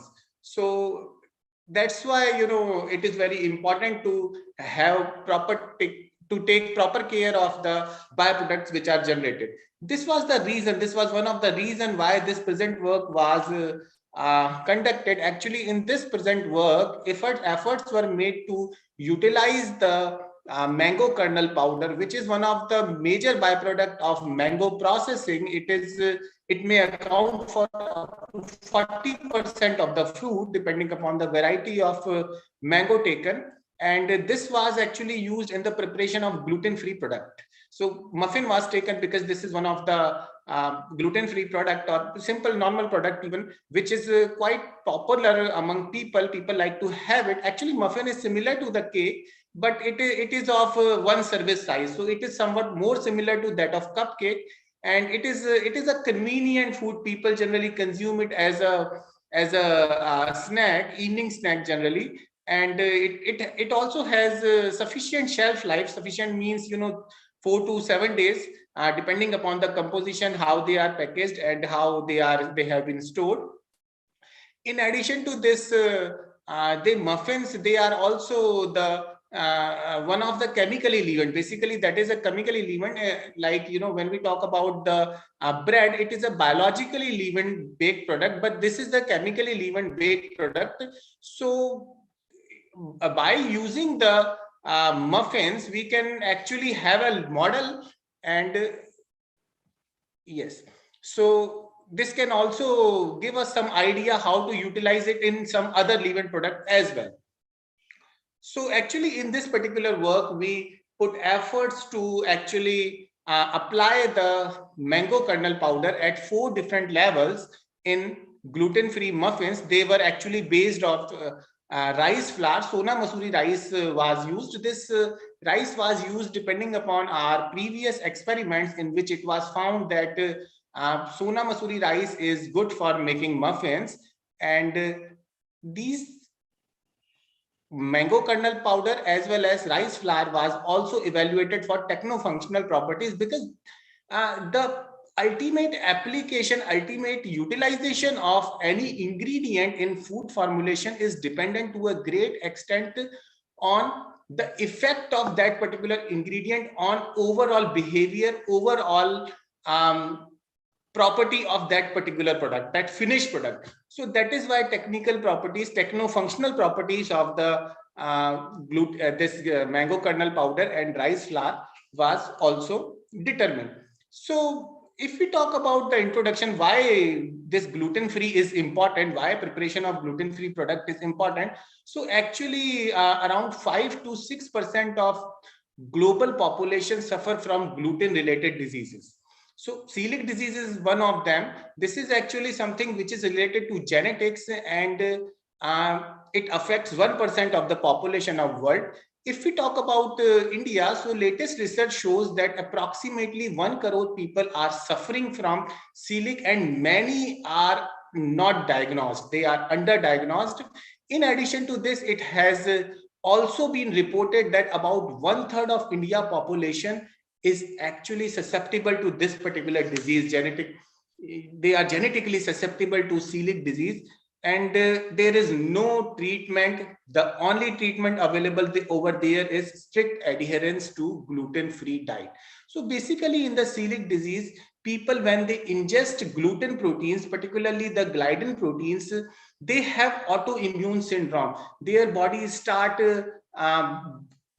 there are some reactions basically start to happen.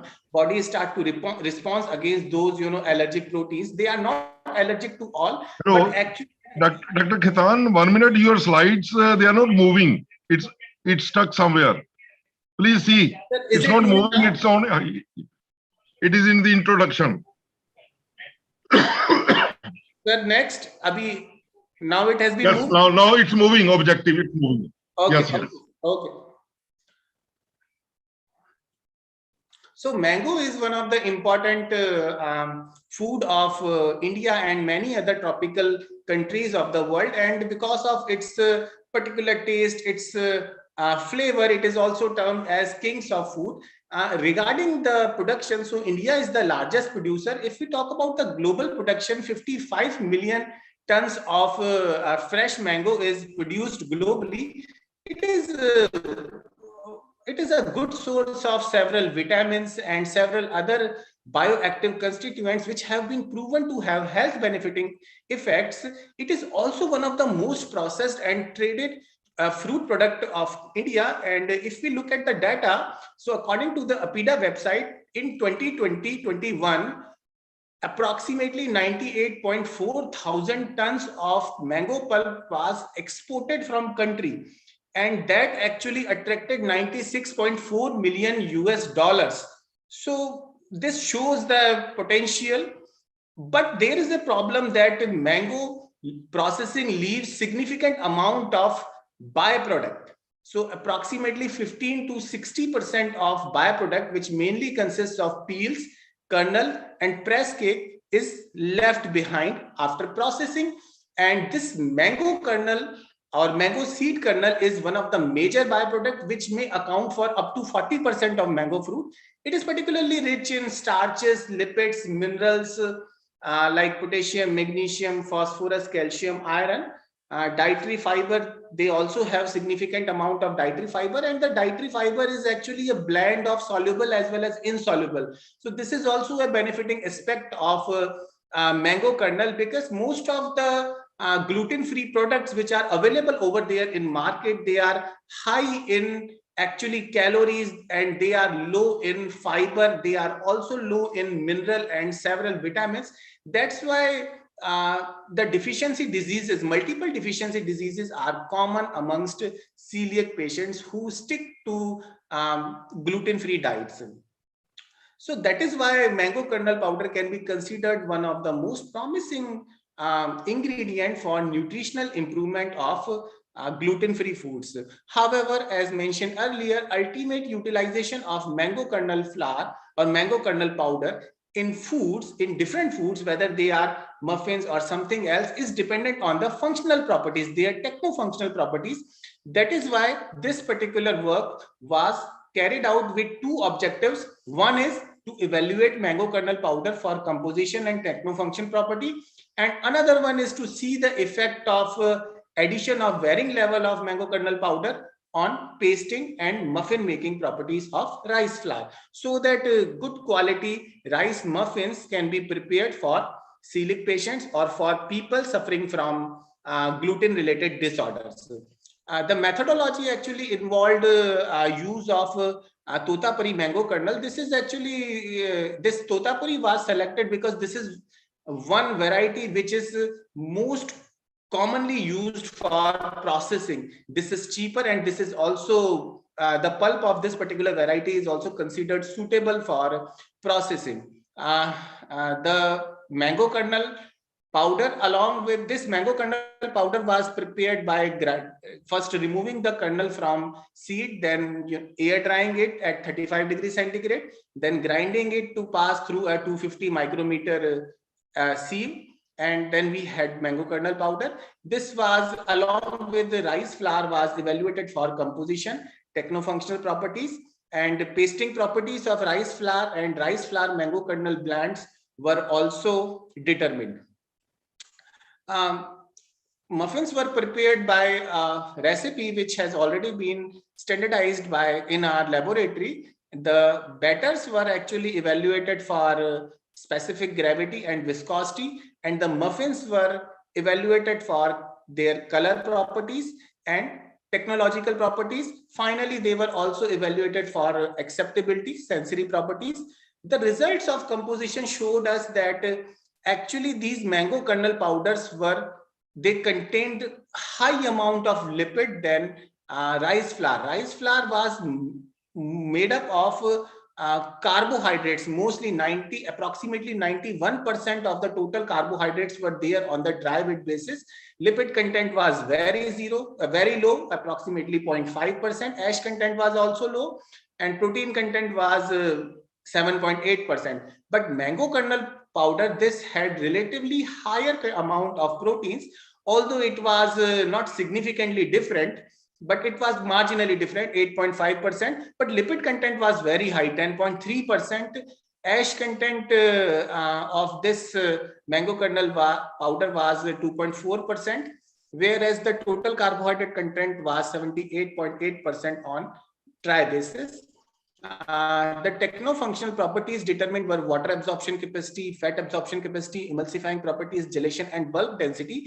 These properties, these techno-functional properties, they have contributing effect to the quality of finished product. For example, in bakery products and meat, water absorption capacity contribute to moisture retention. It also contribute mouthfeel, and it is also important for having freshness in the product. Like in the bread and in other baked products, it can actually delay the staling and can actually keep the product moist and fresh for longer period of time. Fat absorption capacity is important in fried foods. When ingredients, they have high fat absorption capacity, this actually increases the fat absorption, and the ingredients with low fat absorption capacity, they contribute to lower fat uptake during frying. For example, in meat products and in bakery products, they contribute tenderness, palatability, and mouthfeel. Emulsifying properties are important in cakes, comminuted meat products, mayonnaise, salad dressings, confectionery products, margarine, and other products which are emulsions in nature. Gelation is a property which is responsible for post-cooking consistency or cooking-induced consistency or rheological properties. It also supports to water absorption capacity, and it is important property for use of ingredients in puddings, pastas, gravies, soups, sauces, and meat products. Bulk density is one techno-functional property which is actually associated with packaging requirement and design of the equipments. However, it has also been related with the nutritional density of the product, which is actually important in designing weaning formulation or weaning foods and infant formulation, so that sufficient amount of nutrients may be given in smaller portions of the food. If we talk about the techno-functional properties, so mango kernel powder, it showed higher water absorption capacity than rice flour. The value was 1.6 gram per gram, and this value is even comparative to what has been observed previously for soybean products. However, this mango kernel powder showed lower fat absorption capacity, emulsifying activity index, and emulsion stability index than rice flour. These two actually main raw materials which were used for making muffins, they did not differ much for least gelation concentration. The value was 8. Pasting properties were also observed, and the effect of addition of mango kernel flour was also investigated on what effect was there on pasting properties. This was also investigated. Pasting properties, they are particularly important for giving us insight what is happening in food component or flour component when they are heated. Even in baking, heating is done. So what happens to the main component? Mainly, these are the starch granules which contribute to pasting properties. The important parameters which are obtained from pasting profiles, they are pasting temperature, peak viscosity, breakdown viscosity, final viscosity, and setback viscosity. If we look at the data, so basically with the increase in incorporation of mango kernel powder from 0 to 8%, pasting temperature, peak viscosity, and final viscosity, they reduced gradually, they decreased gradually, whereas breakdown viscosity first decreased up till the incorporation level of 4%, and then it increased. So this decrease in peak viscosity, final viscosity might be because of the presence of a higher level of lipids which have been reported to suppress the swelling of starch granules by forming starch lipid complexes. So starch lipid complexes can be present over there in granules. They may be synthesized during the biosynthesis of starch granules. At the same time, some starch lipid complexes are also formed during gelatinization. So possibly some starch lipid complexes formed over there, and those actually prevented excessive swelling of the granules and their association as well during cooling. Muffin batters were evaluated for viscosity and specific gravity. So the results of viscosity showed that with increase in with the incorporation of increased amount of mango kernel powder, there was increase in the viscosity and specific gravity. Specific gravity increase means generally it is considered that with increase in specific gravity, water present over there is reduced. But it has also been reported that the increase in specific gravity is also because of the more uniform or more fine distribution of air within the batter structure, whereas the increase in viscosity may have both positive as well as negative effect on the quality of finished product. Basically, this viscosity, batter viscosity, is very important for retention of air within the system, within that batter, and it has been found that excessively viscous batter and excessively less viscous or batter with very low viscosity, both are undesirable. So batter should have a specific viscosity in order to have good quality muffins or cakes. This slide is actually showing color properties, technological properties, and images of muffins prepared. So basically, the results of color properties showed that lightness decreased from 81.6% to 66.13, not percent, this is not percent, I'm sorry, 81.6 to 66.13. This was actually because of the incorporation of MKP, mango kernel powder, which had some pigments in it, which actually reduced whiteness, and that's why lightness of the muffin crumbs reduced. However, redness and yellowness increased. The increase in redness and yellowness might be because of the supply of sugars, which actually promoted Maillard reaction, and that's why crust color also improved. Crumb color also become darker. The technological properties of muffin evaluated were height, volume, specific volume.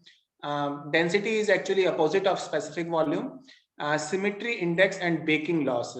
This incorporation of MKP actually reduced baking loss gradually, and this was dependent on the level of incorporation. However, for symmetry index, best results were obtained when 6 gram of mango kernel powder was added for 94 gram of in 94 gram of rice flour.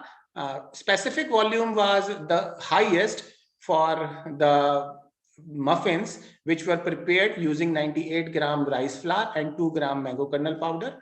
Similarly, volume was highest for the same, and height was also highest for this one. Looking at the images of the crumbs, we can also say that the rice muffin as well as the muffins baked with higher amount of mango kernel powder, say 6% and 8%, they had actually large collapsed air cells, which is not considered good, which is one of the quality attributes which generally consumers don't like. They don't like breads and cakes with large holes in them. So from the porosity point of view, the muffins with those prepared with 2% incorporation and 4% mango kernel incorporation were superior to others. The results of sensory properties also showed us that the muffins baked with 2% and 4% incorporation, they were scored higher values, higher points for several sensory attributes: appearance, flavor, mouthfeel, and overall acceptability. In the conclusions, it was concluded, it was found that mango kernel powder had higher lipid and protein content than rice flour, and it exhibited techno-functional properties.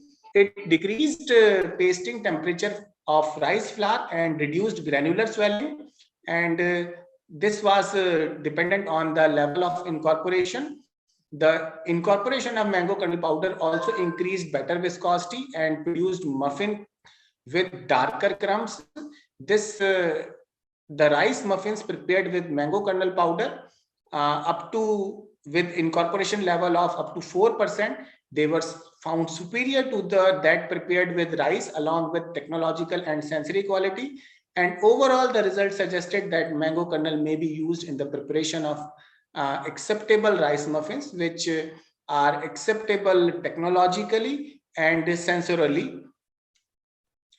These are the references. I acknowledge Dr. Sunil Mittal, Department of Environmental Science and Technology, for allowing me to use his laboratory. And I also thank University for sanctioning research seed money and providing CIL facility. Thank you all. Thank you very much, Dr. Khetan. You have given wonderful presentation, and you have given good ideas related to utilization of mango flour. At present, the mango seeds are being wasted, and it's good. I don't know if the muffins were comparable with the gluten muffins, wheat flour glutens. Sir, actually, this time that work was not done, but yes, it is in our mind, and we are planning to do this, sir, in future. Okay. Okay. Good. However, sir, the values of specific volume of the muffins were comparable to those. Good. Chalo. ठीक है. So, Dr. Vadekar, you want to ask any question? I would like to just get some inputs from Dr. Ketan. Like when you are making bread, like how much maximum, best texture at what concentration you found in case of muffins? Best Sir, texture. Texture, sir, actually was determined subjectively. We have planned to determine that objectively as well using the texture analyzer. But if we talk about the sensory texture, the best results were obtained when mango kernel powder was incorporated at level of 2 and 4. With the incorporation of mango kernel powder in higher amount actually made the crumbs excessively compact. So that's why that actually deteriorated the mouth feel and the textural properties, subjective textural properties of the product. Okay, right. Thank you. So now I think we should close the session. I am very thankful to Dr. Vadekar, Dr. Ketan, and wonderful presentation by Dr. Vadekar and Ketan Shivkani. And once again, congratulations to Vadekar, but party is due. Yes, sir. Party is due. Thank you Right? very much, sir. And I am also very thankful to the organizing secretary, president of AFSTI, and all the organizers involved in this session. Thank you very much to all. Right. Thank you, sir. Thank you. Thank you, one and all, sir. Thank you very much, sir. Thank you, sir. Hello, It was sir. honor to co-chair the session with you, sir. Sorry to interrupt you, sir. But there is one more speaker, Mr. Prashant Joseph. Okay. Okay. Very good. But it was not in the program, it was in the program was Sangeeta, Dr. Sangeeta. No, sir, it is updated program. That's Okay. we got it. Okay. Dr. Vadekar, can you please welcome him? I am also not aware, sir. The Mr. next Prashant speaker is Joseph. whoever is the speaking person, if they can introduce the speaker, we will be in the session. Still continue. Yeah. Prashant Joseph. Yeah.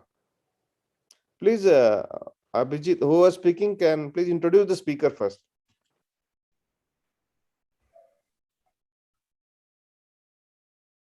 Dr. Prashant, actually, sorry to say that we have not received your biodata. Dr. Vadekar, if you have, you can introduce. No, sir. Incidentally, I also don't have. So So, Dr. Prashant, sorry for that. Please introduce yourself. Okay. Yeah. Yes. Yeah, let me just share my screen, sir. Just I'm just seeing.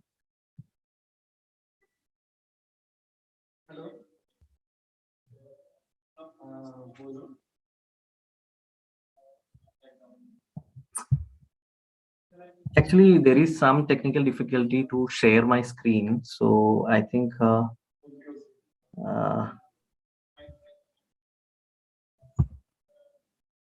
can someone help me to share the screen? Yeah, I think yes. Now it's okay. So, are you able to see my screen, sir? Yes, please. Yes. Okay. Yeah. So, I am actually planning to discuss with you a slightly different topic today.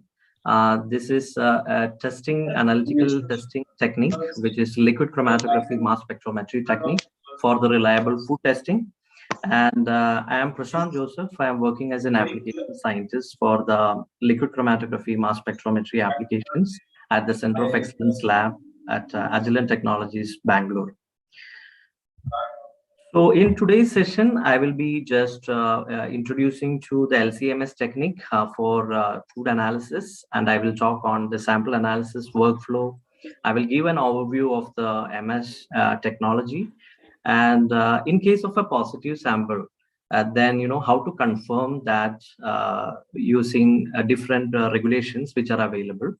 And I can also discuss about some of the example LCMS food applications. Majorly how to test the residues in food and how to test the nutrients like vitamins in fortified products. Also, I can discuss about the food authenticity studies using these techniques. So when we are looking at the food and beverage testing, as you can see, there are so many tests available, starting from the analysis of all active ingredients, vitamins, nutrients, natural toxins, residues like antibiotics and pesticides. There are different adulterants in foods, and then allergen testing. When we talk about the packaging, then there can be some contaminants from the packaging, and also we can do the food authenticity study. So whatever the highlighted portions, all can be done using the LC-MS technique. Whereas these genetically modified organisms, bacteria and microbial contaminations and heavy metals, they cannot be done with an LC-MS technique. We may need to use other techniques for testing these parameters. Now, when it comes to the food testing workflow, it's all start with the sample preparation. So in sample preparation, there are two stages. One is extraction, and the second stage is a cleanup stage. So when we extract the residues from a food material, there can be, all analytes can extract it, but at the same time, there can be some co-extractives, which can also come into the final extract. So we need to avoid these co-extractives because it can create a lot of trouble during the analysis. So for that, we use a cleanup procedure. So after the extraction and cleanup of the sample, then we can inject that sample into the LC-MS instrument. And the first stage of analysis is a separation technique. So it will be going through a chromatographic technique, and all these analytes get separated from each other. And at the same time, all these analytes are getting separated from the sample matrix. And after the separation, the detection happens. So in detection, you can do two types of detection. Either you can just screen all the compounds which are present in the food sample, or you can do the quantification as well. Now, when we are classifying these LC-MS technique, there are majorly two classes. One is like nominal mass LC-MS systems are available, mainly for the quantification aspects. And then there are other LC-MS technique, which we call it as accurate mass high resolution equipments, which can be used for the unknown identification or food authenticity analysis. Now, when we wanted to confirm the presence of a compound in a sample, as per the regulation, so majorly there are two regulations, one for the pesticide analysis and another one for the antibiotic analysis.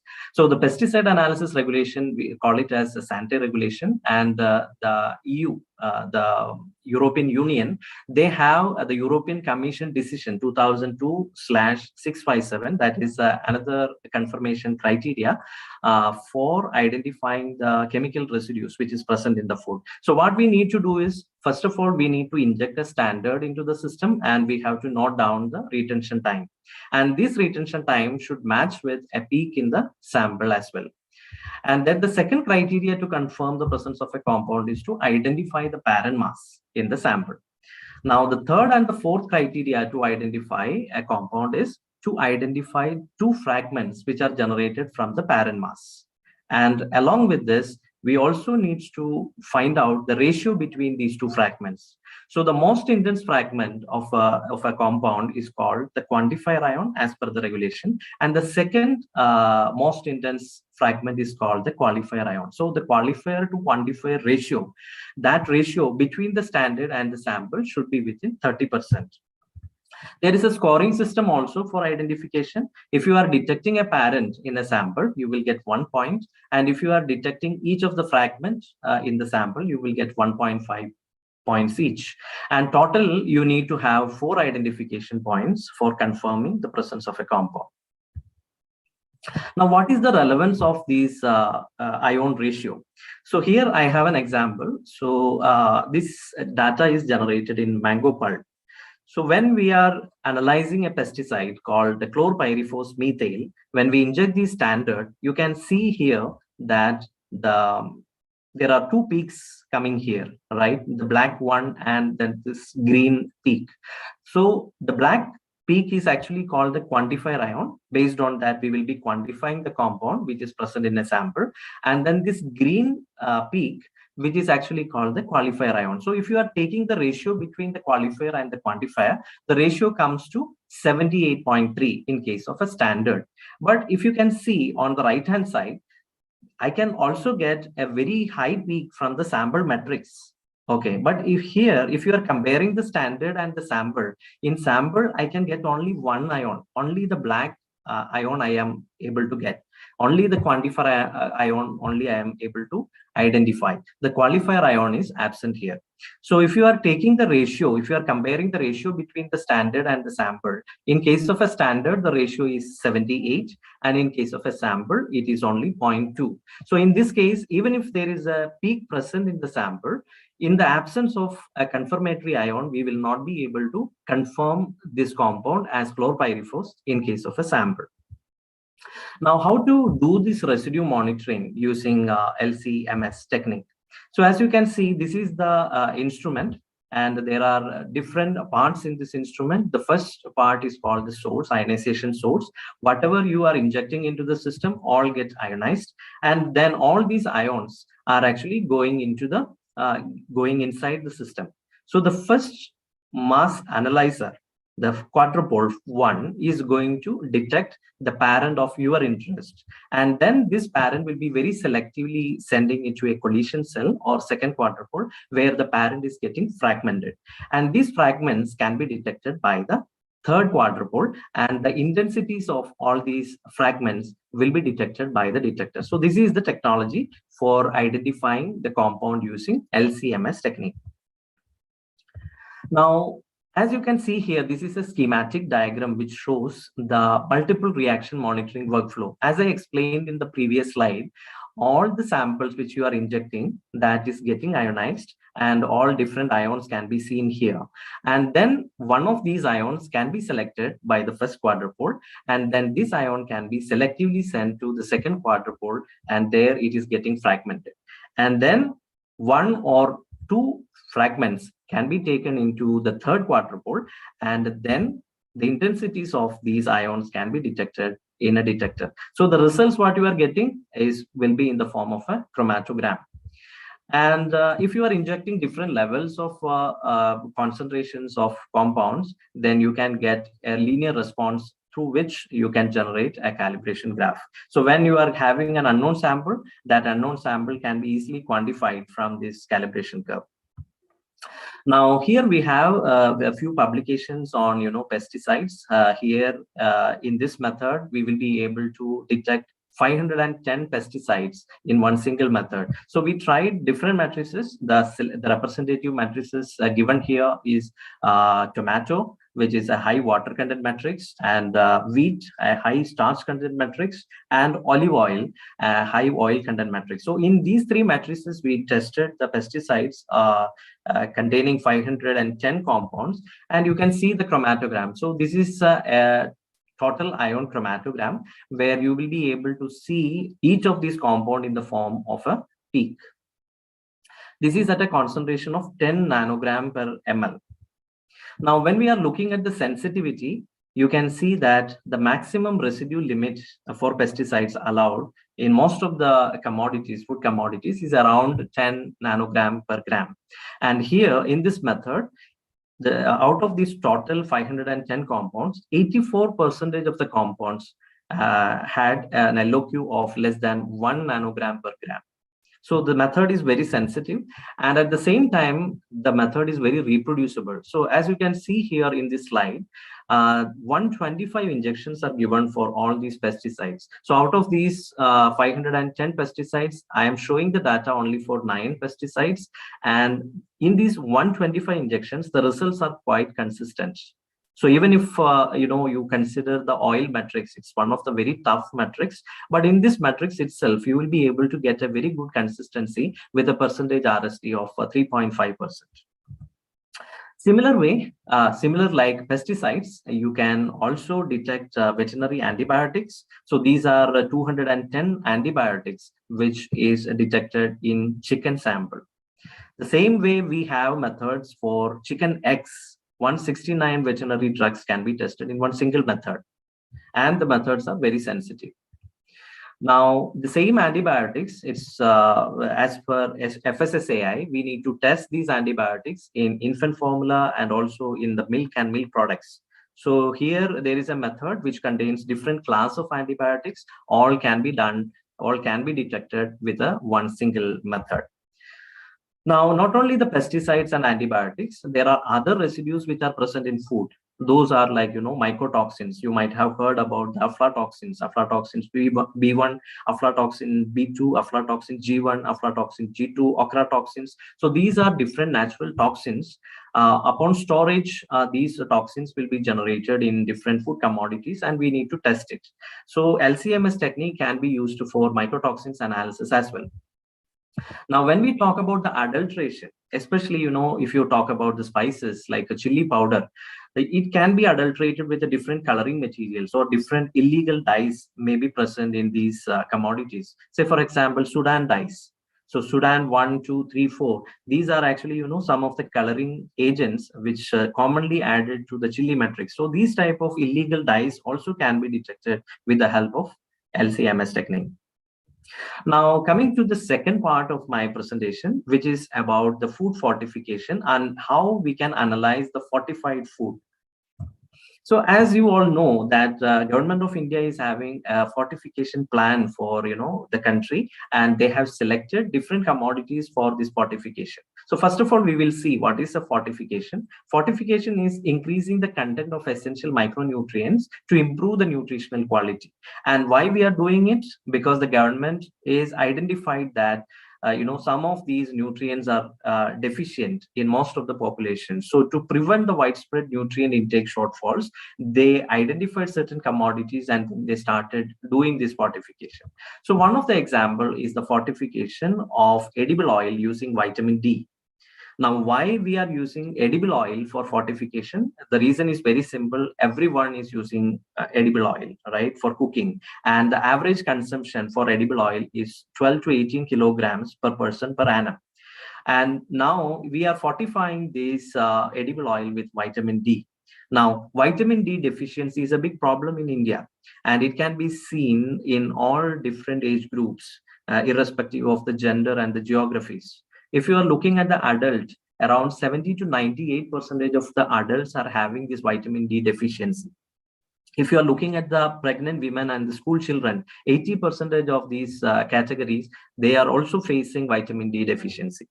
So now vitamin D is getting added into this edible oil, and all these brands now contains vitamin D. But now the quality control is very important. The vitamin D should not be at a very high level, and it should not be at a very low level also. So the quality control, how to test this oil for vitamin D content. So for that we have developed a method, and this method is based on saponification technique. So we'll take the oil and we processed it with saponification, and once the saponification is completed, then we have to extract the vitamin D from the sample using any extraction solvents like petroleum ether. And once it is extracted to petroleum ether, the layer can be completely evaporated, and then the residue can be reconstituted with the mobile phase. So these are the calibration curves generated for two forms of vitamin D, which is ergocalciferol and cholecalciferol. So we can go up to 50 ppb level. It's a very tricky analysis. We need to take care of a lot of things like, the light sensitivity is a big problem with the vitamin D. And also while you are saponifying the sample, there can be some degradation because of the heating. So we need to add some antioxidants as well. So with all these, precautions, we will be able to do the analysis of vitamin D in edible oil. And then the third part of my session is about the food fraud and food authenticity. So how to identify the food fraud and how to authenticate the food which is available in the market. So you might have seen a different news which is about different type of mislabeling and the food fraud. Say for example, you can see here adulterated chili from India, and also you can see adulterated honey, and here we have fake olive oils, horse meat scandal. So all these are the problems which is related to the food fraud, and every day you are going to see these type of news. right? So LCMS can also be used for identifying the food fraud as well. So before going to the details, I can quickly go through the definition. What is a food fraud? Any action taken by any business or individuals that can deceive other business or individuals in terms of misrepresenting the food ingredients or food packaging that brings about a financial gain. So this is a definition given by Elliott in 2018. And now the question is, what is meant by authentication? The analytical investigation of the genuineness of food and feed with regards to their composition and origin. When I am talking about the composition and origin, I can able to identify the type of the sample. I can able to get the information from which region these commodities are coming from, and what is the production process they have used while making these different commodities. So now, if you are looking at this technique which you are using for food authenticity analysis, here we are using an HRMS, or high resolution accurate mass equipment. And in this instrument also, just like triple quadrupole, which we discussed earlier, there is an ionization source followed by a mass analyzer, the first quadrupole, and then there is a collision cell for getting the fragmentation pattern of each of these components which is present in the sample. And then instead of the third quadrupole, in case of a triple quad, here it is replaced with another mass analyzer called time of flight. So this time of flight tube will be giving the accurate mass of each of the components which is present in the sample, and the intensity of each of these ions can be measured with the help of a detector. Now, how to go about finding food fraud? First of all, what we need to do is we need to develop a prediction model. All right. For getting the prediction model, we should have some authentic samples.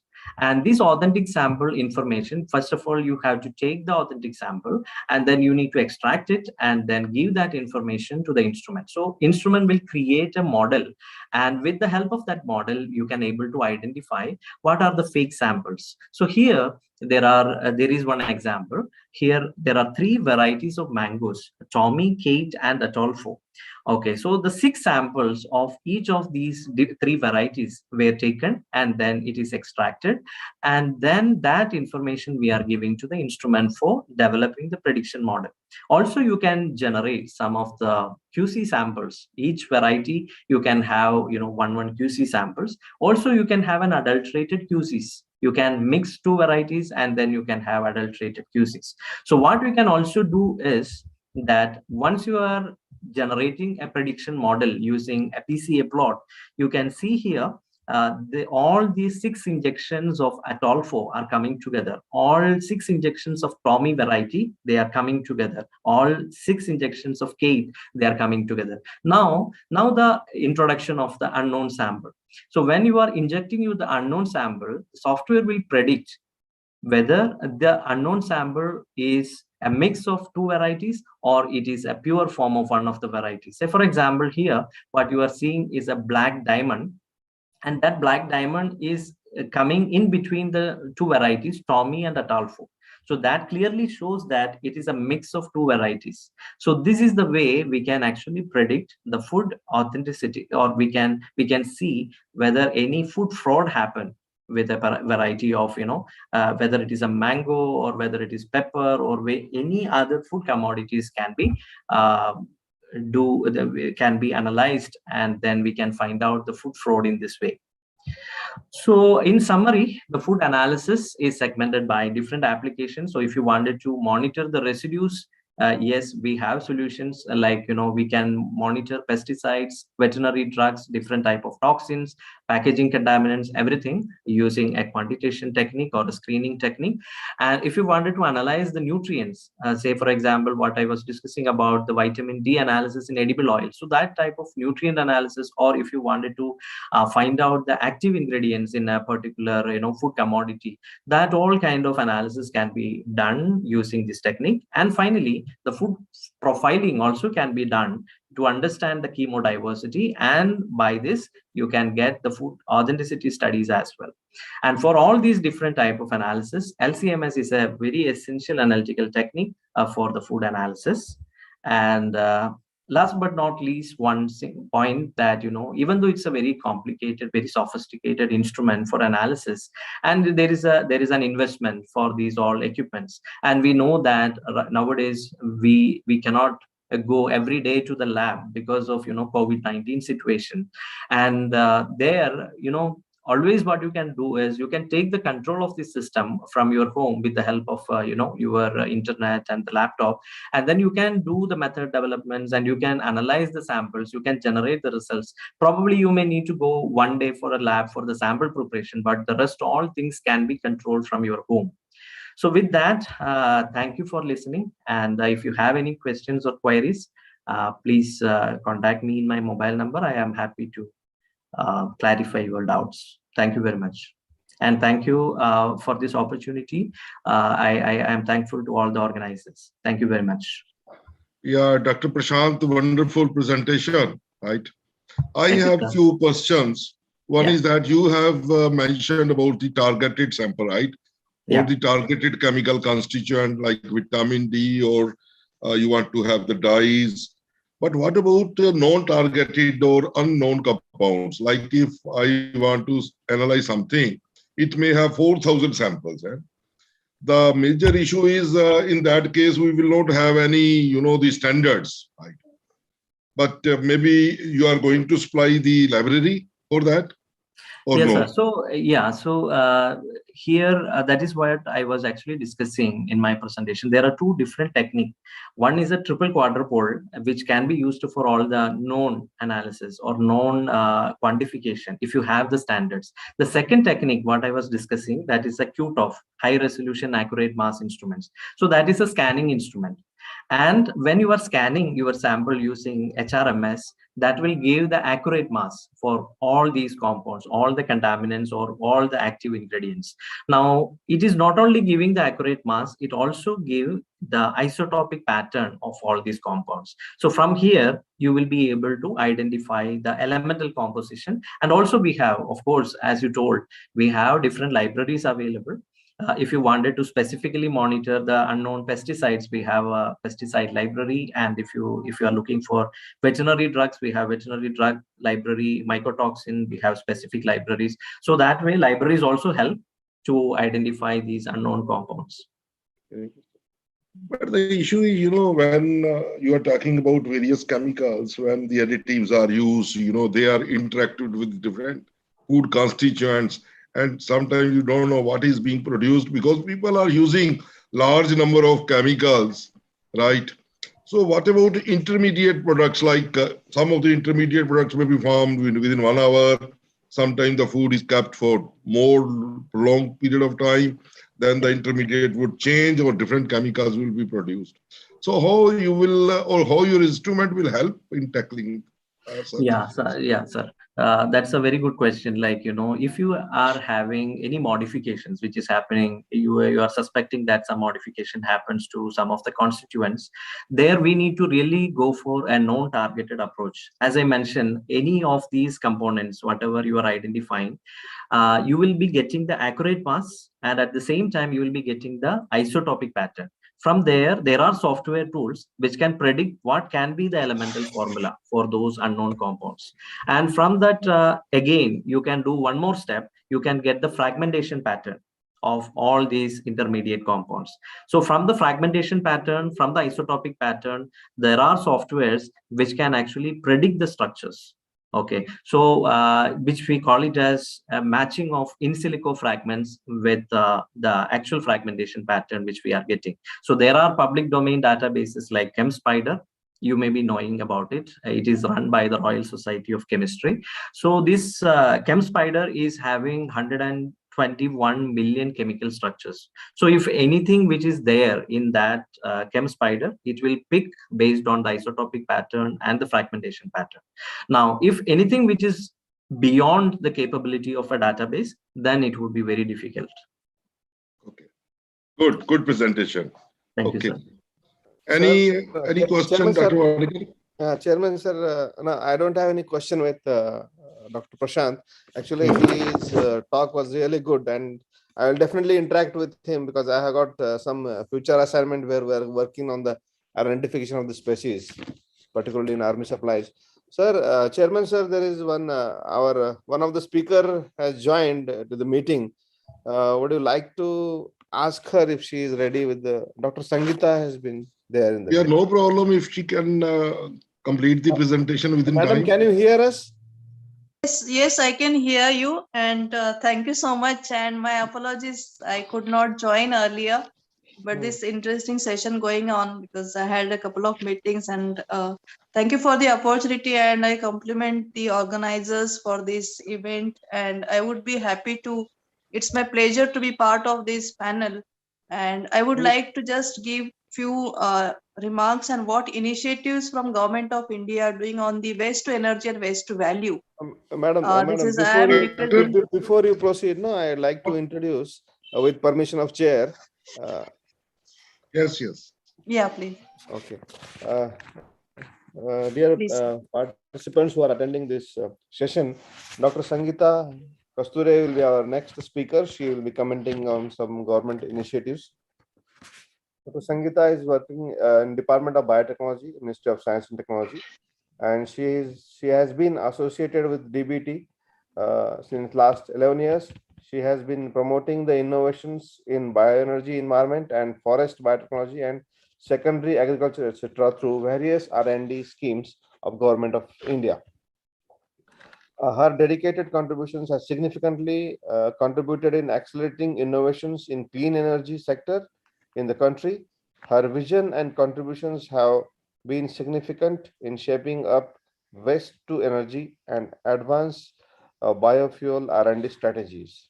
Dr. Sangeeta has played a crucial role in setting up 5 centers of excellence for advanced biofuel research, public-private partnership, demonstrated project, and fellowship schemes for capacity building in bioenergy area. She has been instrumental in setting up an interaction incubation center in clean energy to provide suitable ecosystem to innovators and startup at early stage of innovations.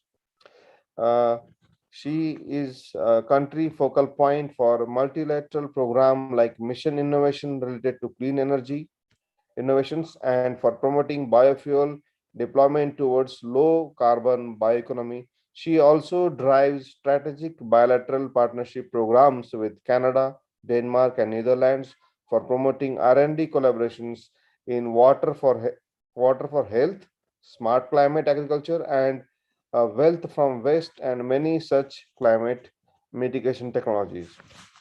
To briefly, I'll just close her introduction. She is a member of various scientific advisory committee and governing councils and steering committee constituted by Government of India in international platforms. So with her brief introduction, since we are crossing the session time, I have cut short, madam, your introduction. I request, incidentally, one point I would like to mention. She is a graduate from VNMKV Parbhani, where my alma mater sir was graduate. So it's a nice thing for me to, it's honor for me to introduce you, madam. I request you to say your remarks, madam. Thank you. Thank you so much, Dr. Wadikar, for this introduction. This was a very long, and I am very much privileged to talk in this forum. And as you mentioned, I am the student of College of Agriculture Technology, Parbhani, which is now the Vasantara Naik University, and very privileged and honored to be part of this today's event. And as you mentioned, I am representing Department of Biotechnology, which functions under the Ministry of Science and Technology. And I am basically looking at how waste can be converted, the waste carbon can be converted, utilized to value-added products. We all know that recently during COP26, our Honorable Prime Minister also mentioned about the Panchamrut. Panchamrut, which is the 5 elements where we are reaching at the net zero, because we know that currently we are all handling the situation, the challenges with the COVID pandemic, and if we don't have to see foresee the climate pandemic, we all need to take actions in this regard. So every citizen, every household level, we need to capture how we can reduce the waste carbon and how we can utilize the carbon. So that's what government has many initiatives, but every citizen's, its individual's responsibility to minimize the reuse and recycle the waste carbon and those things. With developing India is the emerging economy, and with developing manpower and purchasing power, there is also a lot of waste is produced. And so government and many other initiatives are there, how we can utilize these initiatives. We have also heard about the agriculture residues are burned and during winter season. You might have heard about it. Northern states, countries, Punjab and all, Haryana, there the residues, rice straw, wheat straw is burned. So we can utilize these residues, agriculture residues after harvesting, because there is a very short period of time after harvesting, and immediately all the farmers, they need to go for the another crop. So during that 15 days period, normally they need to clear their land. So this waste residue can be converted. We can add value to this waste by converting it to the fuel or value-added products. So this is there are technologies. The Government of India department has specifically set up 5 energy centers. We are working on converting these waste residue into 2G ethanol, that is ethanol, so which can be utilized for blending into the gasoline.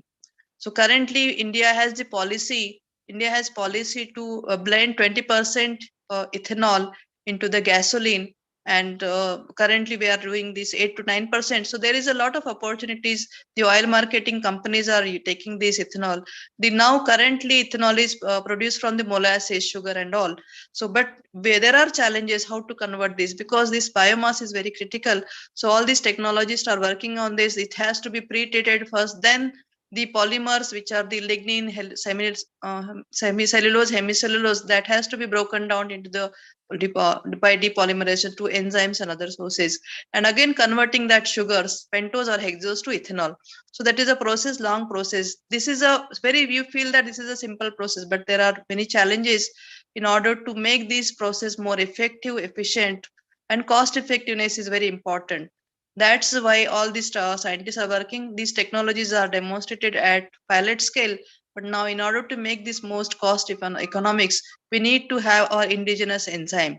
So there are few scientists that are working on the cellulitic enzymes, which can convert this efficiently, these polymers into the normal glucose. Another opportunity is that converting the waste carbon, like for example, vegetable waste from the market yard, you see a lot of vegetable waste is converted and that is taken to the landfill site. How we can prevent this going to the landfill site? Because there are mountains in every cities, and how we can utilize these waste carbon from these either industry waste, market waste, kitchen waste, hotel waste into biogas. So there are biomethanation technologies, that anaerobic fermentation technologies, which can convert these food waste into the methane, and that methane is taken either for the power generation or it can be bottled and used as the fuel. So these are a couple of technologies and opportunities are there which can be used for this. Besides this methane and all, also we can also use these things for the jet fuel. Now some of the sectors are hard to abate sectors. For example, aviation fuel. Again, these all carbons can be converted to aviation fuel. And polymers, now also we are proposing to develop more polymers from the cellulose and hemicellulose and lignin. They can be used for the converting biopolymers, biodegradable polymers, where we can have more value addition to these things, and we can contribute to the economy of these things. So Government of India has supported these technologies and R&D scale, demonstration scales, and also through this international cooperation, government is also working together with the member countries under the Mission Innovation umbrella, which is again supporting the clean energy innovation in order to make the clean energy accessible and affordable for all. The food industry, coming to the food industry, there are again post-harvest technology. Fruit and vegetable is a very big market, and the sector, after processing this, whatever residues are there, again there is a lot of carbon is available. So that carbon also can be utilized, can be very easily converted, and in fact that is more rich in sugars. So that very easily that can be utilized for the energy or different value addition purposes. So with this, I don't want to take time, but I have not prepared my presentation, but I just thank you for the opportunity. Actually, I was about to say that this is going to be rescheduled, but it is very valuable. And if there are any questions for anything, I would request all the participants to look at the Department of Biotechnology website. And there are many multiple schemes for nutrition and health sector. Beside that, secondary agriculture is also taking up very good shape. And there are a lot of opportunities for faculties and researchers to get funding from the Department of Biotechnology and other such agencies. With this, I thank all the panel members and chair for giving this opportunity. And if there are any quick questions, I would be happy to take. With this, I would stop here. Over to you. Yeah. Chair. Dr. Sangeeta, wonderful talk. Thank you very much. Dr. Wadekar, can you please conclude?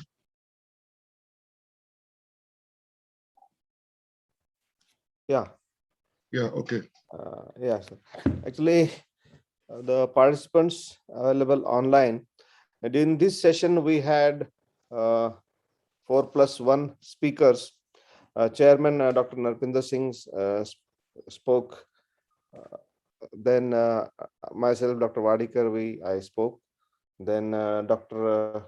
Ketan spoke regarding the muffins and incorporation of mango kernels, mango kernel seed, right?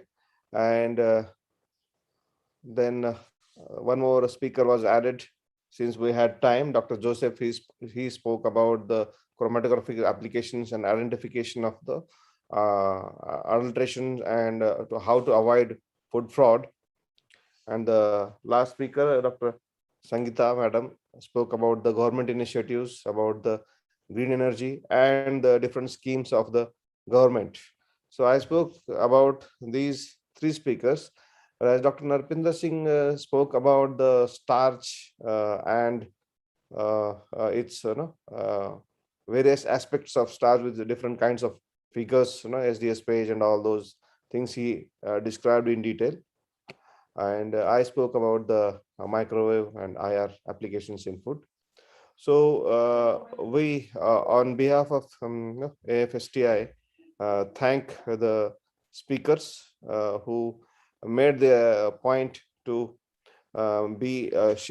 spare their time and deliver the lectures in this session. I also thank all the participants who attended this program. On behalf of organizers, though I am not an active member of the organizing team, but I thank chairman of this session for chairing the session very nicely and allowing the additional speaker and taking care of the speaker who joined a little late. That's really nice of you as a chairman. I thank you, Dr. Narpinder Singh, on behalf of AFSTI and ICFOST team for the session.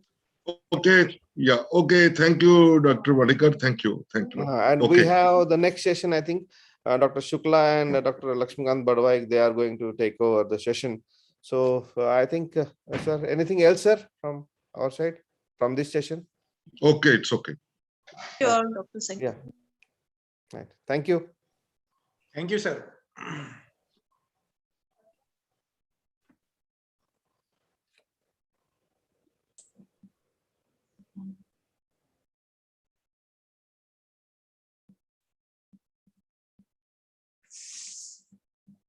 Thank you, everyone. I request the members be online because our next session will start with the same link in the same place.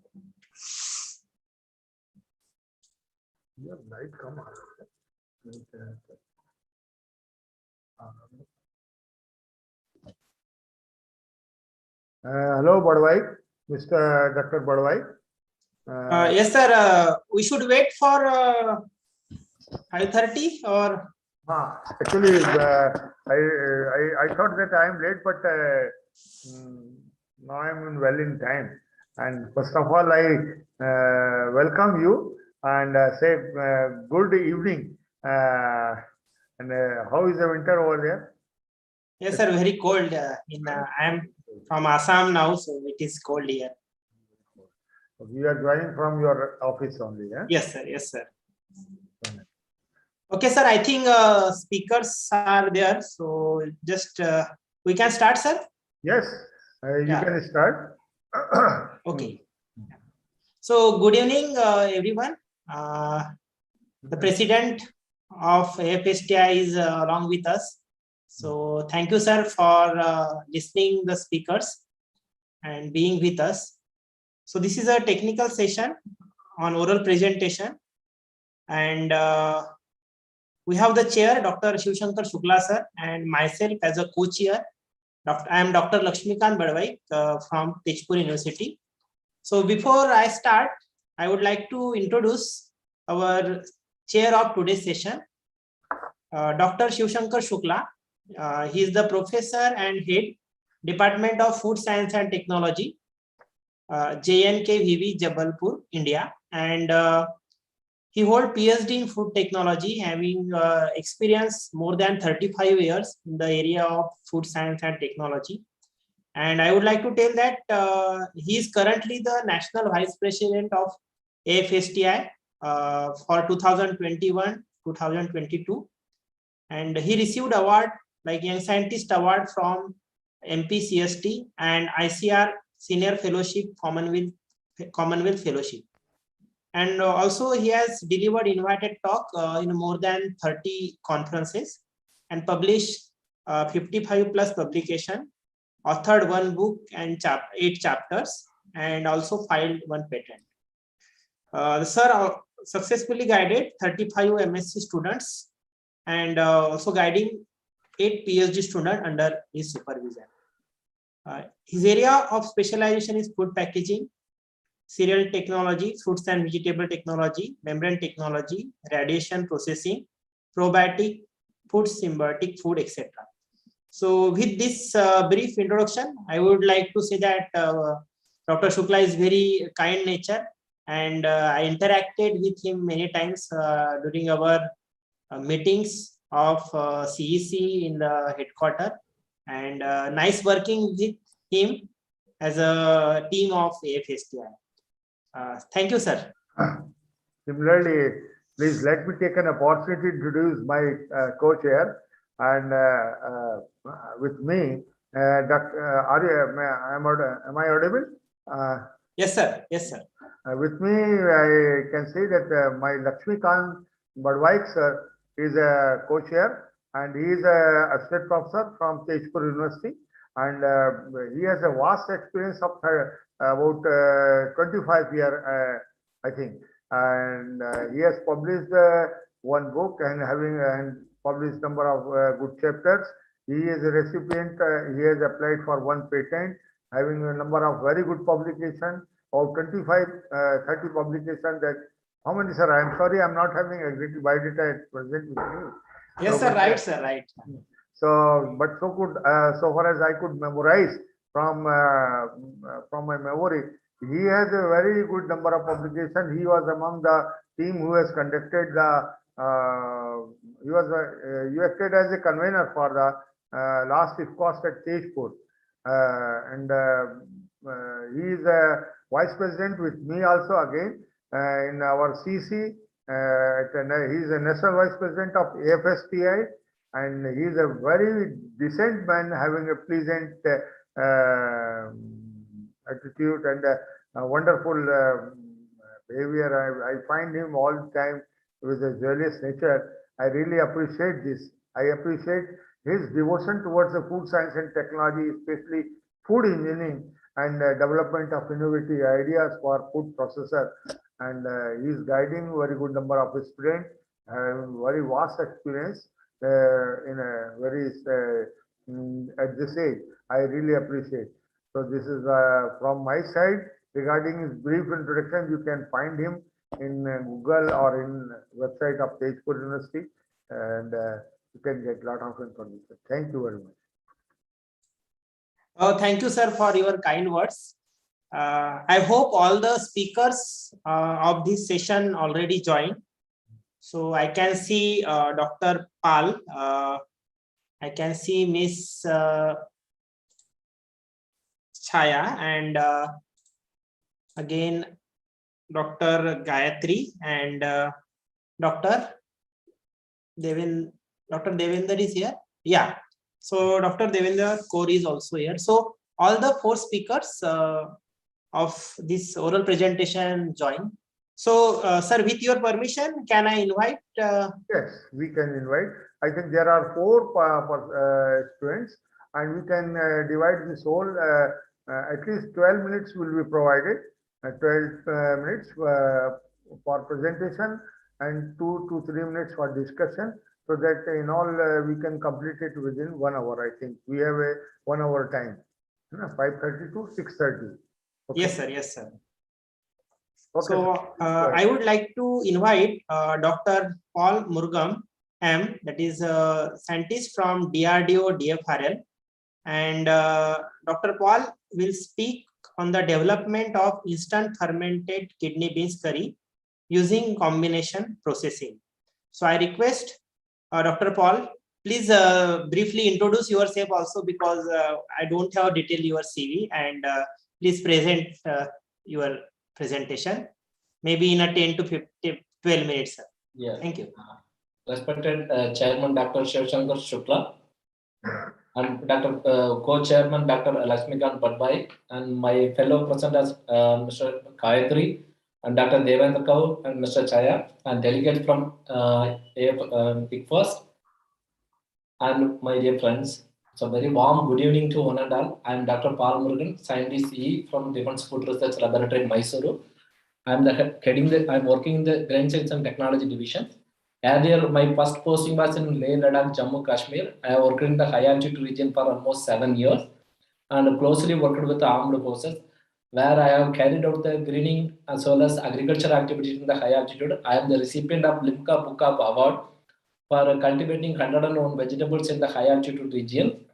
I also received many awards, Technology Group Award, DRDO Scientist of the Year Awards, and all.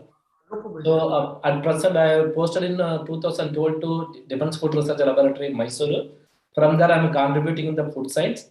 To my credit, I have more than 55 publications, and I have filed 5 patents in the instant food and Jiffy food products. The Jiffy food products developed by me is reconstituted within 3 minutes by a mere addition of hot water. There is no need for the simmering. I will also develop the honey cubes to overcome the problem of seasickness when the sailor is going to the sea. It is a very brief introduction about me. Can I start the presentation, sir? Yes, you can go ahead, please. Please start. Yes, sir.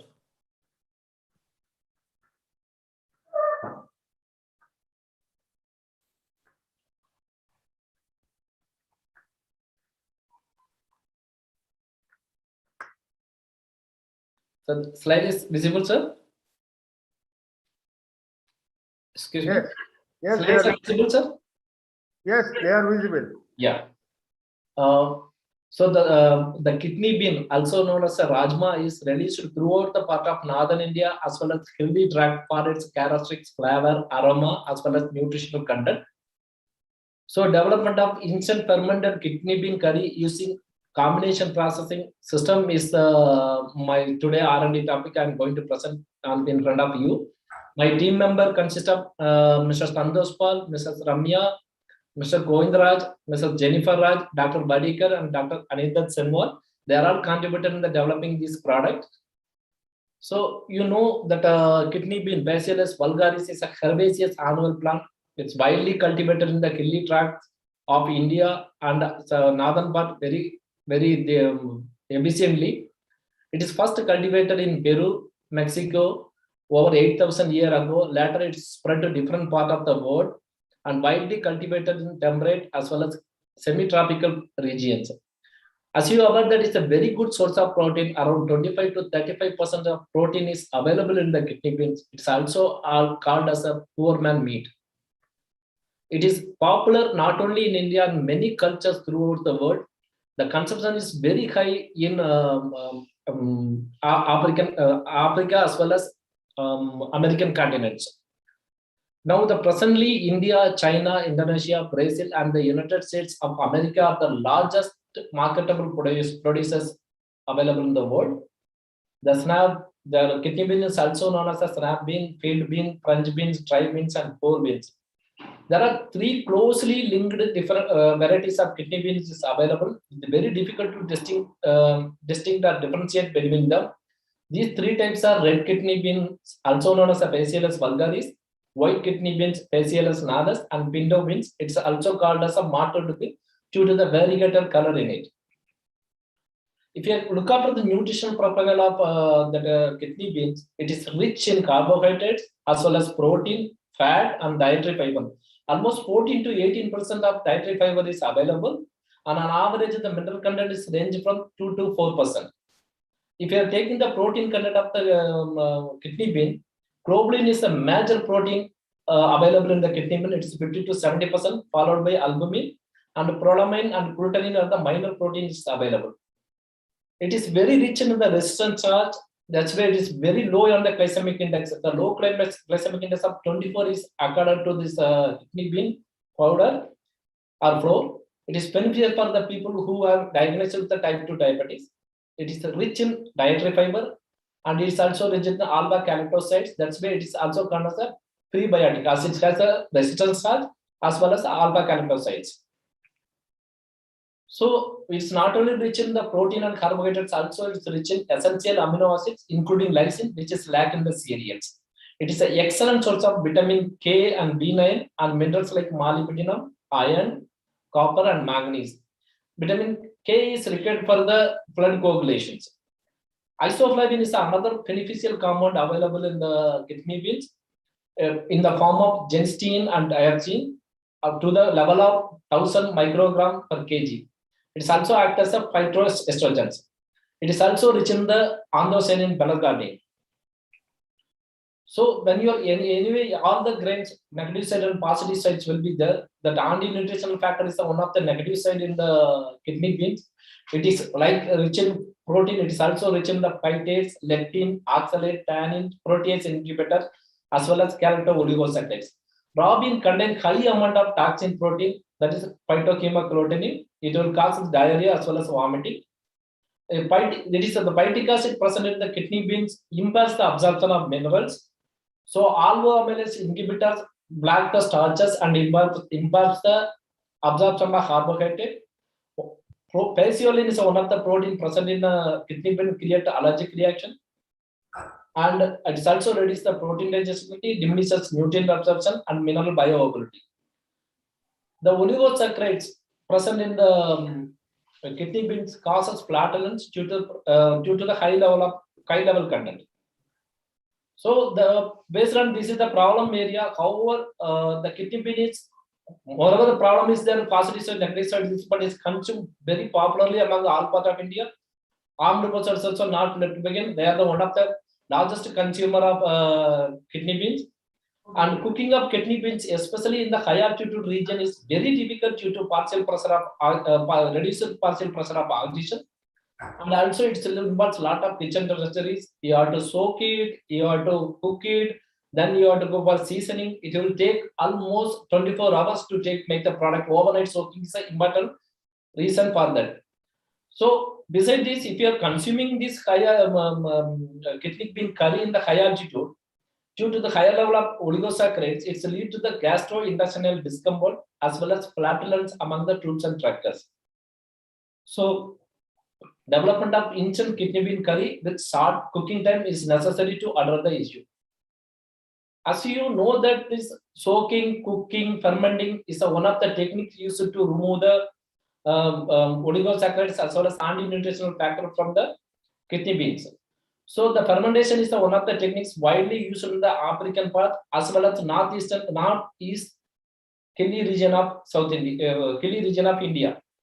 The northeastern region, many fermented food products are developed using the soybean. However, only few reports are available about the kidney beans. So we use the preservation technique of fermentation technique to make the kidney bean edible throughout the high altitude region or different operation regions. So a fermentation is one of the preservation technique used to counter the spoilage. It is the oldest and most economical method. The fermentation increases the flavor, increases the digestibility, improves the nutritional and pharmacological value. Most of the microorganisms used for the fermentation is lactic acid bacteria, includes lactobacillus, lactococcus, enterococcus, streptococcus, and their group.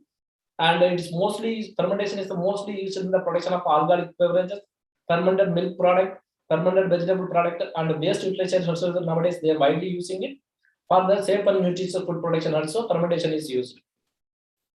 So the food prepared by fermenting the raw ingredient of plant or animal sources naturally or mixing it with starter cultures containing functional microflora is called as a fermented food. So in this study, we are going to use the fermentation as one of the technique to increase the digestibility of the kidney bean.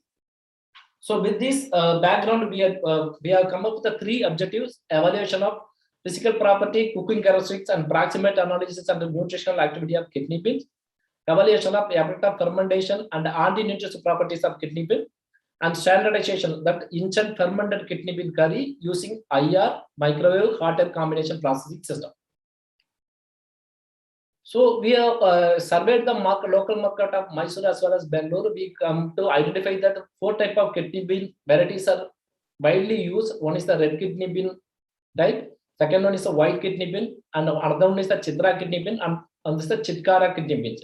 These 4 kidney bean varieties are procured from the market, and they cleaned and properly packaged and put it in cool room for the further analysis. We evaluated following physical properties like bulk density, tab density, true density, 1000 seed weight, titration index, and swelling index. Proximate analysis such as moisture, total fat, total ash, protein, and carbohydrate content. Anti-nutritional activities such as tannin, phytic acid, trypsin inhibitor, raffinose, and stachys as per AOAC method and standard procedure given in the tab. So we analyzed all 4 varieties and found that the bulk density, tab density, true density, 1000 seed weight, hydrogen index, swelling index found to be good in the red kidney bean variety. The white, Chitra, and Chitkapara varieties found to be almost similar on other characteristics. So based on, then we have also studied that nutritional profile of kidney bean varieties.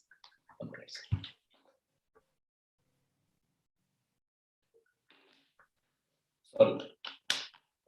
So we procured the 4 variety, and the white kidney bean varieties contain high amount of moisture. The total fat content and total ash content and the protein content found to be higher in the red kidney bean variety, and the carbohydrate content was found to be high in white variety. So besides this, we also studied the anti-nutritional factors in the kidney bean varieties. We have studied about phytic acid, tannin, trypsin inhibitor, and raffinose activities.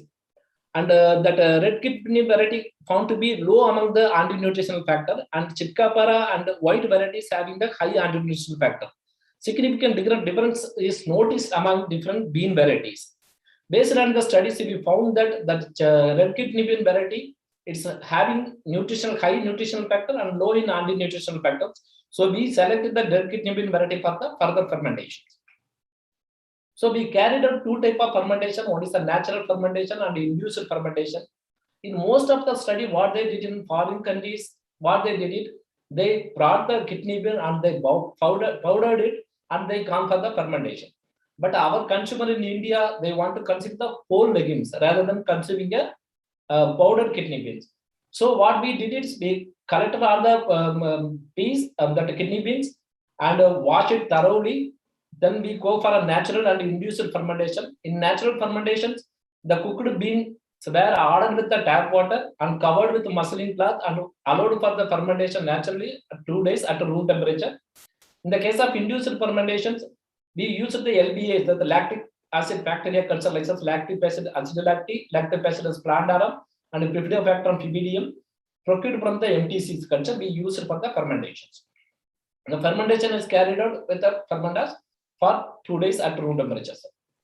So this is a process flow chart we followed for production of fermented kidney bean curries. That is the cleaning and washing, soaking in the buttermilk. Our earlier studies showed in when the beans and as well as Bengal gram sold in the kidney buttermilk solution, it's given better installation. So the same technique we used for the soaking of kidney bean curries. Then after that we trained buttermilk and water solution.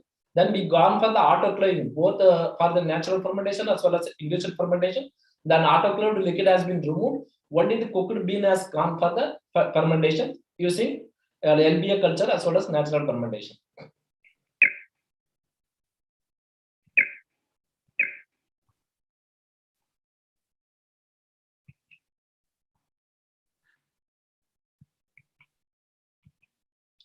After that, the fermented, after 24 hours of fermentation, we took back the materials and washed thoroughly with the sterile water, and we packed in polypropylene pouches and kept it in -18 degrees centigrade for 24 hours. Then at the freezing conditions, the freeze the dehydration is one of the technology we use for the installation of any dal varieties. The same we are applied here also. After that, we followed 3 types of drying. One is a cabinet dryer, another is a fluidized dryer, another is a combination processing system. This combination processing system consists of IR microwave as well as hot air developed by DFRL first time in the country. It has added advantage over than the conventional method of drying. Then after that, tried to level up 8% moisture content. Then we've gone for a preparation of spice mix, then mixing up the optimized spice mix and negated fermented kidney beans. And we analyzed for the reconstitution by simmering in the hot water. This is the procedure.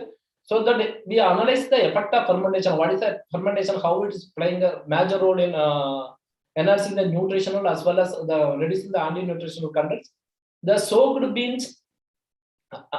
If you are going to the nutritional profile, there is no much significant differences noticed among the cooked bean and fermented beans. Either if you go for a natural fermentation as well as induced fermentation. Only the moisture content and ash content and slightly the protein content was changed in Bifidobacterium content. Lactobacillus shows the highest level of carbohydrate, and the Lactobacillus plantarum shows the highest level of ash content. But if you are cooking for the anti-nutritional factor, definitely this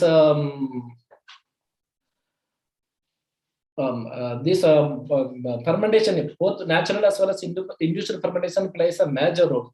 Phytic acid is one of the important anti-nutritional factors available. When you are soaking and cooking itself, almost half of the amount has been reduced. Further, if you are going for the fermentations significantly reduced to 50 to 60% of the phytic acid content in the plant in the kidney beans. The phytase, that is herbal phytase available in the microflora, it plays a significant role in the reduction of phytic acid content in the food product, kidney bean content. The same way the tannin content also reduced to up to 50 to 60%. Trypsin inhibitor also reduced up to 50%, and the raffinose content was almost reduced to 70%, and stachyous content is almost reduced to 80%. So the table shows that the effect of enzymes available, enzyme as well as active components available in the lactic acid bacteria as well as natural fermentations, which plays a major role in reduction of anti-nutritional factors in the fermented kidney beans. So the if you are comparing with the natural fermentation and induced fermentation, in our cases, mostly that induced fermentation give a good result when compared to the natural fermentation. Most of the studies they showed that natural fermentation is showing the good result, but because they use the powdered sample. Here we use the whole grain, so the microflora available in the whole grain may not be that much amount when compared to the powdered grain. They may not be activated. It shows that induced fermentation shows a very good result. Among the induced fermentation also, lactobacillus acidulactic and showing the good results.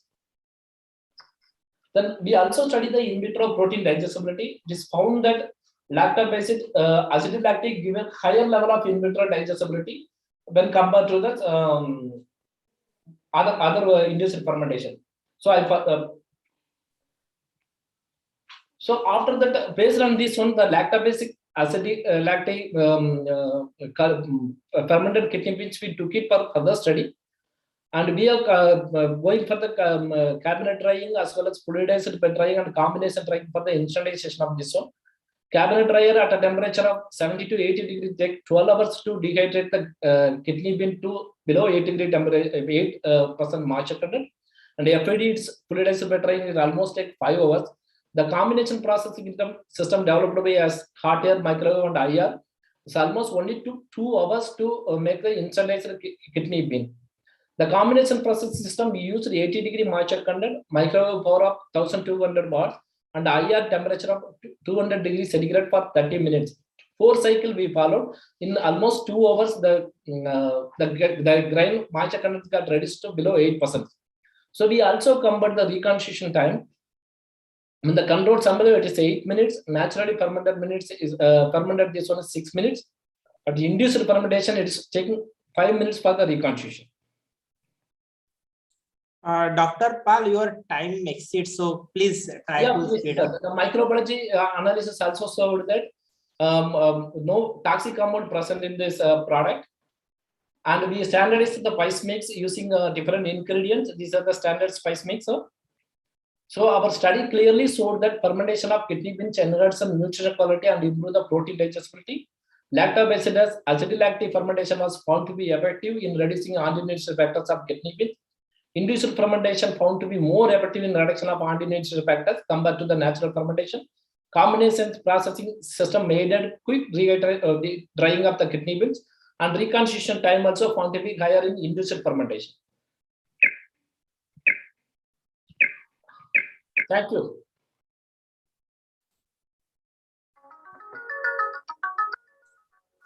Okay, thank you, Dr. Pal. Yes, sir.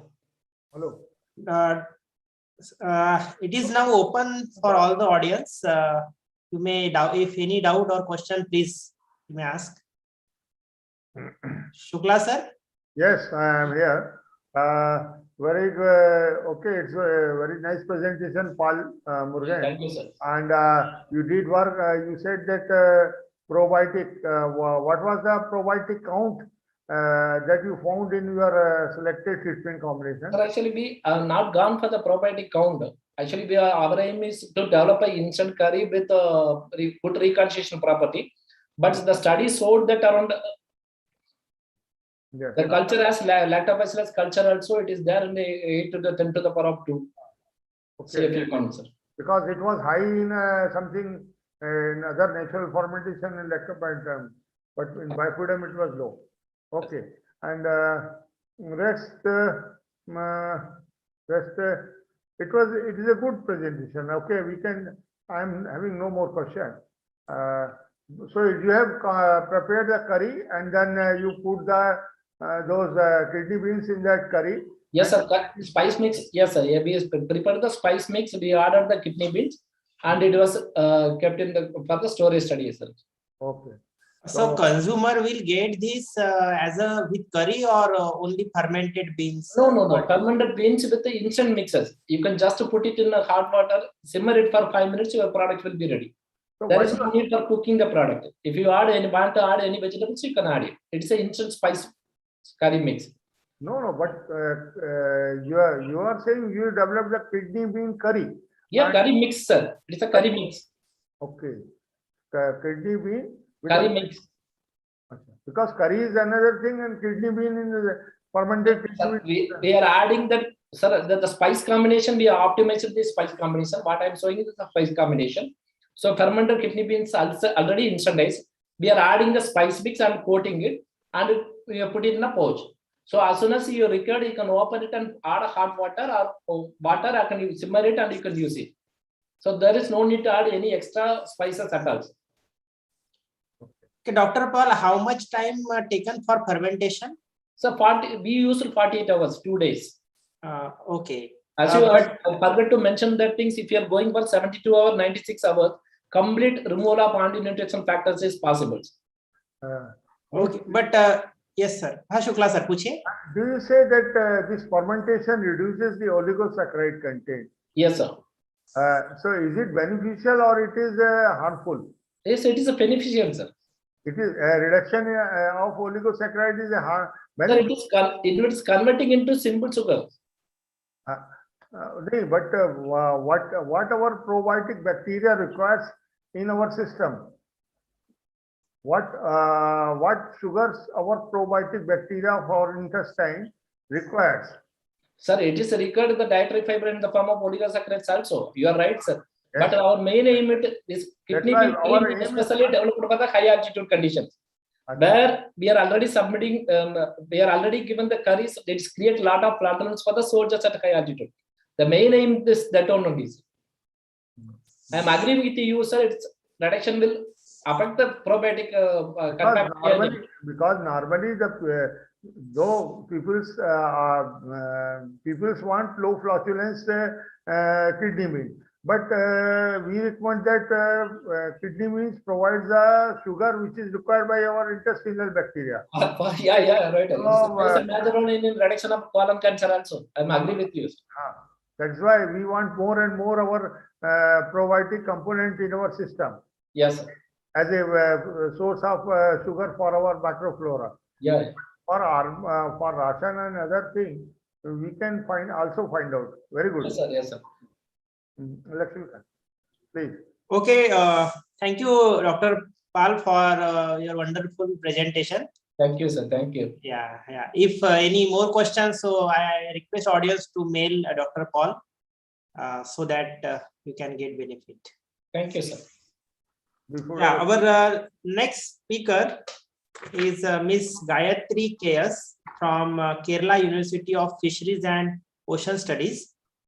And Miss Gayatri will speak on banana pseudostem and inflorescence as a potential storehouse of bioactives, extraction optimization. So I request Miss Gayatri to introduce yourself briefly and present your presentation. Please, ma'am. Thank you, sir. A warm good evening to all of you, respected dignitaries. Thank you so much for giving me such an opportunity to present before such renowned persons. I'm Gayatri. I'm research scholar. I'm a PhD student in Kerala University of Ocean Studies, Kerala University of Fisheries and Ocean Studies. Sir, can I share my screen? Yes.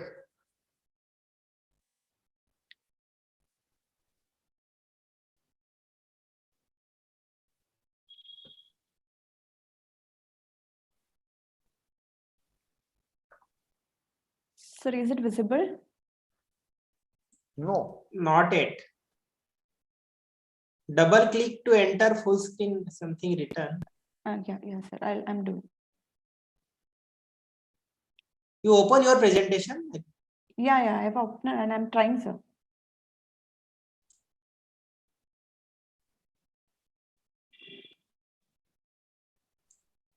Yes, visible. Is it visible now? Okay, now it is visible. Please go ahead. Go fast. Okay, sir.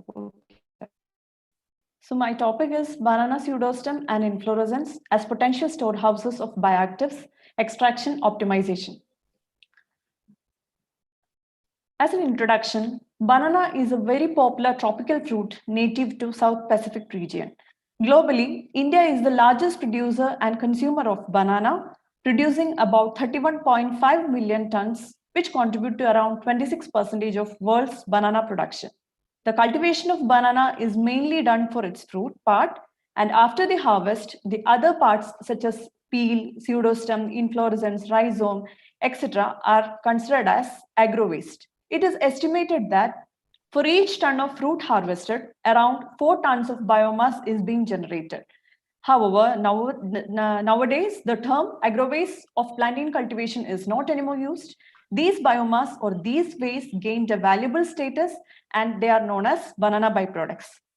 Recently, banana byproducts, especially banana pseudostem and inflorescence, have been identified as a great source of phytochemicals. They must be properly utilized and there is a new horizon for value addition. Natural plant bioactives generally have an optimum concentration at which they act at its maximum.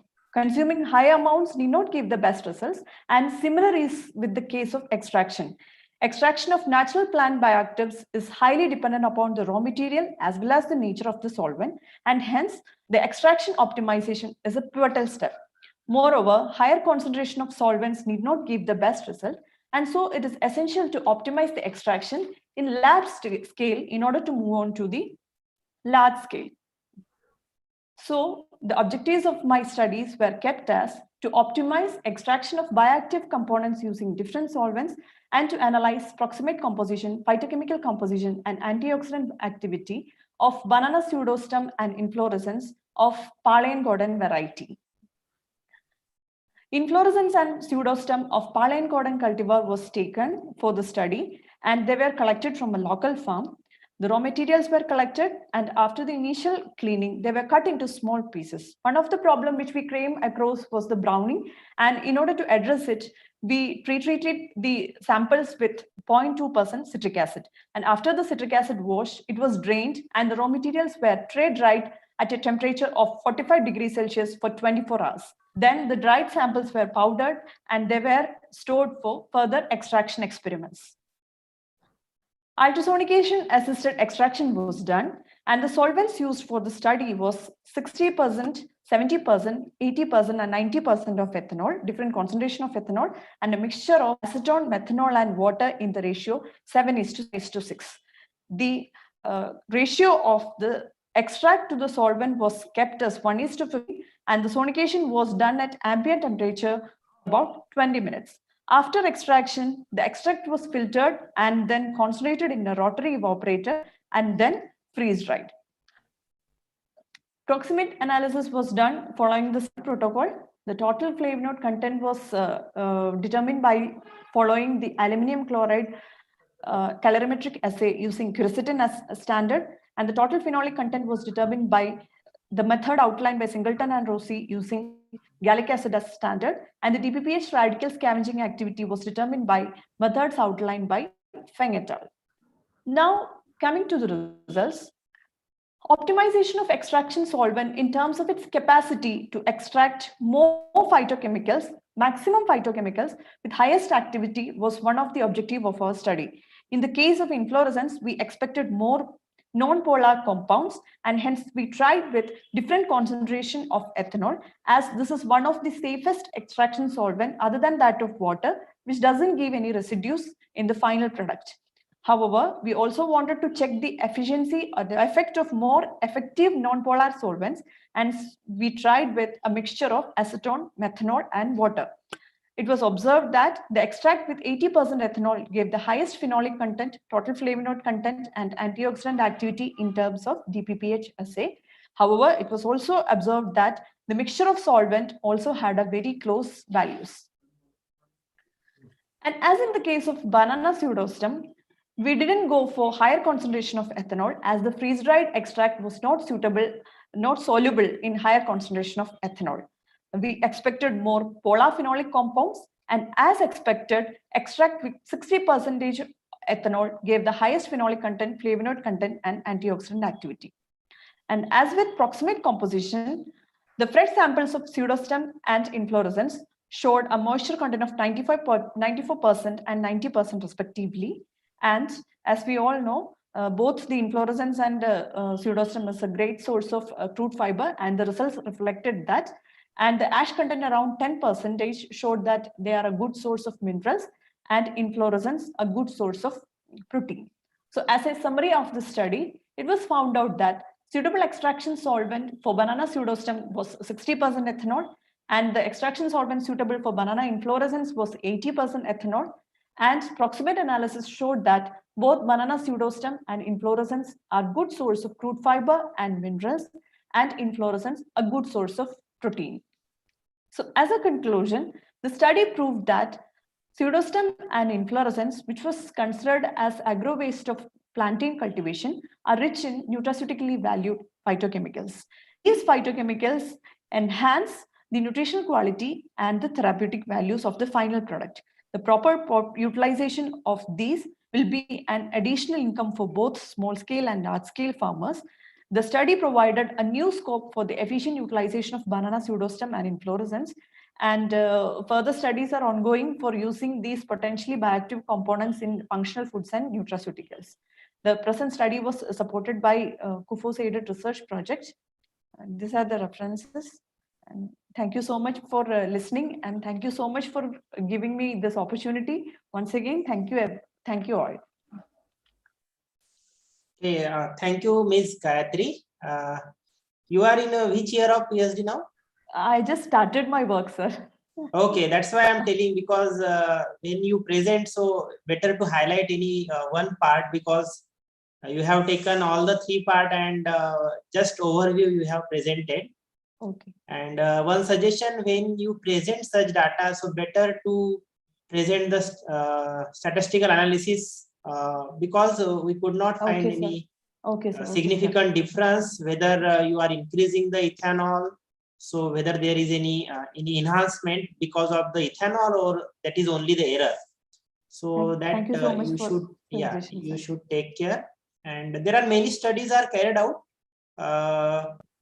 So in fluorescence, which bioactive compound have you gone through or seen in the literature? They are present. Not Sir, only phenolic compounds, mainly phenolic compounds. Okay, no, there are many phenolic compounds. You may be knowing details or literature. Actually, I haven't gone that much into the details. I just started. So I'll be doing, for the studies are undergoing, and I'll be doing that, sir. So whenever you extract, identification is very important. Otherwise, Yes, sir. Yes, sir. We are about to do that also, sir. HPLC, that also we are about to do, sir. Okay. Thank you. Best of luck. Thank you, sir. Dr. Shukla? Yes, work is okay. But as Dr. Barwai said, statistical analysis is a must. But okay. my few questions are there. That processing and utilization of pseudostem of banana is one area which is very important, because it is a waste of a banana plantation. And from a long time, people are searching its utilization, and it is already being utilized for some paper making or cloth making or other purpose they are using. Non-food applications, sir. And food applications is already being utilized. So now when the things are being utilized, we cannot say it's a waste. You know? Now your study says that it contains a lot of bioactive compounds. So what about the bioavailability of these bioactive compounds in a processed product? Have you taken? You have not taken in this presentation. So no, sir. Actually, we will be doing. We are moving ahead to that, sir. Okay. So because if you add or if you mix it with some ingredient, raw material, and what about the bioavailability of these bioactive compounds? That is important. Okay, sir. We'll be checking that, sir. So okay, that is important. Okay. So that was my issue. And pseudostem and okay. Rest no question from my side. It's okay. Okay, from audience, if anyone wish to ask. If no, then thank you, Ms. Gayatri. Thank you, sir. Thank you, sir. Yeah, thank you for your time. Now I would like to invite Dr. Devender Kaur from University of Allahabad. Dr. Kaur will speak on the nutritional, functional, and antioxidant properties of bran from 6 selected wheat cultivars. I request Dr. Devender Kaur to please introduce briefly and present your work. Please, ma'am. I'm working as an assistant professor in the University of Allahabad from the last 13 years. So I'm published more than 40 publications and a number of chapters in edited books. And I have also published one edited book and done 4 projects, 2 as a PI and 2 as a co-PI. That's it. Okay, good, ma'am. Please present. Okay, I'm sharing my screen.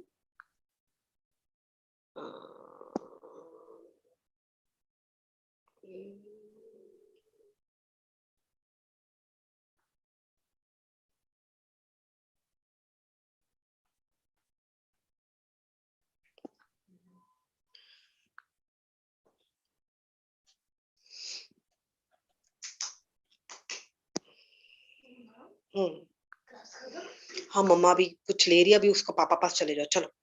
Class खत्म होगी।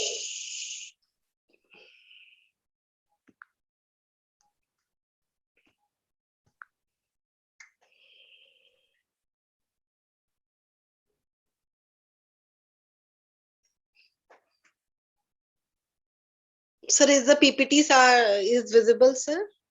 Yeah, ma'am, visible but very small. I think you turn your mobile horizontally, I think. Actually, sir, my laptop is giving some problem. That's why I open it in the phone, sir. Yeah, ma'am, please hold it horizontally so that I think. Okay. Is it okay now? No, ma'am, same. No, again, rotate it. Yeah, rotate, ma'am, please.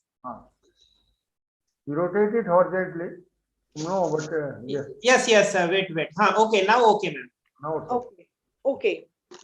So I am giving my presentation on nutritional, functional, and antioxidant properties of brands from 6 selected wheat cultivars. Once again, what is the topic? Sir, nutritional, functional, and antioxidant properties of brand from 6 selected wheat cultivars. Okay. So wheat, as all we know, it is a cereal grain from the genus Triticum, and it is belongs to a family Gramineae. Wheat is the second most cultivated cereals for the human food after the rice, and it is one of the staple food crop consumed by more than 1/3 of the world population. And the wheat kernel consists of the dietary fiber, which we have explored in this study. Apart from that, it has got the starchy endosperm and the fatty germ. And wheat is a rabi crop, and it is basically sown in the beginning of autumn in the month of November to December. Wheat is classified into 3 groups: hard wheat, soft wheat, durum wheat. All this classification is on the protein content. Hard wheat contains higher protein content, and so it is being used in the formulation of bread.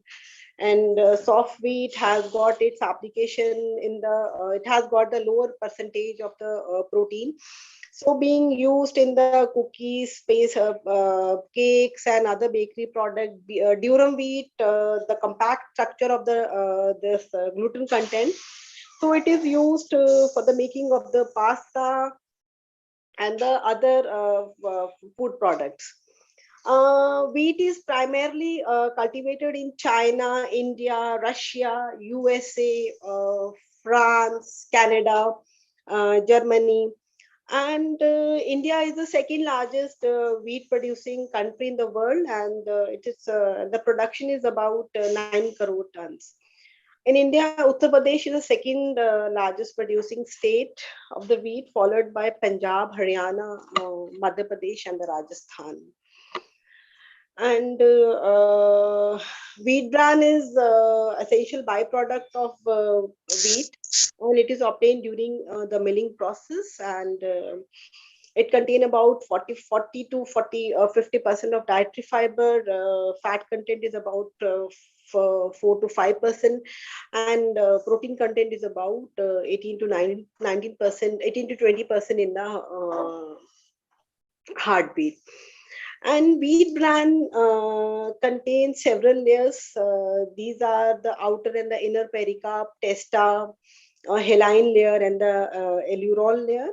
And it also wheat bran is rich in a dietary fiber, which is composed of soluble dietary fiber and the insoluble one. And the soluble dietary fibers are the pectin, gums, mucilages, and the insoluble are the cellulose, semicellulose, and the lignin. And this wheat bran has also rich in prebiotic properties because of its non-digestible fibers, and these act as a source of food for the healthy gut bacteria, increasing their numbers, promotes bowel health, and help in preventing the disease like colon cancer, cardiovascular diseases, etc. So these are the methods which we have used for the analysis, like for the proximate composition, moisture, ash, fat, protein, and the crude fiber content. Antioxidant properties were determined by using DPPH method, total phenolic content, and the FRAP method. TFC was also analyzed, which I have not mentioned here. And some of the functional properties which were analyzed by using the bulk density, oil absorption capacity, water absorption capacity, color value, and the swelling capacity. So these are the this figures represent a approximate analysis of the wheat bran from the different cultivars. I forgot to mention the 6 cultivars were procured from the Uttar Pradesh seed bhandar, and these cultivars were HUW234. PBW373, WH1105, PBW502, HD2967, and PBW343. Those 6 cultivars were procured and bran were obtained after the milling of these 6 cultivars. For proximate analysis clearly show a significant difference between these cultivars, moisture in the moisture, protein, ash, fat, and the fiber. Here important is that it contains a good quantity of the this protein content, higher being observed in the HD2967 and the lowest being found in the PBW343. This higher protein content comprises a strong gluten content, and this is very important to produce the good quality hard textural functional food product. Other parameters also vary significantly in their ash, fat, and the fiber content. Fiber here is very important because the bran contain a significant high amount of the fiber content. So fiber content varies significantly between between these 3 cultivars. So these dietary fiber in help in in the reduction of glycemic responses and regulation of blood lipids and weight loss, and promote the growth of favorable microbiota in the small intestine and the colon. And this total dietary fiber content and is found highest in the wheat bran, which is PBW502, and lowest is found in the HUW234. So the variation in each nutritional content among all the cultivar of wheat bran is related to environmental related factors like maturity period, climate, location, temperature, pest exposure, soil condition, etc. And the variation is also influenced by the location and the genotype.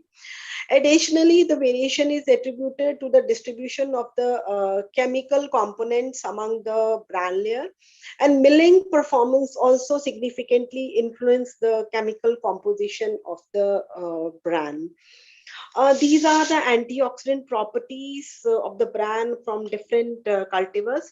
DPPH, TPC, FRAP, and TFC were studied, and the DPPH content of the wheat bran, it ranged from 5.74 to 9.14, and the maximum was observed in the cultivar WH1105, and the minimum was there in HT2967. TPC content, which are mainly responsible for its antioxidant activity, it ranged from about 1.04 to 2.03 milligram gallic acid equivalent per gram, and the highest is being observed in the WH1105 bran cultivar, and minimum is there in HD2967.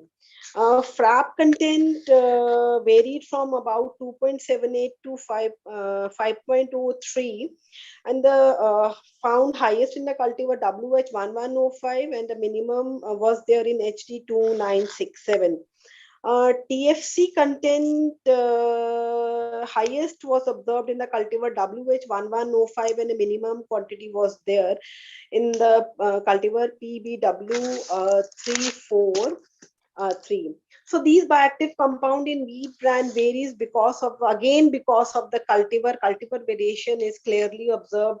Genetic and environmental factors contribute to the variation in the antioxidant properties of these selected wheat bran cultivars, and because of their high antioxidant activity, we can use these as a source of antioxidant for developing the nutraceuticals and the functional foods. These are the functional properties of the wheat bran. And we have determined bulk density, water absorption, oil absorption, and the swelling capacity. And the bulk density ranges from about 0.41 to 0.60 gram per ml. Highest is being observed in the PBW343. The bulk density depends on the attractive inter-particle forces, particle size, and number of the contact positions. Oil absorption capacity and the water absorption capacity corresponds to how much oil and the water being absorbed by the fibers. So the oil absorption capacity is highest in the wheat bran. Water absorption capacity is highest in the cultivar PBW, whereas the oil absorption capacity was highest in the bran of the cultivar HUW234. So I think everybody know that why this oil absorption capacity is important, because it provides and contribute to enhancing the mouthfeel of the food products. The oil and the water binding capacity of the food depends on number of factors like number of intrinsic factors such as the protein conformation, amino acid composition, surface polarity, and the water hydrophobicity. The difference in the water absorption capacity and the water absorption capacity is within the cultivar. This is we can explain it on the basis of the individual content of hydrophilic constituents such as the carbohydrate, which bind more water as compared to that of the protein and the lipid content. Next is this graph shows the swelling power of the 6 wheat bran cultivars, and it ranges from about 3.39 to 4.62 milliliter per gram, and the highest was being found in the cultivar WH1105 bran, and the least was observed in the cultivar PBW343. This swelling capacity indicates how much the fiber matrix have the ability to swell as the water is being absorbed by them, including the loosely associated water. These water swelling, holding, and the retention capacity of the wheat bran, they are associated with the number of health functions such as health reduction in number of health related problems like plasma cholesterol.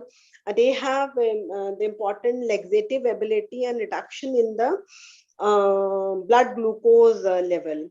Dietary fiber of the wheat bran, they may help in maintaining the positive health in the gut.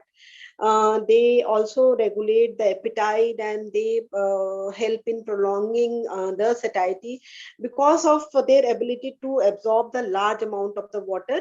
Thereby the fiber become more viscous, which reduces the gut transit time, increase the stool bulk, and the formation production of short chain fatty acid in the small intestine because of the action of the fermented bacteria on the fiber content of the this wheat bran. First, I would like to go for these are the color properties of the bran from different wheat cultivars. These parameters like lightness, A value, B value, hue, angle, chroma, whiteness index, and the yellowness index, they were evaluated. And all the parameters, they were significantly varied, especially the A value. It ranged from about 5.94 to 8.02. And the highest being observed in the cultivar WH1105 and lowest was found in the cultivar HD2967. This increased redness, this may be related to lot of lignin content in the wheat bran, which have got the aldehydic group in them, and this aldehydic group which can react with the fluoroglucinol and to produce and catalyze the condensation reaction, and thereby forming a red chromophore. Therefore, we can see a huge variation in the A value of the this wheat bran. L value also varies, and this represents the brightness of the bran fraction, and this influences the lightness in a food product, so they can buy the more. This is especially important for consumer from the buying one. And this picture represents the scanning electron SEM images of the native bran of the six cultivars which were selected for the study. And this picture clearly shows the irregular, small and compact, dense structure, smooth surfaces with fibrils, protein, starch, and fat, and the globular particles. Cultivar PBW373. In this picture, we can clearly observe the bunch of starch granules which get attached with the fibrils. As I have said in the earlier slide, ki cultivar WH1105 contain the higher this fiber content. So here again the cultivar WH1105 here the same picture of again supported by this, showing the shaft-like compact fiber structure with the small globules, which we can clearly see it. Cultivar PBW343. In this this bran contains this bran has a surface, and this surface was observed flat, free of pores, and intermittently attached to the start ball. HD2967 shows the very few cleavages, incident cleavages along with the group of the start apertures. I have already concluded that bran being high in the fiber content, one can include it into for the making of the dietary rich supplements.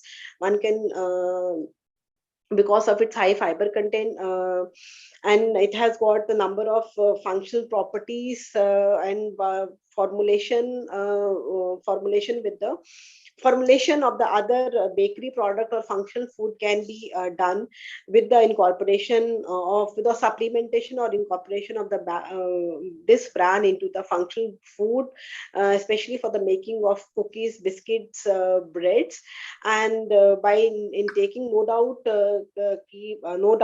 the intake of fiber get increased, and thereby it can prevent the number of diseases like constipation, cancer, and the other chronic diseases. And most important, it minimizes the waste disposal problem. Thank you, sir. Okay, thank you, Dr. Kaur. Now session is open for discussion. Sir, Shukla sir. I have a few questions. In fact, madam, that what is the composition of a grain, wheat grain, basically, as far as the component wise? How much is the bran content? How much is the endosperm content? How much So is the bran, the percentage of bran is about, sir, 12 to 15%, sir. 12 to 15%. Right, sir. Right. And how much protein you have reported? Sir, in this I have, let me check it out. I have reported around. Why you are presenting? Okay. Sir, actually.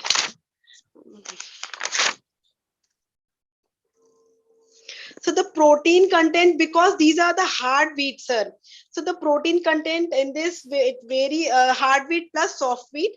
The protein content vary from about 3.45 to 17.73%, sir.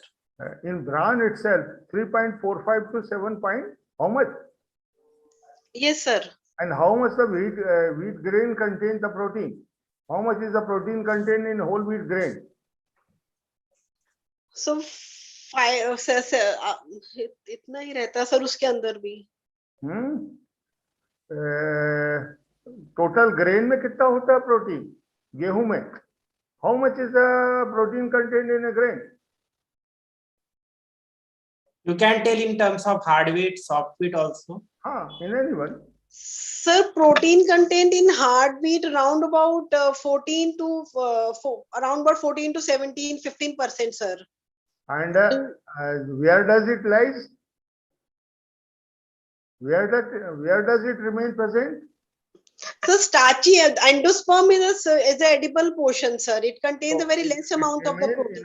It remains in a endosperm, and plant doesn't possesses any protein, right? Sir, it is there in the literature, sir. No, I want to And my student, she has, sir, उसी ने ये report anyway, and anyway, I don't want to argue. Please correct if it is so.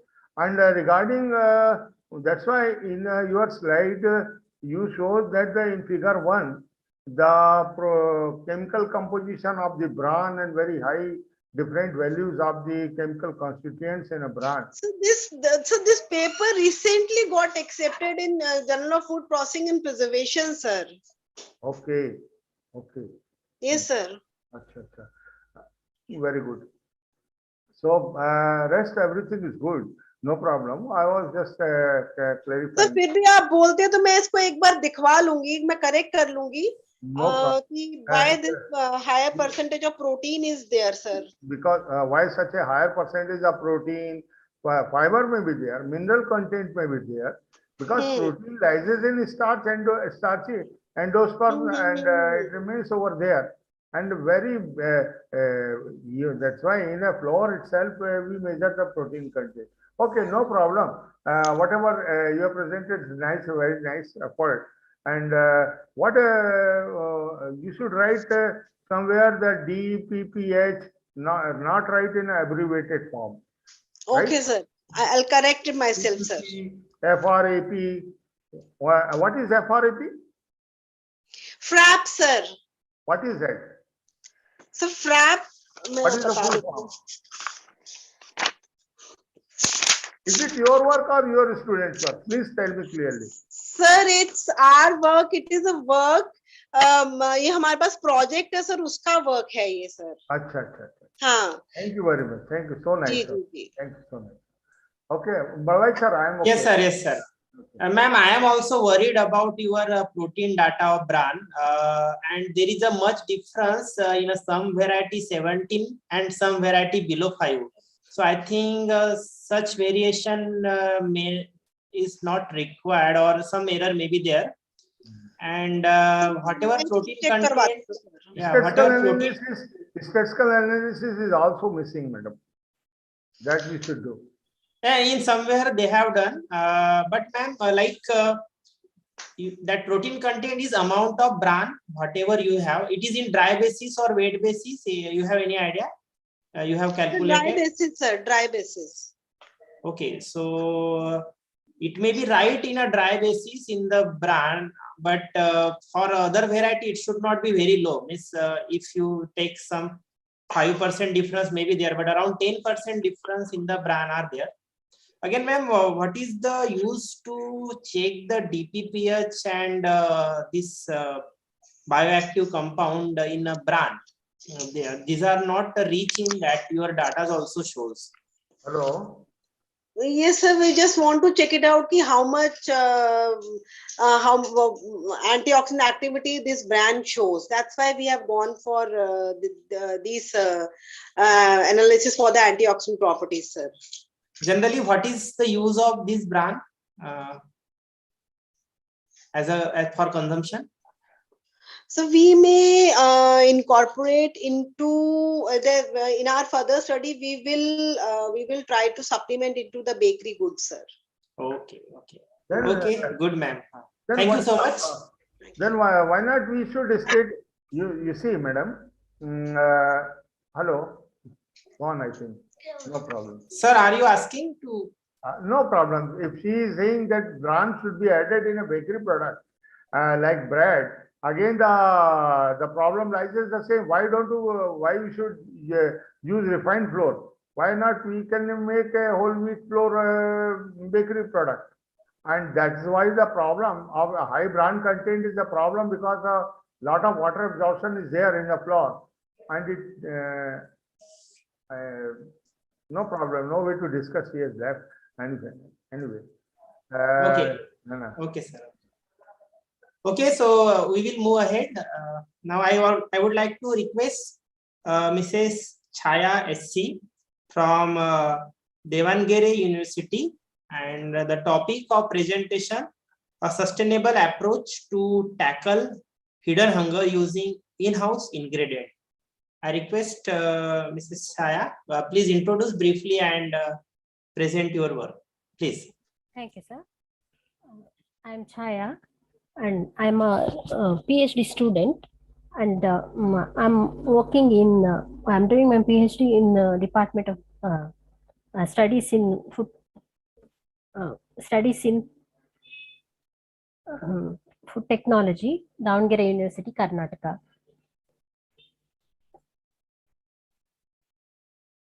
Hello.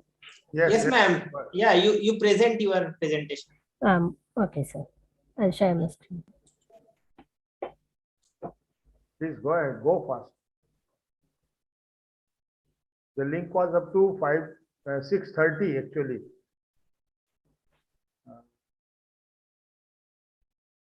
Yes, sir. This is the last presentation, so we can take 10-15 minutes more. Okay. Sir, is it visible? No, ma'am. You please share. I think not shared yet.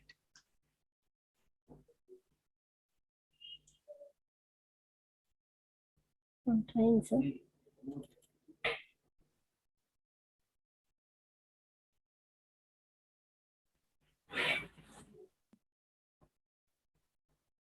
Have you got the option for share screen? Yes, sir. Yeah, then click on that and then share. Yeah, I think coming. Is it visible now? No, not yet. No, sir. Wait. Something happened. You just open your presentation. Yes, sir. I did. It is written double click to enter full screen mode. Try. Okay.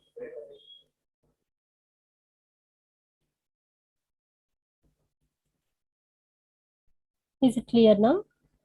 No. Not visible.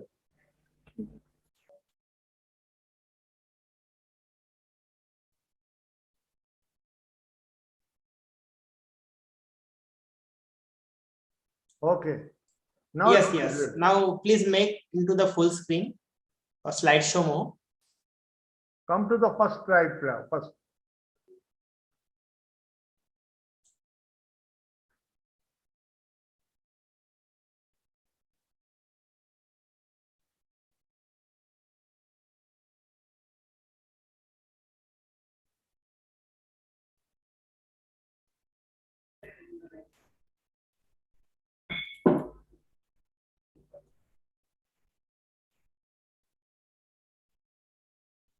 Sir, is it visible now? Yeah, visible. Make into the slideshow mode.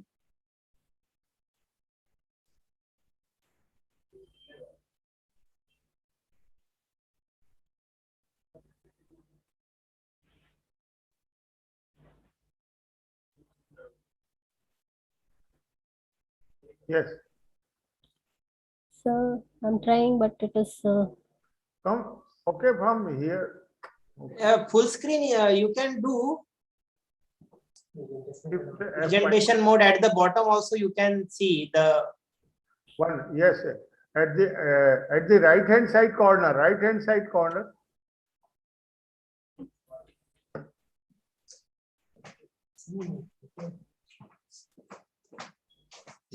Yes. Now it's full screen. Now, okay. Yes. Okay, sir. Thank you, sir. My topic is sustainable approach to tackle hidden hunger using in-house ingredients. I'm working under the guidance of Associate Professor Dr. Parmesh Ayam in the Department of Studies in Food Technology, Davangere University, Karnataka. In developing countries like India, providing all the required nutrients for each and every citizen is highly difficult, as it costs very demands a huge cost. So usually the population depends on commonly available food materials on which we can easily afford and procure, and which we can cultivate in local area. On prolonged usage of similar foods similar foods, it may lead to malnutrition. This malnutrition can be addressed by incorporating varieties of locally available crops along with some adaptable processing methods and production techniques to reduce the overall cost. Considering the availability, affordability, and continuous supply, restoration of raw materials and standardization of the product to achieve and ensure the required nutritive value is important. In the present research work, we are exploring the commonly available locally grown crops, cereals, pulses, tubers, and other ingredients to address malnutrition. The objective is like this: generation of comprehensive data of in-house ingredients to make ready-to-cook food formulation.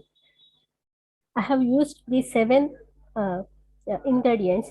This is chickpea powder, this is arrowroot powder, this is horse gram, and finger millet, barley, green gram, and this is raw unripe banana powder.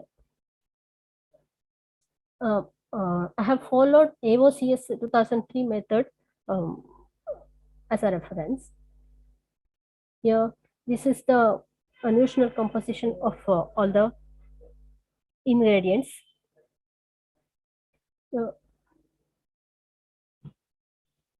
Moisture content is high in arrowroot powder.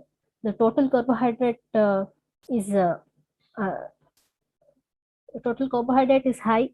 shown high in raw banana powder, and the same non-reducing sugar is also high in raw banana powder.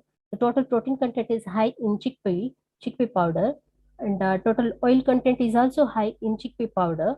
Ash content is seen high in green gram powder, and crude fiber is high in this horse gram powder, and then it is followed by chickpea powder. The calorific value is high in chickpea powder, and then this is followed by raw banana powder. Here, arrowroot powder is very light in color. It is seen in color measurement. Chlorophyll content is measured using both Lichtenthaler method and Arnon method. To here banana powder shown total chlorophyll content is high in raw banana powder in Lichtenthaler method, and also it is high in banana powder as it is shown in Arnon method. The particle size is high in the powder of horse gram, and this is the result of phenolic compounds. That is, the 3 solvents are used here. One is water extract, 80% ethanol extract, and 70% methanol extract. Horse gram has shown highest content in comparatively on the 3 extracts, and it is very least in arrowroot powder.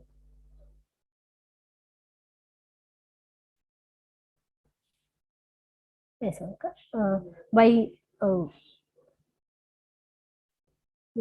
frequently consumed these cereals, pulses, unripe banana, and arrowroot are analyzed for all these nutritional compositions, bioactive profiling, and antioxidant activities. The conclusion is, in view of regular consumption in our daily diet, these are worthy to these 7 ingredients are worthy to use in development of in developing food formulation, which is ready to cook food formulation. These possess rich all these ingredients possess rich nutrients that make them worth for consumption as an affordable and sustainable source. Hence, this study also concludes the possibility of preparing ready-to-cook functional food formulation to enhance the nutritional status of the regularly consumed food, which can serve as an excellent means for tackling malnutrition and lowering the risk of various diseases. Thank you, sir. Thank you, everyone. And I like to thank my department and my guide, and also one and all from ICFOST team. This is the reference which I have followed. Thank you, sir. Okay, thank you, Ms. Chaya. From your title, I am expecting somewhat different things, but you have shown only the analysis of different ingredient. Yes, sir. What is your plan with this data? How you will move ahead? Yes, sir. Further, I have planned to do some analysis on mineral content and also fatty acids also. And my concern is to analyze separately parameter will not solve any hunger problem. Better to formulate some product which will provide the hunger problem, because just analysis and doing all, it is okay, that is preliminary required for your study, but come up with some idea that will be useful. Yes, sir. I'm planning to prepare some of the products using different combinations of these products and go for sensory analysis also, and then to make the product which is acceptable by the consumers. Okay, what is hidden hunger? That's malnutrition, that is inadequate supply of nutrients. This is not food scarcity, this is nutrient scarcity. Okay, Miss, your topic is very good, but you should have correlate how you want to solve the hidden hunger problem. Yes, anyway, which banana you have used? Raw banana, Nendra variety. Which variety? Nendra variety. It is commonly grown in Kerala state. So it is used for as a ripe edible banana consumption, or no, as a unripe banana. Unripe banana. Right. So how you made the powder? So I have collected this, peeled off, and chopped into slices, and then sun dried it. Then made into powder in household mixer grinder. Oh, okay. But we were expecting some good other than only analysis. But anyway, good data you have presented. Thank you from my side. Best of luck. Thank you, sir. Dr. Shukla, please.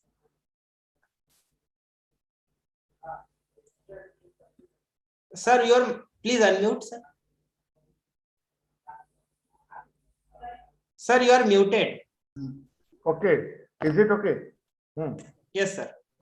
I was also expecting a very good talk from your side, looking to the topic.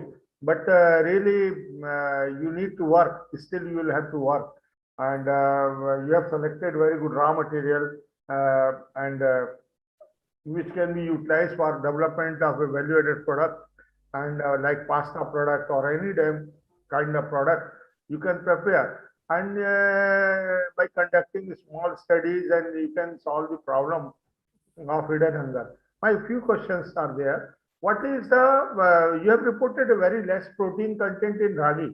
How much is the protein content in ragi? Ragi. Normally in ragi. I'll check, sir. Just a minute. Okay, if you don't remember, no problem. What is the National Hunger Index?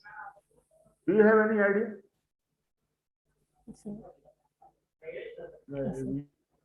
All the problem of hidden hunger. What is the malnutrition status in our country? Which state is having a very high level of malnutrition? I'll check, sir. Ma'am, then I'm really, because you should know it basically, because you are going to develop a product to solve the problem of hidden hunger, right? Yes. So that's okay from my side. All the best for your future endeavors. Thank you. Thank you. Okay. Yeah. Thank you, Ms. Chaya. Any more question to Ms. Chaya? Audience may ask. Or you can ask to anyone speaker, those who presented today.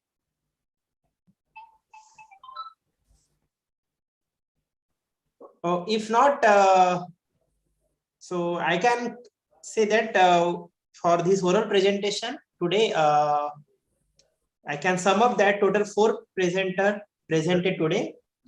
I thank you, Dr. Shivshankar Shukla sir, for chairing the session along with me as a co-chair of this session. So our first presenter was Dr. Pal Murgam, scientist from DRDO DFRL, and they enlightened us with their talk on the development of instant fermented kidney bean curry using combination processing. Then Ms. Gayatri from Kerala University of Fisheries and Ocean Studies presented the you can say study on the various parameter of banana waste that is considered and how they are rich in the bioactive compounds. Dr. Devendra Kaur from University Allahabad presented the chemical composition of 6 selected wheat cultivar from their region, and Ms. Chaya is presented some of the household ingredient and their nutritional composition. So the presentation, all the presentation were good. However, we are expecting some more presenter and in a very much detail. But anyway, this is a start, and many of them are doing PhD. So best of luck of their work, sir. Dr. Shukla sir, this is over from my side. I would like to ask you to give concluding remark for this oral presentation session. Very nicely summarized, Dr. Badwai. And first of all, really very much thankful to FSTI to give such an opportunity to chair this session and of the oral presentation. We have listened 4 presentations. One was from Paul Morgan, another from Devendra and Datta, and from one another from from Karnataka, that lady. All the presentations were very good, and I was also expecting more presentation and a very high level presentation, but whatever we have, it's really very good, and very much thankful once again to FSTI. And we conclude that to solve the nutritional status of our population, especially in Madhya Pradesh, in Odisha and several states, they are having the malnutrition. We need to work very hard and we need to develop a value-added product for them. We also need a very highly sophisticated technology for our armed forces, for our defense studies, defense forces, and we need a systematic information on we need systematic information of technology, process optimization and all that, so as to develop new value-added product from other kidney beans, other beans also. It's a very important area. So, we also need to study the harvest and post-harvest losses and utilize the waste for development of value-added product. Although that lady from Kerala has presented, it was also very nice. So I once again thanks all the presenters from my side who has presented very nicely, and I really thankful to Badwaik sir, our president sir, for giving us this opportunity. Thank you, sir. Our president sir is with us. Sir, would you like to address? Hello, President sir. Sir, I think busy with other tasks. He's busy. Anyway, from the organizing team and as a member of CEC of ICFOST, myself, Dr. Lakshmikant Badwaik, and from Dr. Shukla, we thank you all the participants and presenter and those who attended this session. Thank you very much. Only few members are there in this meeting, but I hope live streaming is going on, so many more get benefited through your talk. Thank you so much. See you tomorrow again. Please join the sessions that will be held in different halls as per the schedule. Thank you so much. Thank you very much. Bye-bye. Thank you so much. Thank you, sir. So should we? Okay, bye. Yes, sir. Yes, sir. So should we close the session from our side? Yes, sir. I don't know who is now monitoring and controlling, but we can now exit. Anyway, President sir, still the participants are there. We will submit our this process. Yes, sir. Yes, sir. I will talk with you, sir. I am leaving the meeting now. Thank you, sir. Okay.